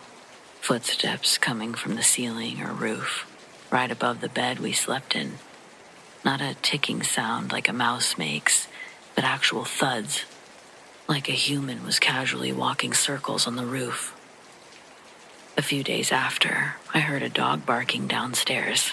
The family dog was a boxer, but I heard a high-pitched arf instead of a low roof. I went downstairs, but I saw nothing special. The boxer was sleeping peacefully in his kennel in the kitchen. I returned to the bedroom and saw my ex in bed, sitting up straight and with both arms bleeding. I had seen the fresh wounds before, so that was nothing new for me. Really sad to see, but nothing new. What startled me to death is that she had her eyes closed, like she was still sleeping, but her mouth was wide open, as if she were screaming her lungs out. But she wasn't. Needless to say, I didn't sleep that night. A few nights later, we were in bed sleeping together again, and I woke up to my ex trying to climb over me, mumbling, "Break, glass." As the situation in the house was starting to freak me out, I felt the urge to protect myself. I grabbed my ex by the shoulders and yelled, "What are you trying to do?" My ex woke up, but a second later we heard a loud tack and the sound of glass breaking in the kitchen. I went downstairs to look and saw the locked cupboard wide open, and on the floor, shards of what used to be 2 long drink glasses. I cleaned up the mess, walked back upstairs, and found my ex sleeping as if nothing had happened. Once, something strange happened in the middle of the day. We were upstairs in my ex's bedroom, and her father was working in the garage. Nobody else was home. We went to be physical. We made sure the bedroom door was closed. Then, in the heat of the moment, the door flew open, hard, as if someone kicked it in, except there was nobody there. I do remember feeling a slight breeze, and the next moment, her bedroom window shattered into pieces. That kinda killed the mood, to be honest. Shortly after this, we broke up, and some strange things happened to me, but nothing like what happened to her or while we were together. But it did get me interested in the paranormal, spirituality, and finding out what else is with us.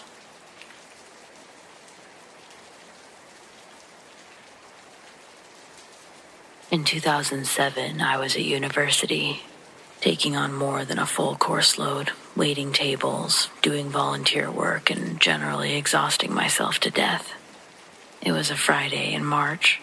I'd pulled an all-nighter the night before, and after finishing my afternoon classes, I decided to lie down for a quick rest before my shift at work. As I was lying there with my eyes closed, this vision flashed up behind my eyelids of a person hanging, and then someone lifting them up. It startled me to the point that I sat up out of bed, giving up on the idea of sleeping and deciding to get ready for work. A couple of hours later, I was waiting tables when a man came into the restaurant to see me. I'd never seen this man before, and when he walked into the front door of the restaurant, there was no indication that he was there for me, yet somehow, instinctively, this uncomfortable feeling started twisting around in my gut. As he spoke to my manager, a feeling of dread passed over me. How did I know they were talking about me? I couldn't hear them. They weren't looking at me. My manager sent me to talk to this unsettling stranger, and he gave me the news. My younger brother was dead. Before the man even explained how he died, I knew. He had hanged himself. It had happened at the approximate time that I had that vision. I've never been able to fully make sense of it, but along with the other experiences in my life, I think it lends itself to the suggestion that we, as humans, as living beings, as part of the universe, are far more deeply connected than we observe in normal circumstances.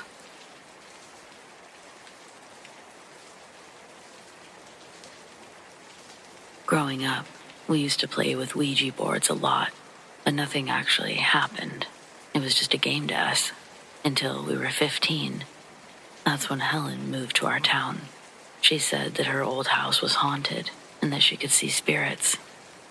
We didn't believe her, But we asked if she ever did seances or went ghost hunting.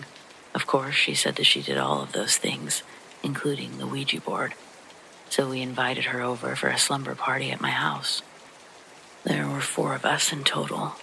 After my parents went to bed, we got out the board, lit some candles, and Helen did her thing. We all had a hand on the planchette while she closed her eyes and muttered beneath her breath, but we couldn't understand a word of it. This went on for a couple of minutes until the planchette suddenly began to shake. It was only for a second, but we all felt it. Though it might be simple to push one across the board, I don't know how to make it vibrate without being noticeable. The board wasn't rigged. It was mine. Once that happened, she started asking questions. First was, "Do you want to speak with us?" And the planchette moved to yes. Next she asked, "Were you alive in this century?" And the response was no. She continued to say no to each preceding century until Helen asked, "Have you ever been alive?" And it said, "No." She asked for its name, and there was no answer, but a globe fell from the shelf behind us. Despite the vibrating planchette in the beginning, we still believed all of her questions and answers were fake. But how could she make the globe fall? Things only got worse from there. Helen seemed like she was getting nervous. Her voice trembled when she asked, "Are you a demon?" The planchette shot to yes, and my bedroom door swung open. It had been latched shut, and I'm an only child. Plus, even if my parents had been awake, that isn't their style. They have 0 sense of humor, as you're about to see. Helen looked at us for the first time since starting and urged us not to take our hands away until she said so. Then she began telling the demon that it wasn't welcome here, and my door slammed back shut with enough force to make me and one of the other girls recoil. We both let go.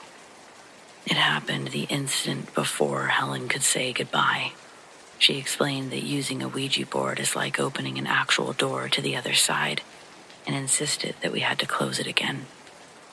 We were all so frightened we would have done anything she said, but before we could start back, we heard loud footsteps coming down the hall. My door had woken my parents, and now my dad was angry. We screamed when he entered. Waking them up had been the last thing on our mind. Needless to say, the board was taken away, and he didn't want to hear about our emergent need to close the spiritual door. Not when he had to be up for work in 4 hours. At first, we were too scared to go to sleep, but over time, we convinced ourselves everything was a coincidence. All of us except for Helen, of course. I don't know what time it was when I woke up again, but it was before 4 because my dad hadn't gotten to work yet. There was a light whimpering sound coming from one of the other girls. When I looked to my right, I saw Helen, shrunken into her sleeping bag, staring into the corner with tears streaming down the sides of her face. I followed her gaze. I saw a menacing, hunched-over figure standing in the shadows. Only it wasn't a shadow. The mass looked like a cloud of black smoke, shaped into a crippled old man. Then, before our very eyes, it straightened up and pointed its long-nosed face upwards toward the ceiling and vanished. The activity continued after my friends left the next day, and my parents blamed me for every slammed door or broken dish. I had nightmares of demonic creatures standing around my bed, trying to crawl into my body. I begged my parents to return the Ouija board, but they said I was using it as an excuse. It was 4 weeks of misery before they finally believed me. One day we were eating dinner together in the kitchen when Mom's water glass spilled by itself. No one's hand was anywhere near it. It just toppled over. Mom pushed her seat back, grabbed a towel for the mess, but her chair wasn't jostled in the shuffle. It remained perfectly upright as she darted away. Then it began to tilt backwards, as if someone were pulling on it. We all froze as it tipped back on its front legs before being violently knocked onto its side. Mom screamed. Dad sat in confused silence, And I said, "I told you so." Mom was ready to switch sides right then, but Dad didn't fully come around until he was walking into the kitchen and felt a hand grab his leg. It even left fingerprints on his skin. That weekend, I was allowed to invite Helen back, and my parents returned the Ouija board. They also promptly confiscated it again once Helen was finished closing the door. I can't say that I cared. I'd already decided never to touch one again, and to this day, I haven't, but burned into the backyard. I didn't have nightmares anymore. There were no more strange figures. All in all, I say I got off easy.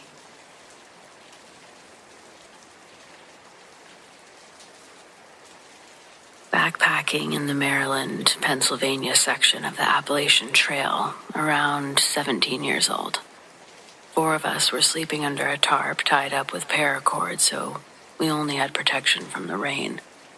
I'm guessing around 2 a.m., I'm woken up by hearing branches breaking and movement nearby. Nothing out of the normal. This time of year, the worst it could be is a lone, curious black bear, and they don't really pose any real threat. The sounds were starting to get closer and more rhythmic. Definitely something walking. I turned on my side to see if I could see anything. As the walking is getting closer, I start to see movement in the leaves, with nothing making it. I perfectly hear a person walking towards us, and eventually make its way around our makeshift shelter.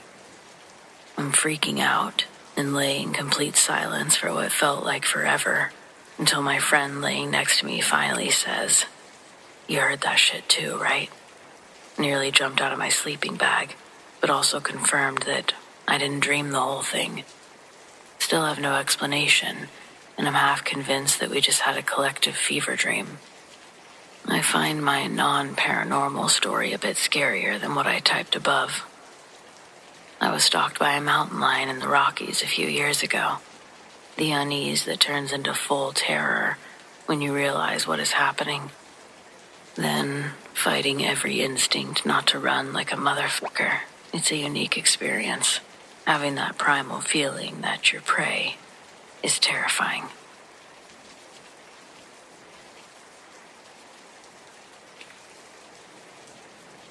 My grandparents own a small farm in northern Michigan. It's been in our family for forever.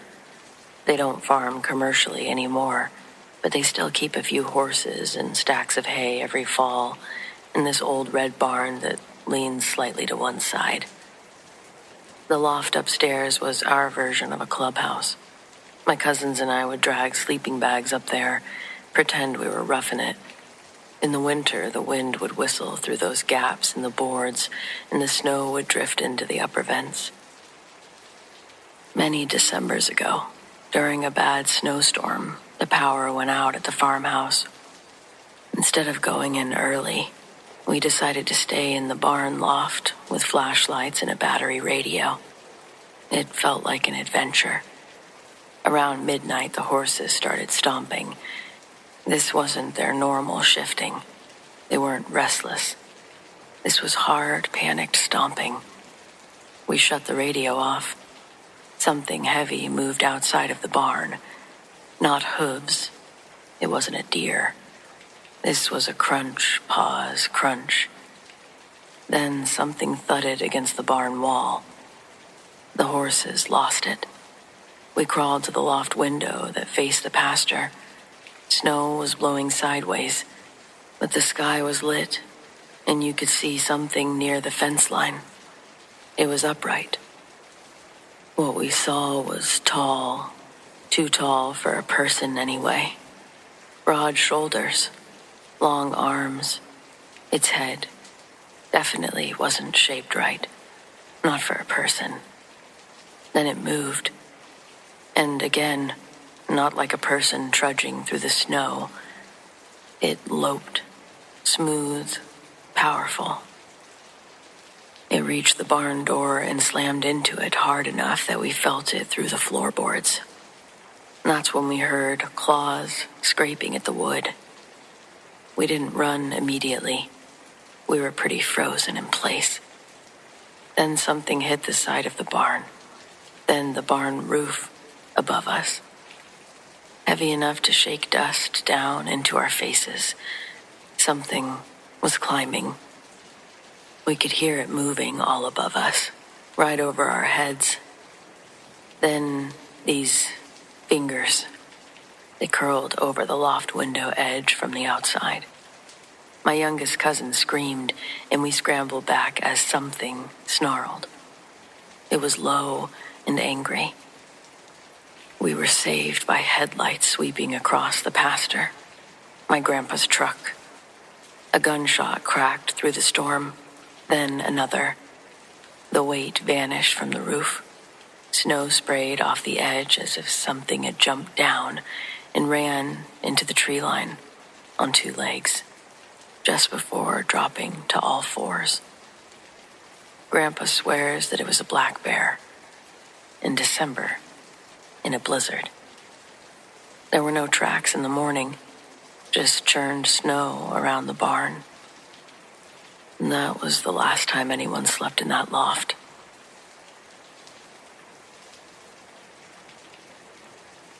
The most heart-wrenching thing about this job, it's a look, a general appearance. It's this stillness that is unlike anything else. When you're looking at this person, it's as though this person, who's on the brink of death, has come unplugged, and they're just waiting for the final shutdown. I saw it on an old lady last week who was barely breathing. She wasn't my patient, but everyone did what they could to help. I saw it on a young mother. She'd been run over by a truck while pushing her baby across the street before being dragged by her rosary under the vehicle for about 20 feet. I can still see her eyes looking into mine, and that feeling of just knowing that she's in deep trouble. I've seen it on a lot of people, but the reaction it causes never changes. It's a realization that this person's life is hanging by a thread, and that how I treat them, how we treat them, in the next 5 to 10 minutes could make the difference between whether or not their baby grows up without a mom. It's knowing that somehow we both wound up in this situation, and it's up to me to try to make the best of it.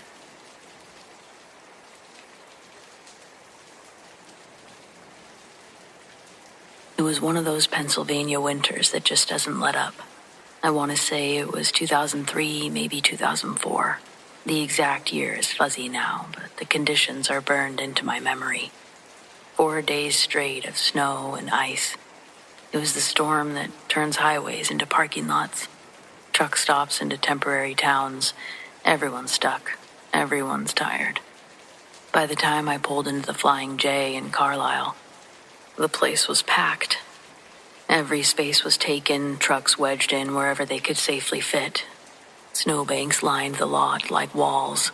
I circled once, maybe twice, already resigned to an idea that I'd have to idle somewhere unsafe just to get some rest. And then I saw this one open spot. It was a pull-in spot. I eased towards it carefully. As I did, I noticed the driver of the truck on my left climbing into his cab. I slowed, stopped about halfway into the space to give him some room. It's just what you do. Unwritten rules of the road. He was an older guy, heavy-set, a little hunched as he climbed, moving slower than most. He was wearing blue jean coveralls and a dark blue hoodie underneath. The hood pulled up against the cold. Once he was inside, I pulled the rest of the way in, set the brake, and shut down. It was noon, Eastern time. I didn't waste any time. I went straight to the bunk and fell asleep. When I woke up, it was dark. Around 8 p.m. I remember because I was disoriented at first, confused about how long I'd slept. That's when I noticed the lights outside, red and blue flashing across the snow. I pulled the curtain back and immediately saw the word coroner across the back of a jacket. The man was standing beside the truck to my left, the same one that I'd watched the driver climb into earlier that day. Out front of my truck were the ambulance, a city vehicle, and a local police cruiser. 2 truck drivers were standing nearby talking to the cops. Something serious had happened.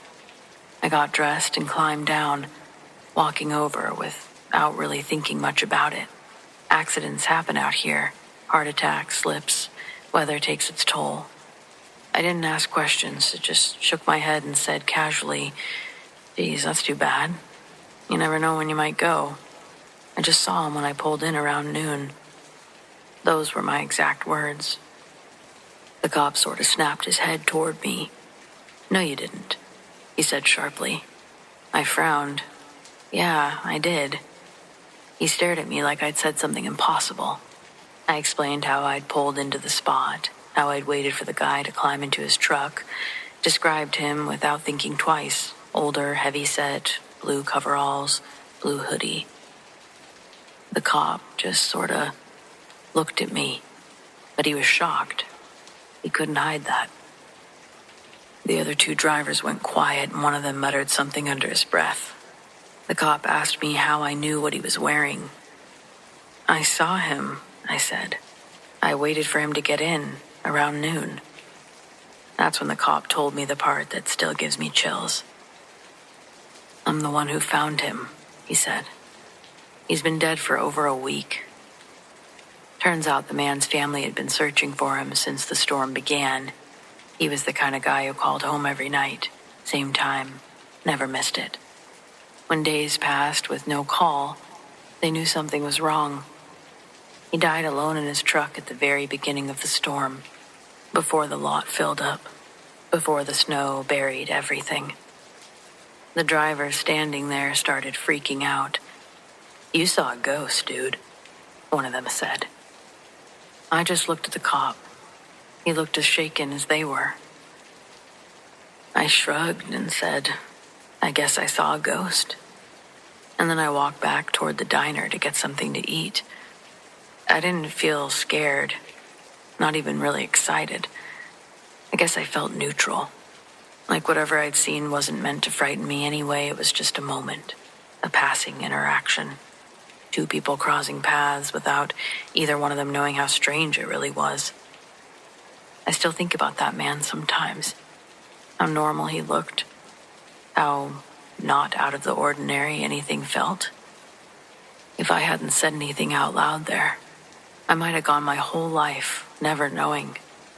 And maybe that's the part that sticks with me the most. Not that I saw something impossible, but that for him, it all seemed so normal.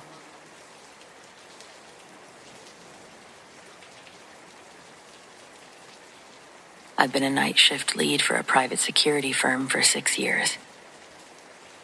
I'm the guy who laughs at the rookies when they get spooked by a settling building or a stray cat.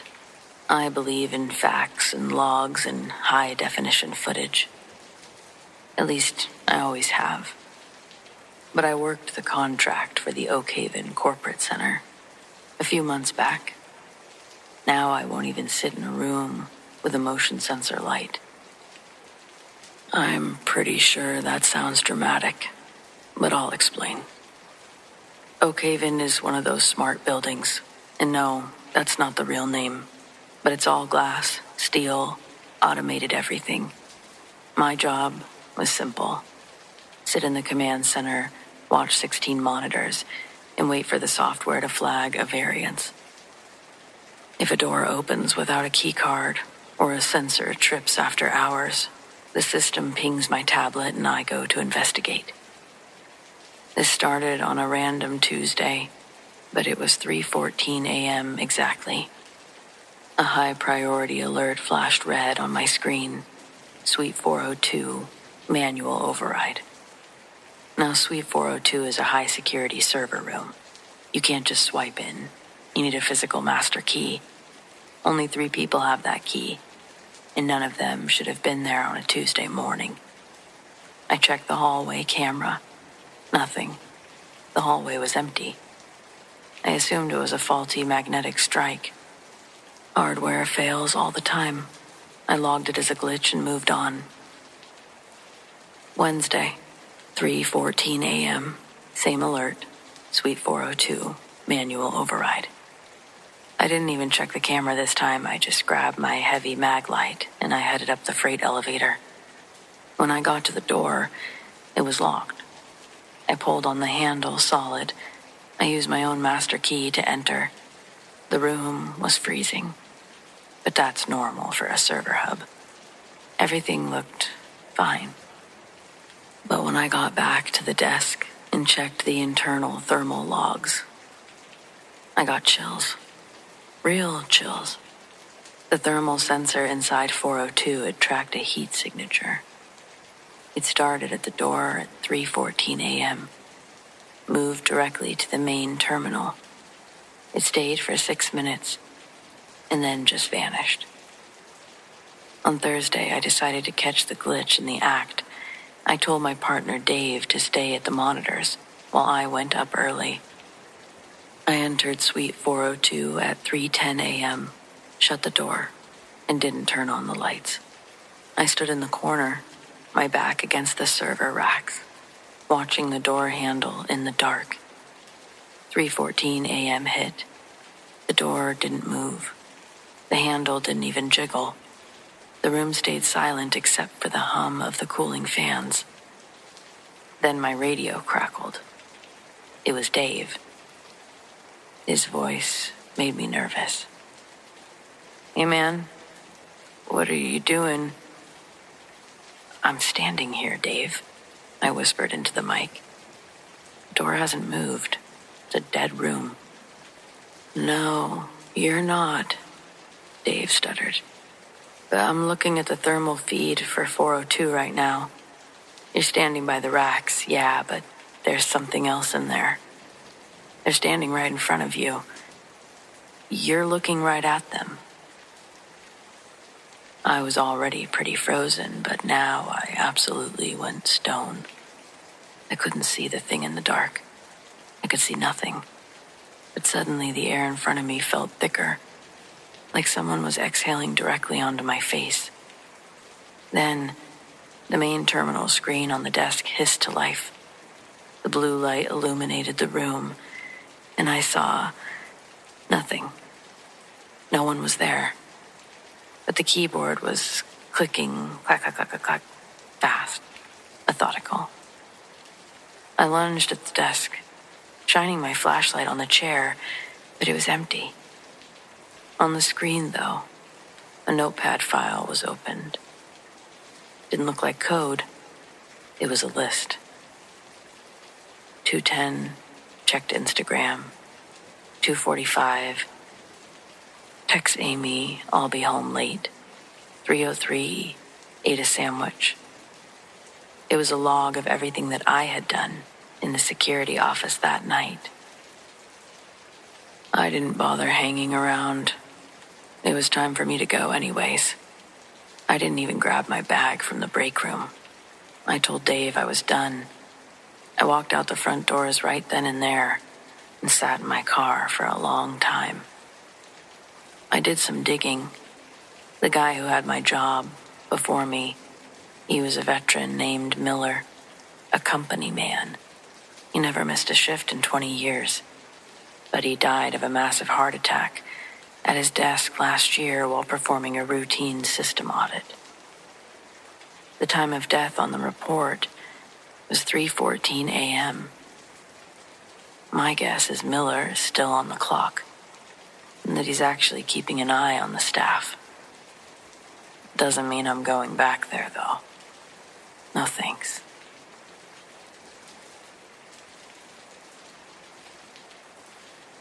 So this was an ongoing thing.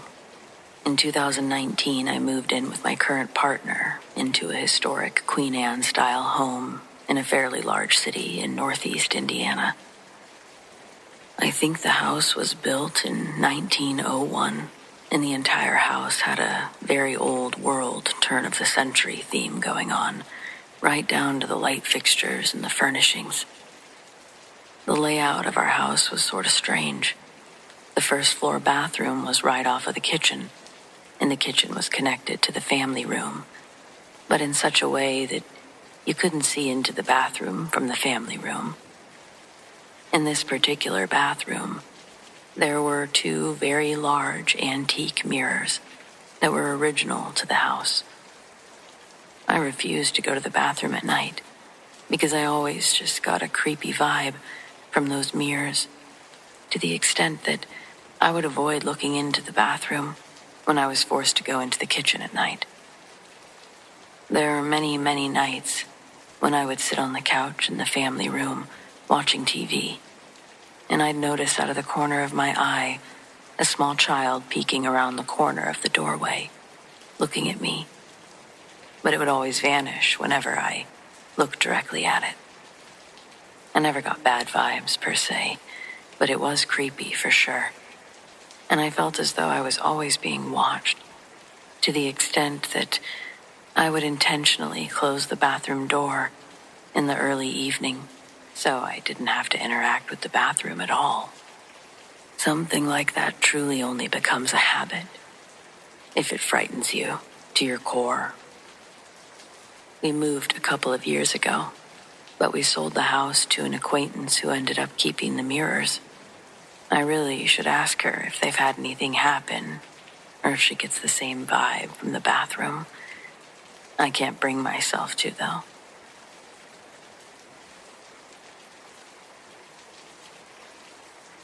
I didn't understand what I was hearing at the time.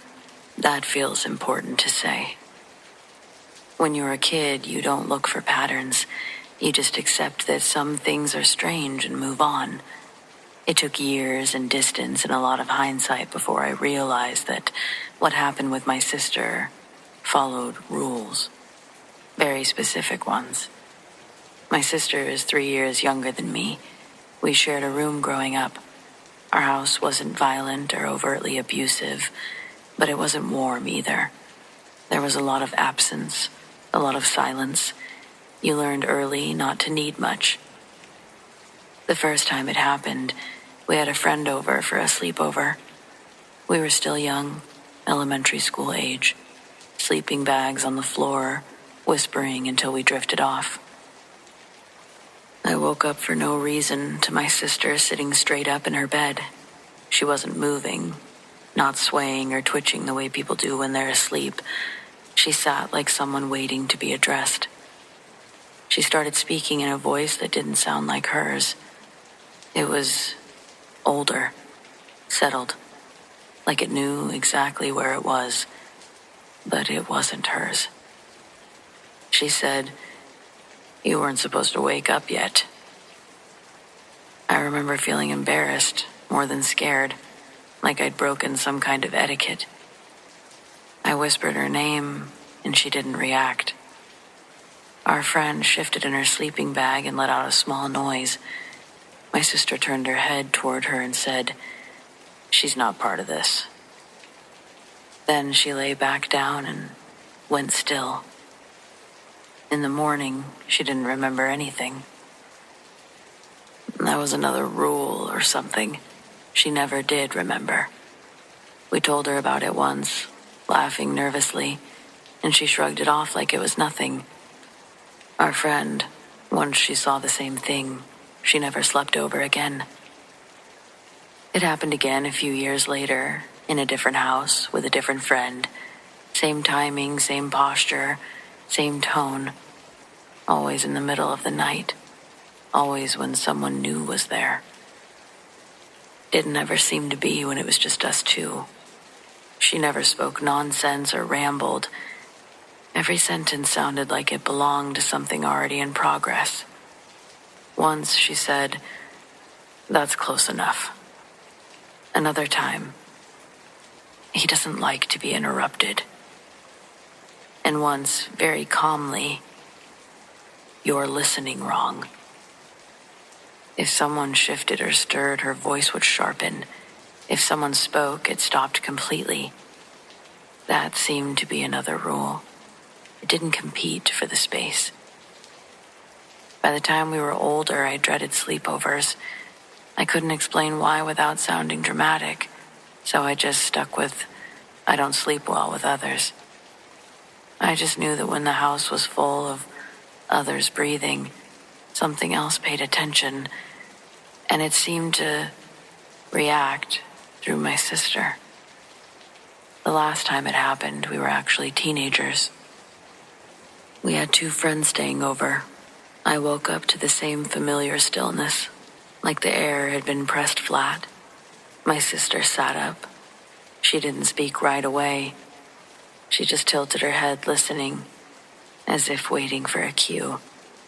Then she said, "This one isn't supposed to hear it yet."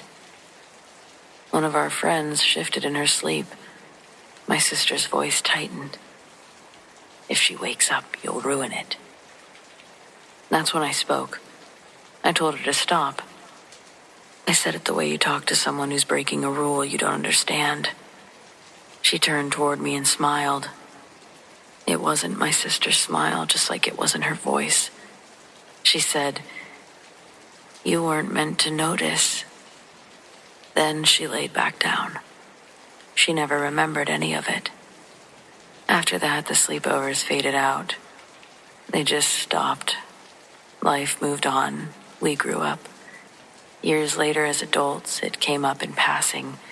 I mentioned her sleep-talking, expecting a laugh. She didn't laugh. She said she'd always known when it happened. Not consciously, but in her body. She said that she woke up more tired on those nights, like she'd been used for something. She said she always felt disappointment when friends left early, like she'd failed at something she couldn't understand. That's when I finally understood something. It didn't speak unless there were witnesses. It didn't want attention, it just needed presence. It stopped the moment it was challenged. And it borrowed her voice because hers was available, I assume. It never followed her into adulthood, at least not in ways that she noticed.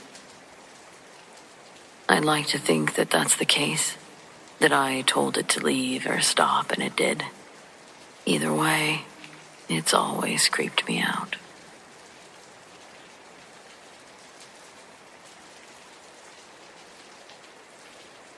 Parents out there, I guess I'm looking for a little advice. My name is Maddie, my husband's name's Tyler. We're new parents, and our beautiful baby girl was born May 5th, 2023. Her name is Kinsley. She was born right on her due date, 7 pounds, 3 ounces. Her pediatrician says that she's in perfect health. If this was a health-related issue, I promise I wouldn't be asking for this kind of advice. But I guess my question for you, seasoned parents, is more of, is this normal for an 8-month-old? I originally thought she had something wrong with her vision because when me and Tyler would pick her up, she started doing this thing where her eyes wouldn't focus on us. It's like she's staring just past us. Then she gets a real scared look on her face before she starts crying.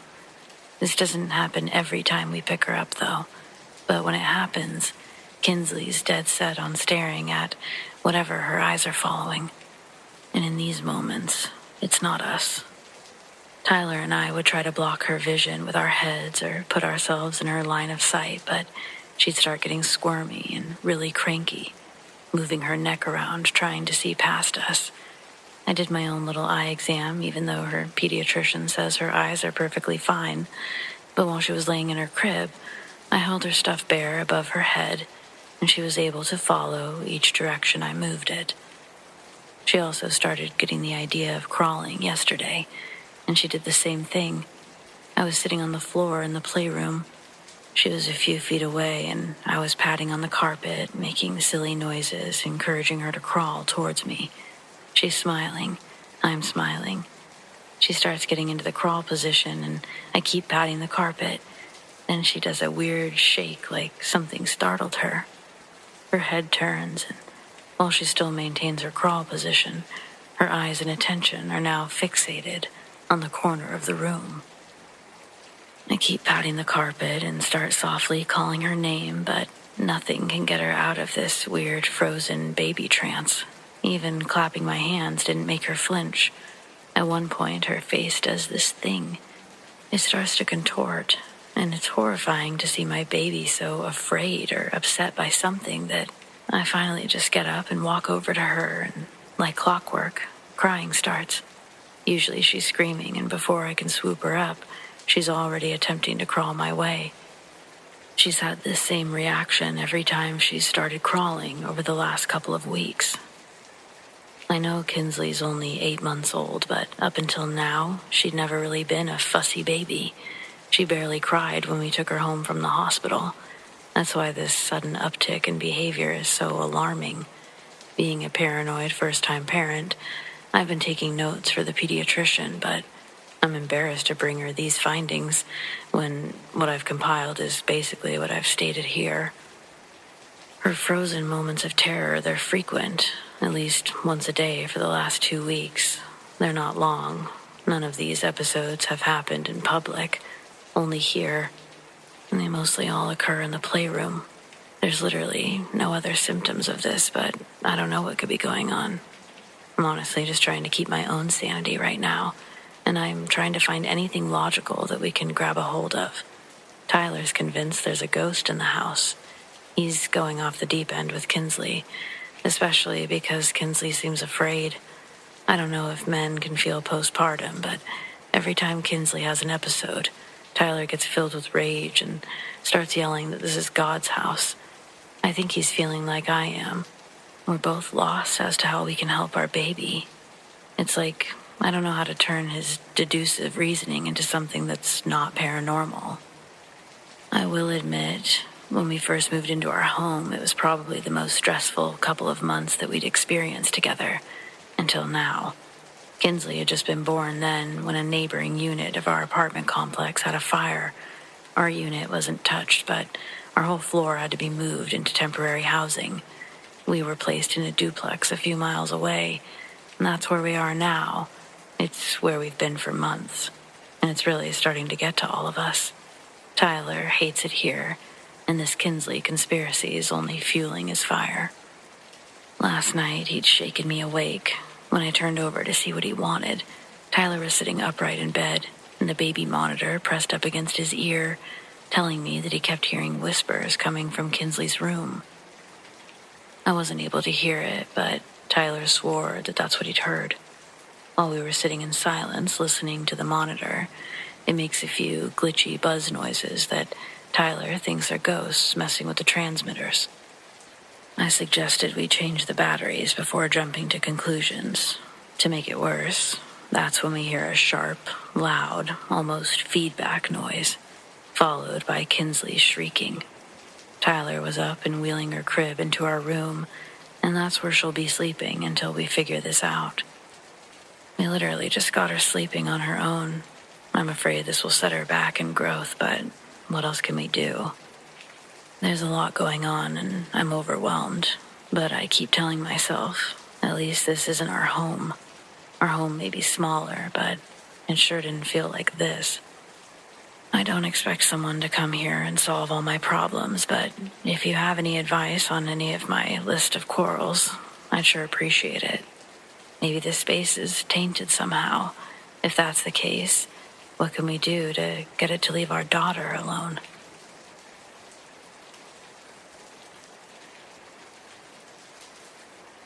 I've never been a believer in the supernatural, but there are moments when you simply can't ignore the presence of certain things around you. Apologies if this story turns out to be a bit lengthy. I moved to a hostel for my studies, which happened to be located right next to a railway line, and the constant rattling noise of passing trains would always disturb us, shaking our windows and such. My room was on the 4th floor. I shared it with 2 other people. I distinctly remember that after about 3 or 4 months, my roommates and I began hearing a disturbing screeching sound during the night. At first, that's all it seemed to be, a screech. But one of my roommates mentioned that if you listened closely, it sort of sounded like the screeching of a woman, not a machine. Initially, we brushed it off. Sure, we'd all heard it, but we assumed it was just one of the girls staying in the hostel. However, as the nights went by, the sound continued, always at night. So much so that even the simple task of getting water became a dreaded one. I still had the courage to endure it, especially on those hot nights when water was a must. Though, I always felt as if someone was walking alongside me. The haunting experiences continued. One roommate ended up moving out, leaving just two of us. But that prompted me to move to a ground floor with a friend. I felt bad, but outside of offering my other roommate to join, I didn't really have a choice. I needed to get out of that room. I didn't know what awaited me there would leave a permanent mark on my memory. Every day, and I do mean every day, I would catch the sight of a lady standing in the corner of my room, quietly observing me. She never approached me, just watched. She'd almost always disappear the moment I tried to make eye contact. Otherwise, she was constantly in my peripheral vision. These encounters led to sleepless nights filled with lots of confusion and a sure sense of helplessness. I had no idea what to do or who to confide in.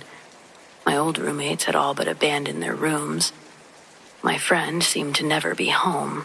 And the warden, well, they weren't initially any help either. Not at first. I was stuck.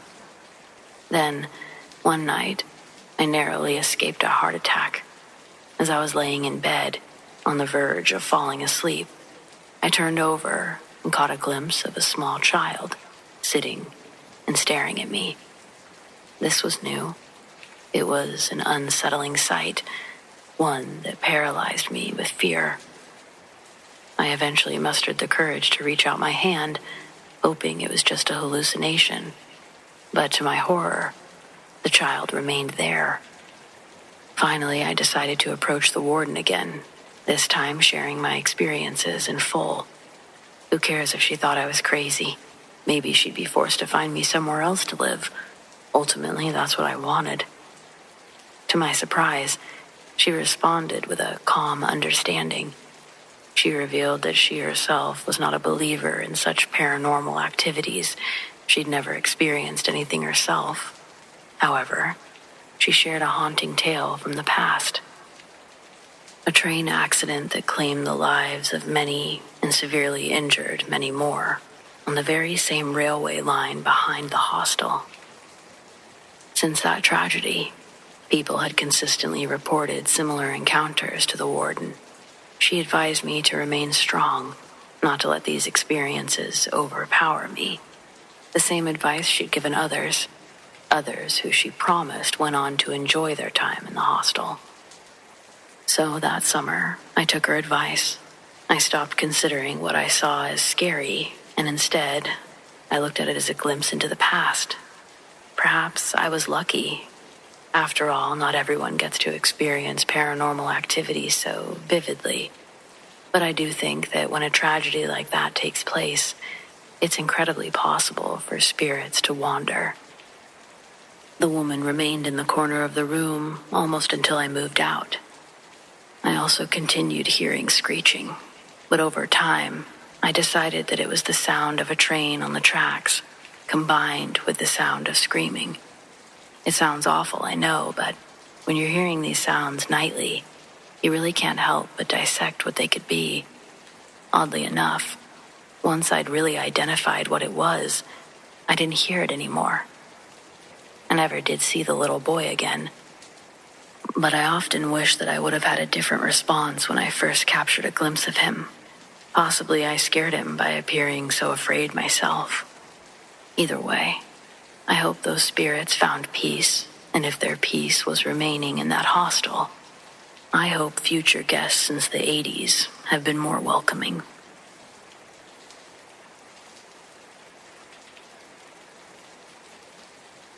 I'll never forget this trip. It was 2019. Me and 3 friends went down to New Orleans for a long weekend. We were just trying to have fun. Bourbon Street, vignettes, all that. But the thing about New Orleans is it's got layers. There's the part everyone sees, the jazz, the food, the nightlife. And then there's this other side. Dark, heavy. You feel it as soon as you get off the main strip. That night, we'd already been drinking a little, just walking around. And I remember this woman, older, thin, with this red scarf tied around her head. She stopped what she was doing and looked right at me. Didn't say a word, just kind of mouthed something, like a warning. My friends thought it was funny, but it gave me chills. Later, we wandered off Bourbon. We shouldn't have, but we did. We ended up on Dauphine Street, way quieter, real empty. And that's when we heard this sound, like drums, real faint, coming from somewhere down the block. I don't know why, but we followed it. That's when we found this little shop. No lights outside except a candle flickering in the window. The sign said something like, "Spirits walk here." My buddy pushed the door, and it opened right up. The air inside was thick, like incense mixed with rust. Jars on the shelves, dolls hanging from the ceiling with their eyes stitched shut. It didn't look like no tourist voodoo shop. You know what I mean? It felt real.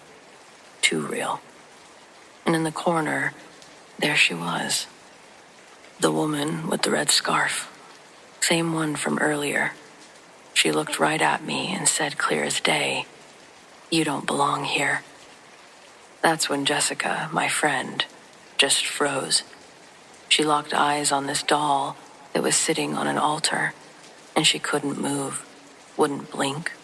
Her whole body started swaying, like she was in a trance. And then she started whispering, except it wasn't her voice. It was lower, almost like two people speaking at once. We were shaking her, calling her name, but it was like she was gone. The woman in the scarf just kept chanting, louder and louder. And then all at once, every candle in that place went out. We panicked, grabbed Jessica, dragged her into the street. She was fighting us the whole way, muttering words that we didn't even recognize. Back at the hotel, she passed out cold. The next morning, she woke up with no memory of any of it. Just 3 scratches down her arms, like something clawed her. And she still doesn't talk about that night.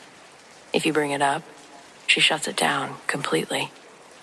But me, I haven't been able to shut that out. Those drums, slow and steady, like they're waiting. And I know that whatever was in that shop that night, it wasn't finished when we left.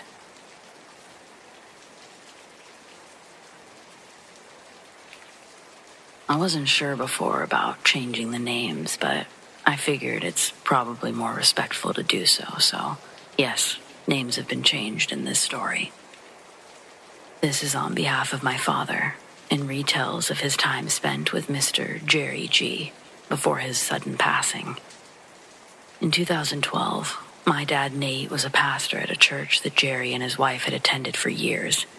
Nate and Jerry had become good friends since he'd taken over as head of the ministry in our small Christian church.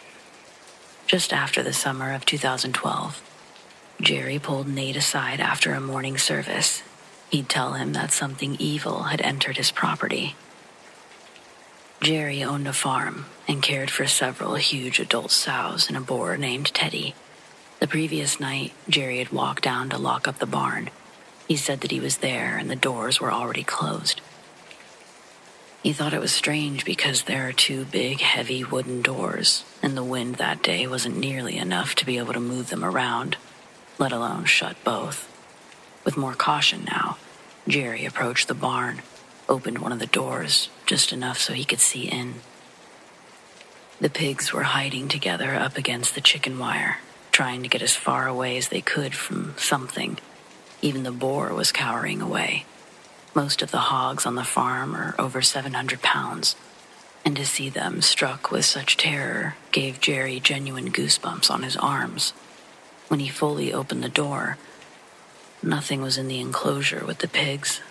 Jerry said all the lights in the barn were off, and he thought the lights had burned out. But the next morning, when he'd go back out to the barn to feed the pigs, he noticed glass littered all around the enclosure. With the light of the morning sun casting in, Jerry could see all of the lights in the barn had been smashed. The metal saucers that would typically hold these halogen bulbs were bent, like someone had struck them vertically with a bat. These lights are also hanging 15 or so feet off the ground. Jerry would spend from dusk till dawn that day cleaning the pig enclosure and staring at the bent, misshapen light fixtures, wondering how this physically could have happened. Before leaving church, Jerry thanks my dad for his time and requests that he keeps their conversation between the two of them. Nate agrees, and they part ways. It's only a few days until they have an opportunity to catch up. Tuesday, the church held a brunch for the veterans and servicemen. My dad knew he'd see Jerry and be able to ask him how things were going. But what he didn't expect was tears to form in his eyes when he responded to the question. He tells my father that he thinks he's losing his mind. He says, quote, "I show up here looking for God, but God's not looking for me." My father, Nate, takes Jerry into a more private area of the church so he can elaborate further as to what's been happening the past few days. He tells Nate that the Sunday they'd spoken, when Jerry got home, he pulled onto the gravel of his driveway, and Teddy the boar was running down the gravel stretch toward the truck. Jerry laid on his horn and scared it to start running in another direction besides the open gate entrance to the farm. When the boar turns, Jerry jumps out of his truck and shuts the gate again. Then he hops back in his truck and speeds to the barn with the pig enclosure. As Jerry made his way toward the barn, it was clear to see that one of the doors were wide open. A few of the other hogs had also escaped and were running around in the grass, squealing like all hell. When Jerry pulls up and shines his headlights into the barn doors, what he saw was a woman hanging inside the pig enclosure. The sight made his heart skip a beat, but when he pulled his keys from the truck's ignition, the headlights turned off, and the woman was no longer there. But he could see now, both gates in the pig enclosure had been opened. One pig remained inside. Jerry thought it was dead. Its eyes were opened but glazed over, and there was a trail of blood that slowly leaked from its snout. But when he checked for a heartbeat, he was astonished to hear it beating normally. No amount of pushing or pulling could get this hog out of its trance. Odd behavior like this in farm animals usually means death is around the corner for them anyways, so Jerry would leave feeling terrible, thinking he'd have to be making arrangements for his pig that afternoon. Jerry rounds up all of the other hogs who had escaped and by this point had already reached the furthest corners of his property. When all of them were accounted for, Jerry goes back to check on the pig he'd originally found by itself. It's moved, and by following a trail of blood, he spots a big hog standing with its head against one of the barn walls. This is when Jerry would grab Nate and with true sincerity in his voice tell him that the pig was speaking words. Not grunts or low oinks that could have been mistaken for words, but actual sentences. Then it collapsed again. Jerry didn't wait for it to get back up. When he got back to the truck, he'd grab a big sack of pig food, cut a hole in the middle, and thrown it into the enclosure before locking up. The next morning, when Jerry opens up the barn doors, the pig that gave him a scare is up, acting perfectly fine. He noted that there wasn't even a bloodstain on its nose or skin. Nate asks if he'd like assistance from the church to bless his property, but Jerry refused. The last thing they said to each other was that they would see each other on Sunday. Sadly, that meeting would never take place. Thursday of that week, Nate receives a call from one of the church members telling him that Jerry had passed away. Nate asks what happened, and she doesn't have many answers. A family member says that they were over to visit on Wednesday when he'd left to go feed the hogs, but he never returned. Hours would pass by before the family member would set out on a search for him. They'd find Jerry's dentures and pieces of his body in the pig enclosure.